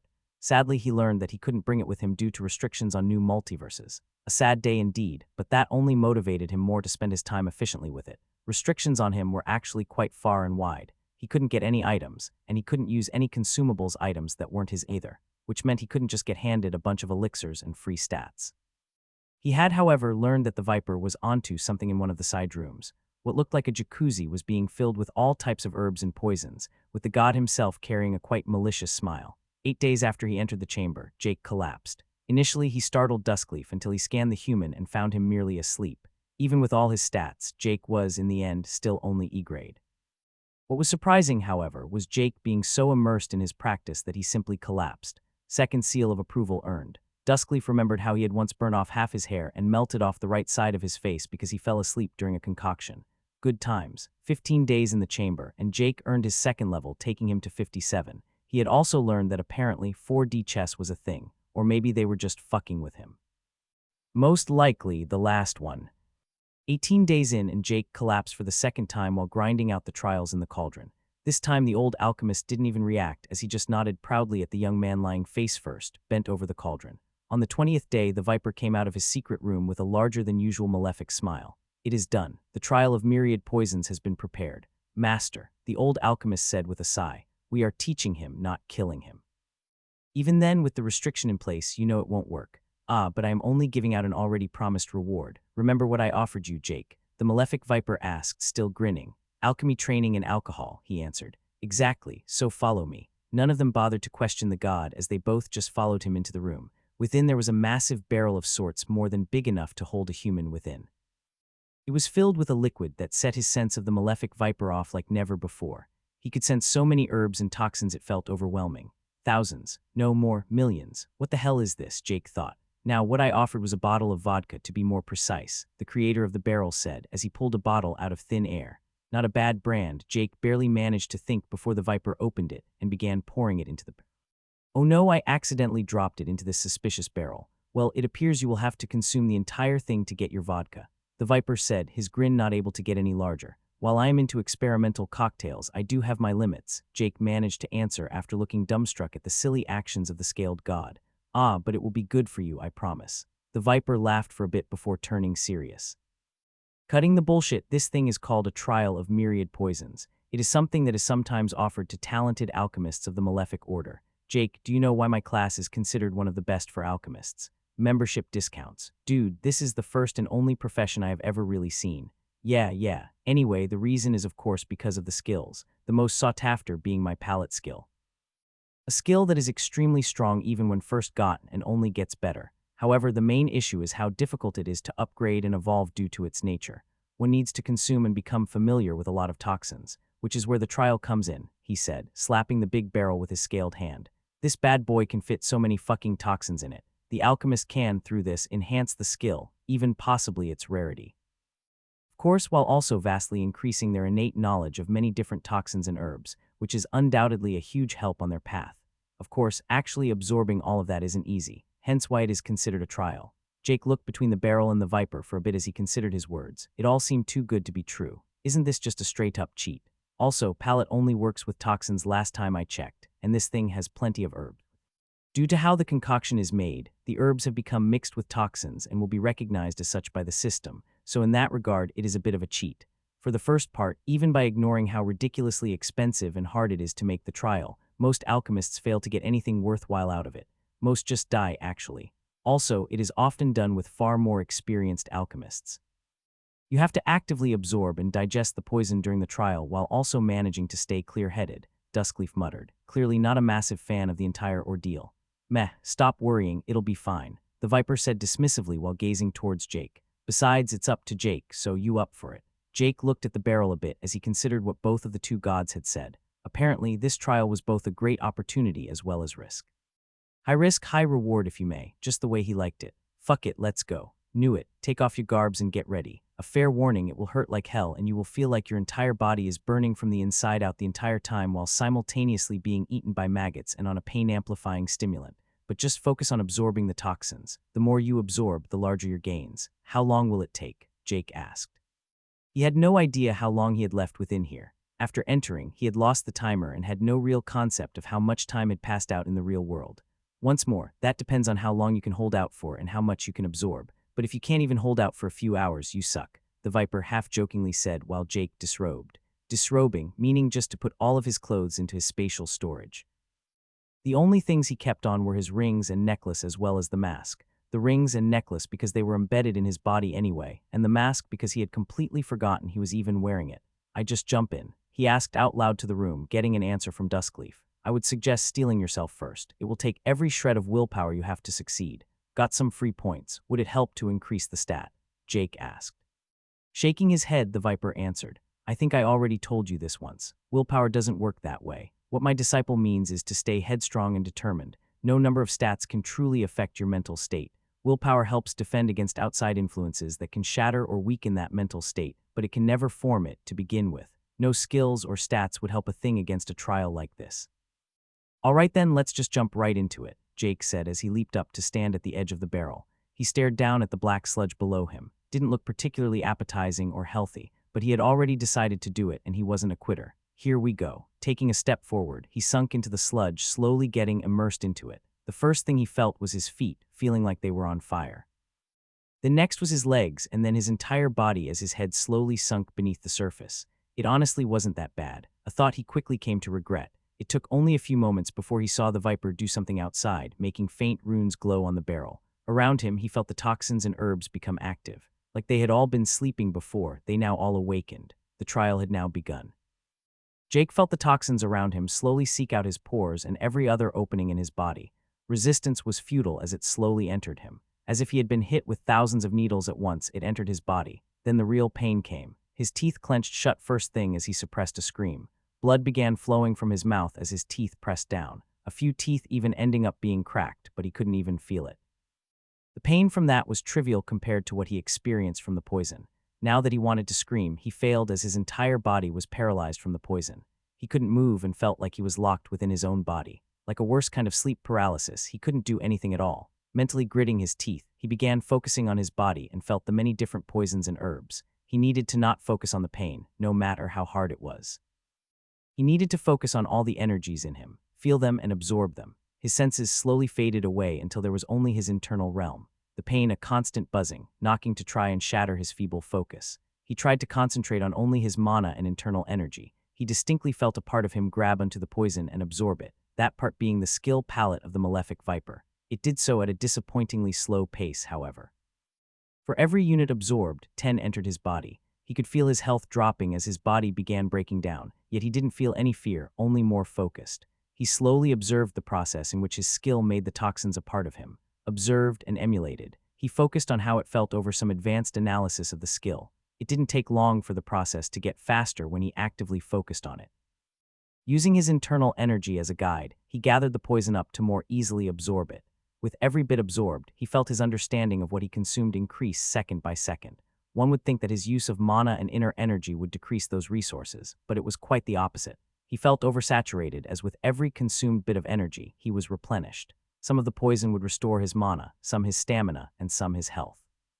He had reached equilibrium as he focused on the process, trying to push the pain to the back of his mind. All went well for a while until it didn't. Jake had a huge misunderstanding of the trial. Before, when the toxins were activated, it was only a tiny part of it, a mere fraction of a fraction. With a glow of the barrel's runes, the second wave came, harder than the first. Nearly falling into delirium, he felt his mind waver for but a second until he steeled himself once more. It was a race with the ever-increasing influx of energy competing against his capability to absorb it. It was a challenge that Jake didn't have the faintest intention of losing. Time passed, and outside the barrel, the two gods stood observing the entire process. The Viper, a stoic neutral look on his face as his glowing green eyes seemed to peer directly into the young mortal's body, the old alchemist with a slightly worried look. Both could only choose to believe in the.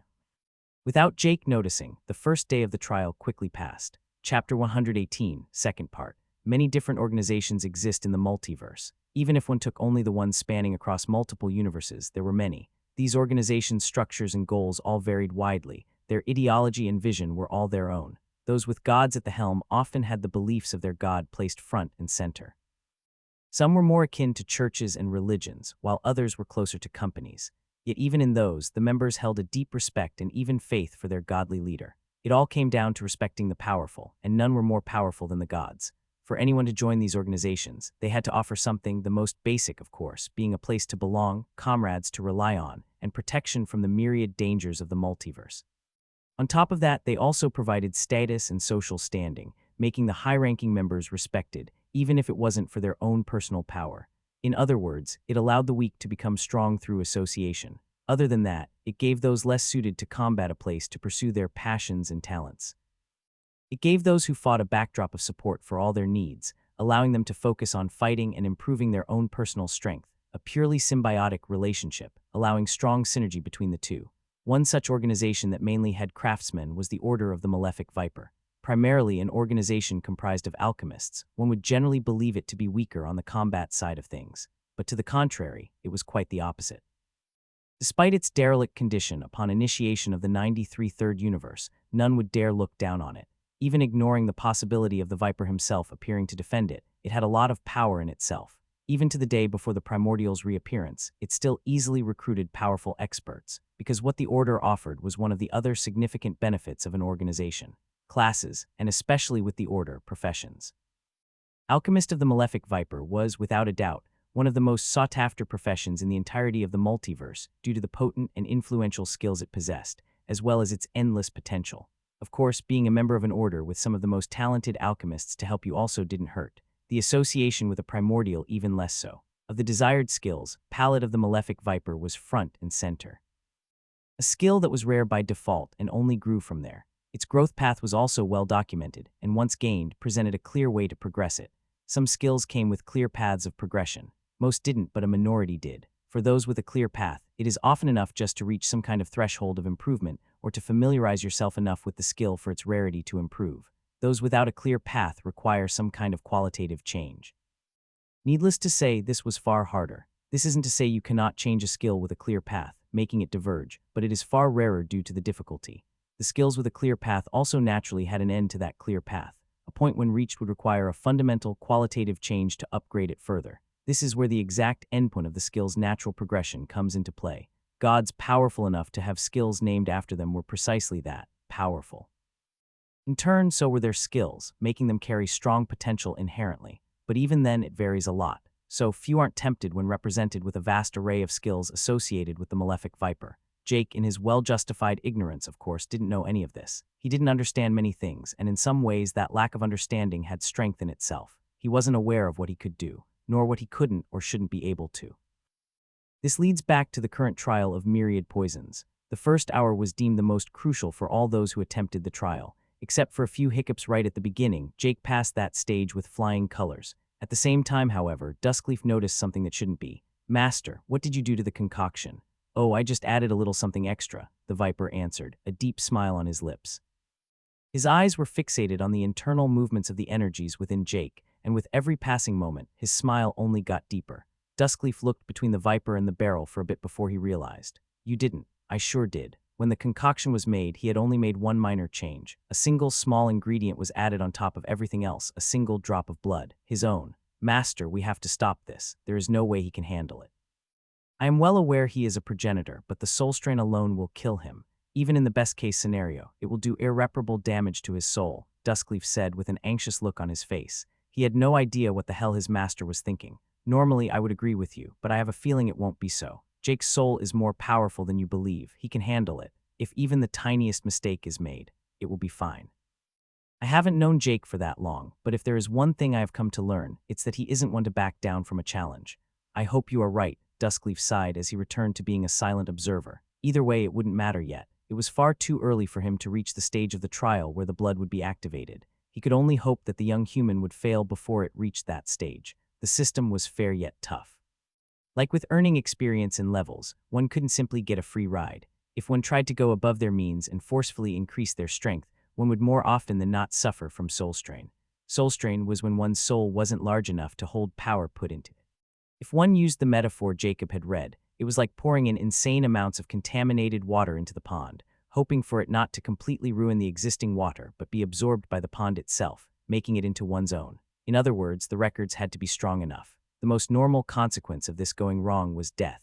It was to have one's soul shatter, leaving only the indestructible true soul behind for the system to reclaim. Another consequence was for the soul to simply crack, resulting in lost stats, resources, skills, or even levels. Repairing a damaged soul was insanely demanding, and often resulted in irreparable damage anyway. Duskleaf had thought that the plan was to increase the rarity of Jake's skill all the way to epic rarity or maybe even ancient rarity if all went well. To pour in a decent amount of water, but not too much. This wouldn't be a problem at all. It would barely matter compared to the titles the human possessed, but what the Viper attempted meant way more. He was forcefully injecting records into his soul through his own blood, records of a primordial into a weak E-grade mortal, which meant he wasn't just pouring a lot of water into the pond but also tossing in a dirty bomb. If his pond weren't currently large and stable enough to absorb the impact, he would be changed, the structure of the soul altered. Even if he somehow managed to absorb it into his body, Duskleaf couldn't see it ending well. Yet his master didn't appear to have the faintest doubt in his mind that the mortal could handle it. What had he missed? He knew that the mortal carried some secret. The mere fact that his master had blessed him with a divine skill to obscure him was enough to prove that. But could that secret really be enough for him to survive? What secret could a mortal that was newly initiated even hold? Duskleaf had his theories, but it was a fruitless endeavor with the multiverse and endless possibilities. Bloodlines, variant race, special class, or profession, just to mention the more common ones. The fact that the human already had a skill related to time made the old man believe it was maybe related to that concept. Had he somehow managed to attain a deep comprehension of the concept of time already? No, even that didn't make sense, considering his ignorance of the time dilation. As the old alchemist thought, time marched onward. Soon an entire day had ticked by. Jake within the barrel hadn't noticed any of this as he simply focused internally. Every shred of focus was on consuming the energy, to the point where he didn't even register anything from his passive sphere. A day quickly became 2, and then 3. Every few hours, the runes on the barrel would shine, and more of the poison in the concoction would become active. Every time it did so, Jake would temporarily be attacked from all sides until he managed to stabilize once more. At the same time, he felt both his knowledge and general resistance to all the toxicity grow. He was slowly adapting. After 3.5 days, he heard a small notification but didn't have time to check it. Yet he instantly felt that his palate of the malefic viper had undergone an evolution, becoming epicrarity. With it also came a big leap in the skill's capabilities, and he felt many of the poisons in the barrel now no longer able to hurt but only nourish him. It was a slight reprieve that was quickly outdone by a wave of assault stronger than any before. Jake's growth didn't mean it would get easier, just that the trial's speed increased to match it. It was a nearly unwinnable trial by design, a fact Jake didn't know, as he only saw it as a difficulty spike for him to yet again overcome.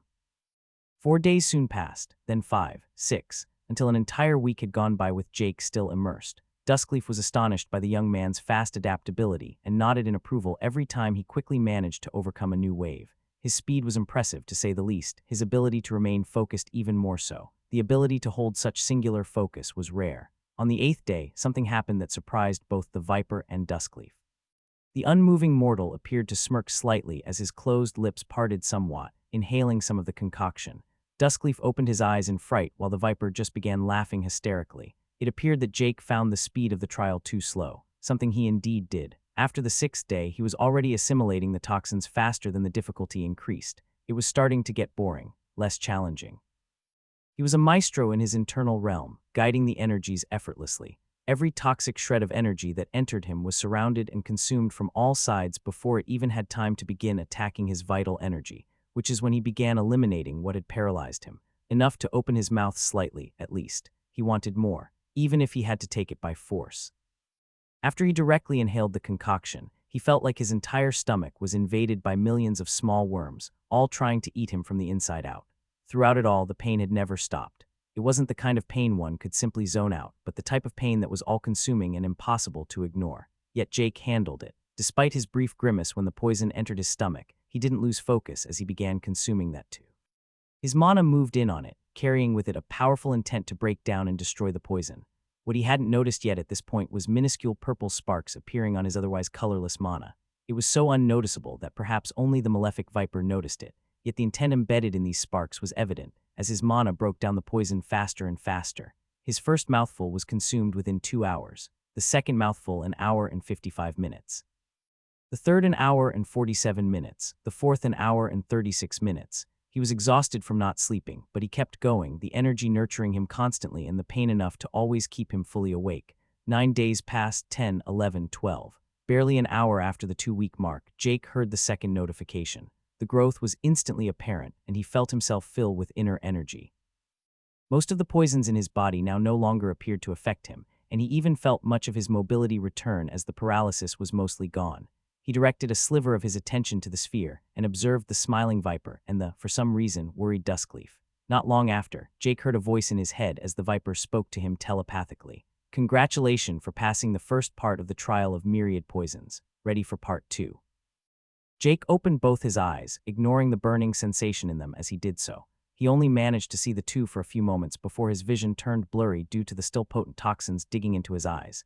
Yet he clearly saw the shining green eyes of the viper looking straight at him, the look in his eyes clear. It was a challenge. He nodded his head as he prepared himself for whatever was to come. His intuition told him this part wouldn't be as easy. Because he frankly did think the first part was easy. Everything outside of the first hour was just too easy as he had managed to familiarize himself with the process. At his approval, the viper's smile faded slightly as he turned a bit more serious. Duskleaf looked even more worried. He had heard the telepathic exchange too. He knew there was no part 2 to the trial. It was already over. No, what was to come was entirely new territory. The malefic viper raised his hand as he pointed towards the barrel. From his finger came a green light that upon hitting the runes made them all turn green. At the same time, they twisted and turned, creating a script that Duskleaf had never seen before, one of a far higher level than what was there before. Right after the runes changed, the liquid in the bowl changed from pure black to a dark green color. Mana in the entire chamber surged as an aura was released from the barrel.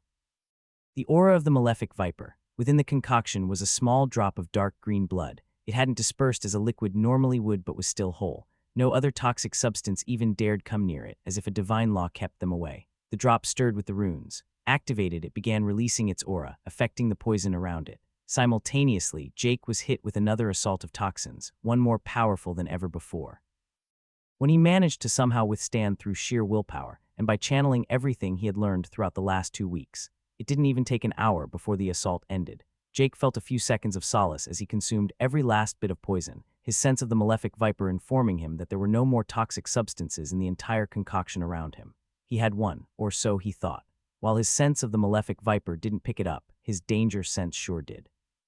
A single drop of blood was still in the mixture. Before he could react, it flew like a bullet straight towards his chest, and without any resistance, penetrated his skin, sinking deep into his very soul. That was when the actual second part of the trial began as Jake felt his consciousness shift. Chapter 119, Embracing Power. Jake couldn't quite comprehend what had just happened to him as he suddenly felt himself being transported somewhere else. What made it hard to understand was that he could clearly still feel his physical body, the sensation of the now toxic-free liquid on his skin, and the feedback from his sphere of perception was somehow doubled. He could feel both the outside and the inside of where he was now. He found himself standing on a vast dark field, with only black stone everywhere in sight, a place he would likely never forget. It was the malefic viper's realm, and where he had first encountered the god that would turn out to be his new buddy. Trying to focus, he felt his senses of the outside world be suppressed. Intuitively, he also managed to move his sphere entirely into this new realm, making him now feel as if he was indeed there, and the disconnected feeling lessened. And just in time. On the horizon, he saw a figure rise, one also familiar to him. He had seen it only for a brief moment, but one didn't simply forget the sight of the dark green dragon that was coming towards him. Its wings spread wide. They had to be several miles across as it took flight. Smaller than the malefic viper, he thought as it flew towards him. With his sight, he also noticed more differences. The color was slightly off, the spikes on its back not present. Taking a second look, outside of the dark color and overall dragon shape, there was actually quite a few differences. He didn't have time to feel shame for his inability to distinguish dragons before it was just in front of him. Landing on the ground, it caused a small earthquake. Jake just stayed there unmoving, weirdly enough, not feeling any sense of alarm or danger despite the massive, powerful form before him. At least I didn't lack confidence back then either, the dragon spoke, with a voice Jake always cringed at in recordings. Simultaneously, it was enveloped by dark smoke that dispersed just as quickly, leaving a humanoid form behind. Jake used humanoid rather broadly. The figure was covered in the all-too-familiar dark green scales, and on his back were 2 jet-black wings. His feet and hands were a weird mixture between humans and dragons, making them appear suitable for melee combat and using tools alike. What was most noticeable of it all, however, was his face and eyes. 2 green reptilian eyes stared back at him with a face identical to his own, even having the same smirk he himself made all the time. "So what do you think?" the scaled version of Jake said, spreading out his wings and showing off his body. Quite the upgrade. More than a little confused about the entire scene playing out in front of him, he answered with the first thought that came to mind. "Isn't it hard to hold a bow with those claws?" In retrospect, perhaps not the most relevant thing to know at the current time. Nevertheless, the clone entertained the question with full seriousness. "Quite the opposite, actually," Scale Jake answered, pulling out a black bow from some kind of spatial storage. "You see, unlike hands, these can be modified slightly. On top of that, the scales and resilience of the claws actually make them more suitable for archery. A fact he demonstrated as he took out an arrow from thin air too and knocked it. His claws appeared to slightly warp as he did so, making them better fit around the string and arrowhead. After a brief channel of dark green energy, he fired the arrow into the horizon. "Not bad, eh?" he said as he turned to the real Jake. Less than a second later, the realm shook once more. In the distance was a large green explosion, power akin to thousands of nuclear explosions going off at once. Jake could only stand there, staring in awe at the might on display. Exactly what rank was the scaled Jake in front of him? A casual arrow released held enough power to blow up a damn planet. It made the king of the forest appear like a weakling. And yet, why am I here? He asked himself, always wanting everything explained. "Well, I guess that part of me is still the same," Scale Jake laughed. "You are here to catch a glimpse of what we can become, a mere fragment of the power we can obtain through fully embracing the legacy of the Malefic One." Jake quickly caught something off. He had never referred to the Viper as the Malefic One before. On top of that, the way he said it made his stomach churn, like watching yourself do something cringeworthy in an old-school play. "Coming off a bit fanatical there, mate, me." "Whatever," human Jake answered, shaking his head. "Nothing wrong with that, man," his other version answered. "This a primordial we're talking about, a top-of-the-line badass. Not embracing that kind of power just seems stupid." "Yeah, but nothing comes for free and all that, so what's the cost?" "Define cost. We know enough of the system to know that picking one path cuts others off. I just made a choice. Realized that some existences are above us and that sometimes accepting defeat can be a victory in itself." Besides, you see the results before you, fake Jake said, spreading out his long wings as the air hummed with power around him. His mana was carrying a vivid dark green tinge. Class, profession, and even race far more powerful than that of a simple human. Skills more powerful than anything I could have ever imagined. To be honest, I don't see myself not becoming a god with this path. To cut off a few other paths is not a high price to pay for that at all. Making it sound like I can't become strong without relying on him, Jake answered, sighing at the version of himself in front of him. Powerful, from a mortal's standpoint, sure, but a god, doubtful. We are talented, yes, but we shouldn't waste that talent by scrambling in the dark trying to reinvent the wheel. The path of the Malefic One is tried and tested. It works. With it, perhaps we can even one day be able to stand beside him, having enough strength not to be a worthless bug anymore, maybe even his equal. Jake looked at his dragon version a bit, thinking. He saw the logic. Heck, it was his own logic. It made sense. It would be like learning programming and design to create a new complicated accountant system when you can just learn Excel to get the job done. Yet, yeah, no thanks. Seriously, are you going to give up on this kind of POW? What the hell is wrong with you? When did I get that stupid? His scaled version said, a genuinely confused look on his face. Oh, we have always been this stupid. We just never had the balls to pursue it before the system. Balls you clearly lack as you puss it out, Jake said with a smirk. Do you honestly believe that you can make it on your own, that you can even come close to godhood on your lonesome? Other Jake said, an exasperated look on his face. Who knows? But I will sure as hell try. Besides, I am still not alone. I recognize that I am already well on Malefic Viper's path, and I am not giving that up, but it won't become all I am. Seems there is no arguing with you. Oh well, if soft methods don't work, Dragon Jake said, pulling out his bow. We can try it the hard way. Jake stared at himself as his other version, with a flap of his wings, took to the air. Jake, still standing there, looking up at him. His scaled version drew his bow as he nocked an arrow. The air cracked as reality itself seemed to shatter and reform around the channeling half-dragon. The mana was on another level, yet Jake recognized the skill clearly. Infused power shot, or well, a vastly upgraded version of it. Final chance, an obvious choice. Choose to walk this path or be consumed unwillingly. The voice echoed throughout the realm, yet Jake didn't move or respond. He just looked up at the other version of himself with pity. Seeing the look, the other Jake had enough as he released the pent-up energy. An arrow filled with unbridled power was fired straight for the weak-looking human below. Its speed too fast to even register, its inherent power enough to destroy everything. A moment before impact, just before the measly human was annihilated, he raised his hand. Faster than Scale Jake could see, the real Jake caught the arrow. The pent-up energy exploded out in the area around him, leveling an area the size of a smaller country. Yet Jake was unscathed. You know, I thought something was off from the beginning, Jake said, as he snapped the arrow between his fingers. We may have the same roots, but we have diverged already. Do you remember the thought we had when we first saw the Malefic Viper on the mural in the challenge dungeon? He didn't get an answer from his clone, who just looked gobsmacked. But he could see that he didn't know, or perhaps had forgotten. Only a single thought permeated my mind at that moment. I wanted to one day be able to fight that dragon, to have the power to. That goal hasn't changed. How do you expect me to in any way surpass that dragon if all I do is follow in its footsteps, chasing its shadow like some fanatical sheep? Nah man, that ain't me. Besides, I can see on you that you don't feel it. You are, in the end, just a cheap imitation. With that, he took a step forward, appearing midair right behind his dragon version.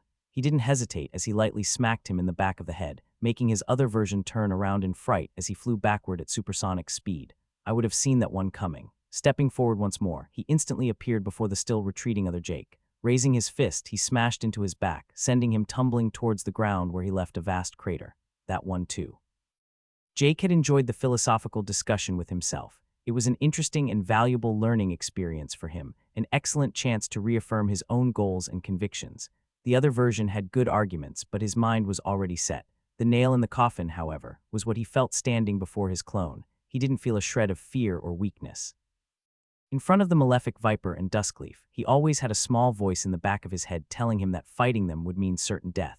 That voice had been silent in front of his other version. In the end, this entire world wasn't real. It was inside Jake's mind or soul or whatever. Within such a mindscape, the normal rules didn't apply. Jake had felt that too. He didn't use any of his skills, and yet his body was full of energy. He felt like he was in control of everything. Another step later, and he was in front of his scaled version who was trying to get up. You don't have it, he said, staring down at his struggling clone. You are just a shell of one possible path, one that is pretty damn incomplete. You didn't even replicate our bloodline. Did I choose wrong? His other version looked up at him with a hollow look in his eyes. I wouldn't say that. You just didn't choose what I would. If you had to choose a higher power to swear yourself to, the Malefic Viper does seem like a good choice. Just not my choice. I want to see how long I can go on my own path, Jake said with a comforting smile. Are you going to just give up the path of the Malefic Viper just like that? Be content in your gains so far. What? Of course not. I'm gonna double dip, take everything and run with it. As you know, we have always been a bit of a greedy sort. Why should I accept something when I can take everything? You are insane. Yep, but my insanity is my own, Jake said with a small laugh. Now it's goodbye. He didn't even have to do anything but will it as the body of the scaled version of Jake dispersed into dust. Yet not everything disappeared. Left behind, floating in midair, was a single droplet of dark green blood. It didn't take long for Jake to recognize its aura, the Malefic Viper. A droplet containing a fragment of his records of what he is. It held power beyond anything Jake currently was, but not what he could be. The blood simply floated there in the air, radiating power. Jake bathed in its power, and he wanted it. Reaching out his hand, he tried to touch it, but found himself unable to. It was like a force field surrounded the blood, denying him access. He wasn't having that. It was just a damn drop of blood. No way he was going to let it get away. Strings of mana sprung up around his hand. All of them reached for the blood, only to be eroded when they got close. Jake didn't let up, however, but kept up his assault. 10 strings became 100 as they surrounded the blood from all sides, until a single string of mana managed to creep close enough to nearly touch it. At the same time as this happened, the world around him began to shake. The cold, desolate stone began to crack. The sky was slowly swirling into itself as if space itself began to collapse above. The world was breaking down. He felt that it wasn't actually the blood itself resisting him. It was just its passive aura keeping him away. If it actively had tried to fight him off, he doubted he would be able to do anything. But as it was, he was winning. The aura around the blood finally gave in as Jake managed to grasp it in his hands.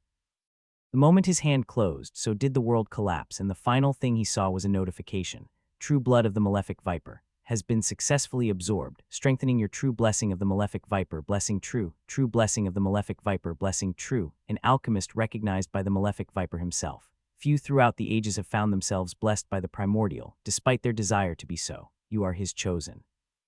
Now even the true blood of the Malefic Viper himself is found within your very being, only strengthening your bond further. Through your direct karmic and bodily connection, the wisdom, willpower, and vitality of the Malefic Viper empower you. Plus 10% willpower, plus 10% wisdom, plus 10% vitality, grants access to many new paths. Only one blessing can be held at a time. Chapter 120, Defiance and Gains. Duskleaf nervously observed the young human as he appeared to sleep within the barrel. He knew that he was not in slumber, however. He was deep within his own soul, his true soul even, a domain where no outside force could interfere or peer into.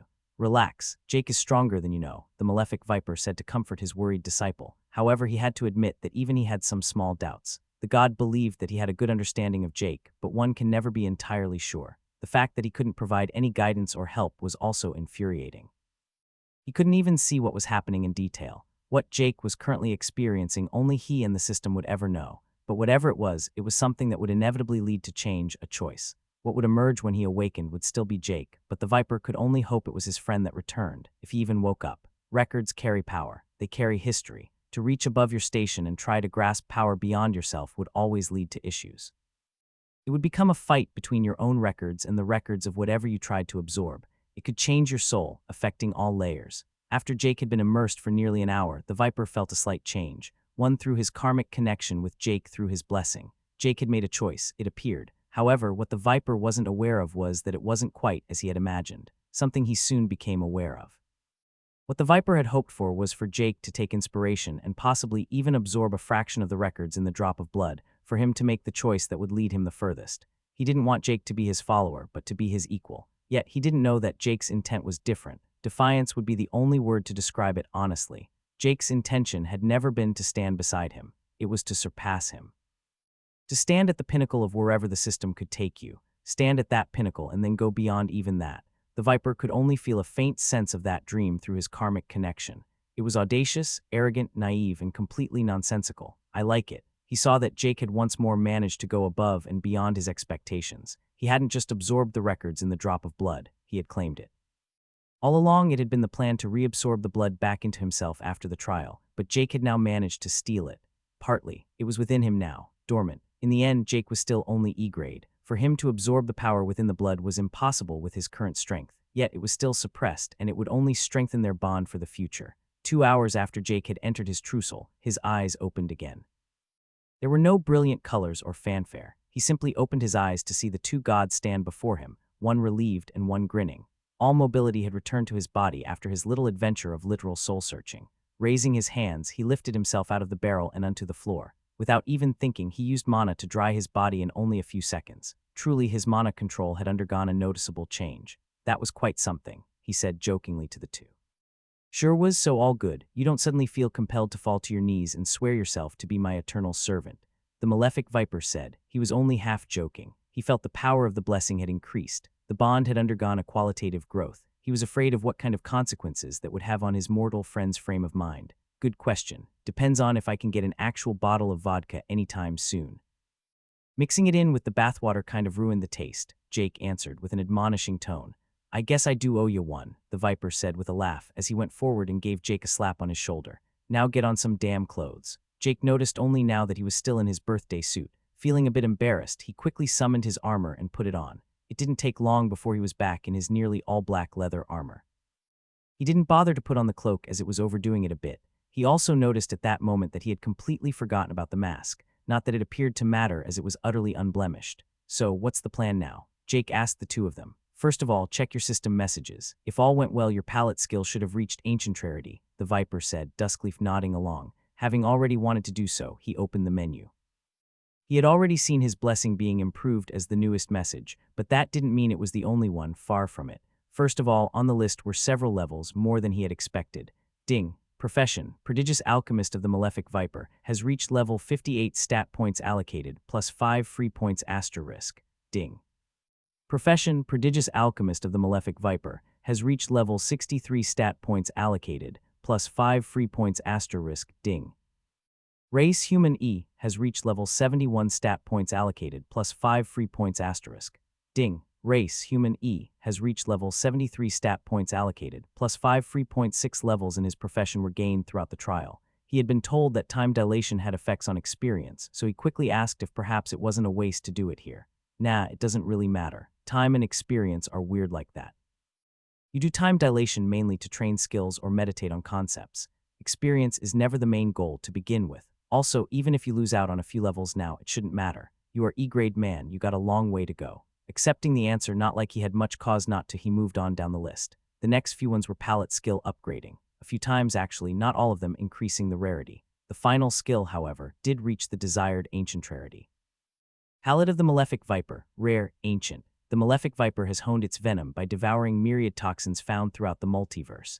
In the same vein, the Alchemist of the Malefic Viper can consume toxins to learn their effects and properties. Further evolved, you can now also learn properties of herbs, while at the same time enjoying a greater benefit from all potions consumed. Grants immunity or resistance to most poisons.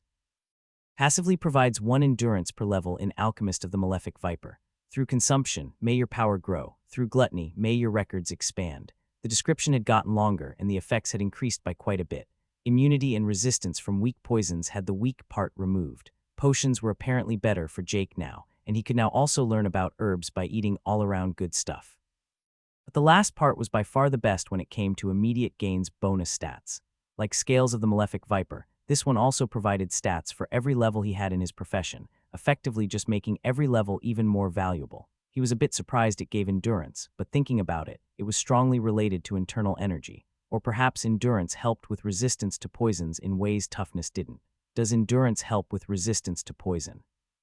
He couldn't help himself from asking. Yes, endurance helps a bit with internal resistance, and internal energy automatically helps fight off harmful energies, though not as well as vital energy. It mainly serves to suppress the effects of the poison, Duskleaf said. Nodding, he returned his attention to the notifications. Palette had been upgraded as predicted, and it was better than he expected, but it didn't end there. After his little journey in his mindscape, he had unexpectedly gotten another skill upgraded. Blood of the Malefic Viper, epic, ancient. The blood of the Malefic Viper is a toxin more deadly than most poisons. Allows the Prodigious Alchemist of the Malefic Viper to turn their blood poisonous, imitating their patron. It has been further improved, even carrying traces of the true blood of the Malefic one. The blood can be used as an ingredient in alchemy and as a deadly weapon against your foes. The nature of the poison is determined based on the records of the alchemist. The blood's toxicity level is based primarily on vitality and wisdom, but receives an increase from all physical stats. Passively provides 1 vitality per level in Alchemist of the Malefic Viper. May your blood be forever the bane of all that wishes you harm. Man, those descriptions are just getting longer, was his first thought. His second thought was how the skill hadn't really changed, except for providing even more stats. He was beginning to see a trend with these malefic viper skills providing stats upon reaching ancient rarity. By design, no doubt. If he didn't have his one-step mile, he would maybe even suspect that providing stats was a hallmark of all ancient skills. The extra vitality was, of course, more than welcome. With Jake's upgraded blessing now granting him an additional 10% vitality, the value was just even better. He was now getting a plus 65% bonus on vitality, even higher than his 60% in perception. The first title he obtained himself, Bloodline Patriarch, giving 10% added with all his others, was now making a difference. He had actually surpassed 1,000 vitality, making it the second stat to do that after perception. Which also meant 10-0 health. It didn't appear to do anything special, but it still felt like he had passed some kind of threshold. Either way, more health couldn't be bad. It was also interesting how the description recognized the drop of blood he had absorbed. He could still feel that drop. It was inside of him somewhere, not quite physically, but more in a metaphysical way, maybe a part of his soul. He wasn't sure, but it appeared to grant quite the benefits. He felt it, and he also felt how it was suppressed. All in all, the trial had been a significant success in every way. 2 skills upgraded, several levels, and all only in a few days, counting the whole time warp thing. So did you get it upgraded? The Viper asked, interrupting Jake before he could go further down the list. Yeah, got it to Ancient Rarity. Also managed to upgrade the Blood skill from Epic to Ancient, Jake answered, closing the menu to focus on the conversation. That blessing you gave me also upgraded. Gives vitality also now. Nice, you got more than I expected. I can feel the blessing has strengthened too, the Viper said, making a faux lecherous smile. So how does it feel to have a part of me inside you? Very intimate, eh? Moving on, I have been meaning to ask, why even do the blessings? I get what I benefit from it, but what's in it for you? Jake said, ignoring the last part of what the god said. Well, we gods can progress in other ways than just earning experience. Faith is one of those paths. A blessing is more or less an investment in someone to act as a conduit of your faith, follow your doctrines and such, at least normally. I blessed you just for the heck of it, and honestly, it has worked out way better than I expected. Does that mean I have been hoodwinked into being your preacher when I return to Earth? Jake asked, fully aware there was no fucking way he was doing that. If you want to, I don't really care. I am benefiting enough just from you getting stronger and not dying. But if you want to establish an official order on Earth and begin recruiting, not gonna happen, Jake interrupted. Again, fuck that. Master, I think you have chosen a poor prophet, Duskleaf interjected. His deadpan manner made it incredibly hard for both the Viper and Jake to discern if he was serious or joking. Choosing to take it as a joke, the Viper agreed. I must confess I could have done better. Hasn't even done a single mass sacrifice or committed his firstborn yet. I am a bit scared to ask, but are you actually interested in both of those? The firstborn, now I would suck as a babysitter and kids taste funny. As for the sacrifice, sure, why not? This may be a bit late to ask, but what exactly is the doctrine of your church or order or whatever? Jake asked, a question he should likely have asked way earlier. Smiling, the Viper answered concretely. Greed, power, and freedom. You know, all the good stuff. A god's creed is more often than not just a symbol of their personality and personal path to power. My path is one littered with corpses and killing anything in my way. My doctrine is a lot like that. In other words, do whatever the fuck you want, and it is likely according to my doctrine. Seems easy enough. What about you, Duskleaf? Jake asked, turning to the other god. Alchemy, and just alchemy. No reason to place importance on unimportant things. Anything that can further my progress towards the pinnacle in alchemy is good. I don't have any followers, though, so it doesn't matter, the old alchemist explained. A god without faith, is that fine? No danger of you suddenly disappearing by being forgotten or something like that? Jake asked with genuine concern. What? No, why would I? Where have you gotten such a silly idea from? Duskleaf asked with apparent puzzlement. I just remember some fiction where gods were a bit like that. Jake answered, a bit embarrassed. Damn you, inaccurate fictional portrayals of gods. Faith isn't actually that big a part of many gods. I am not particularly into that path either. It isn't even rare that gods exist without any followers or believers at all. A lot of gods don't do anything and prefer to be holed up in a secluded alchemy lab or something like that for unspeakable amounts of time, the Viper said, throwing shade at Duskleaf. I don't see what having a bunch of nosy followers does to help me get better at alchemy.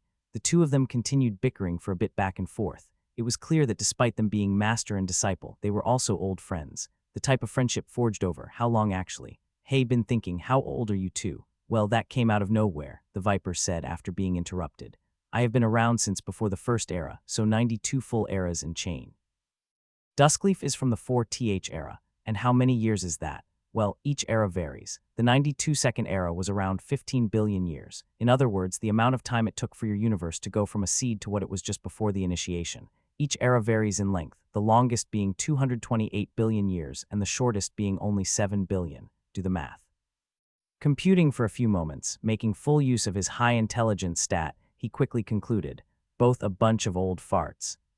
Coercing a young man no older than 28 into some weird religion. More like two old studs disrobing and putting their liquids inside young man, two old men bathing with young stud, or one of these old studs men stood with a hand on his face in the background, looking in exasperation at his master and the young mortal, cursing himself for having got himself involved in this entire debacle.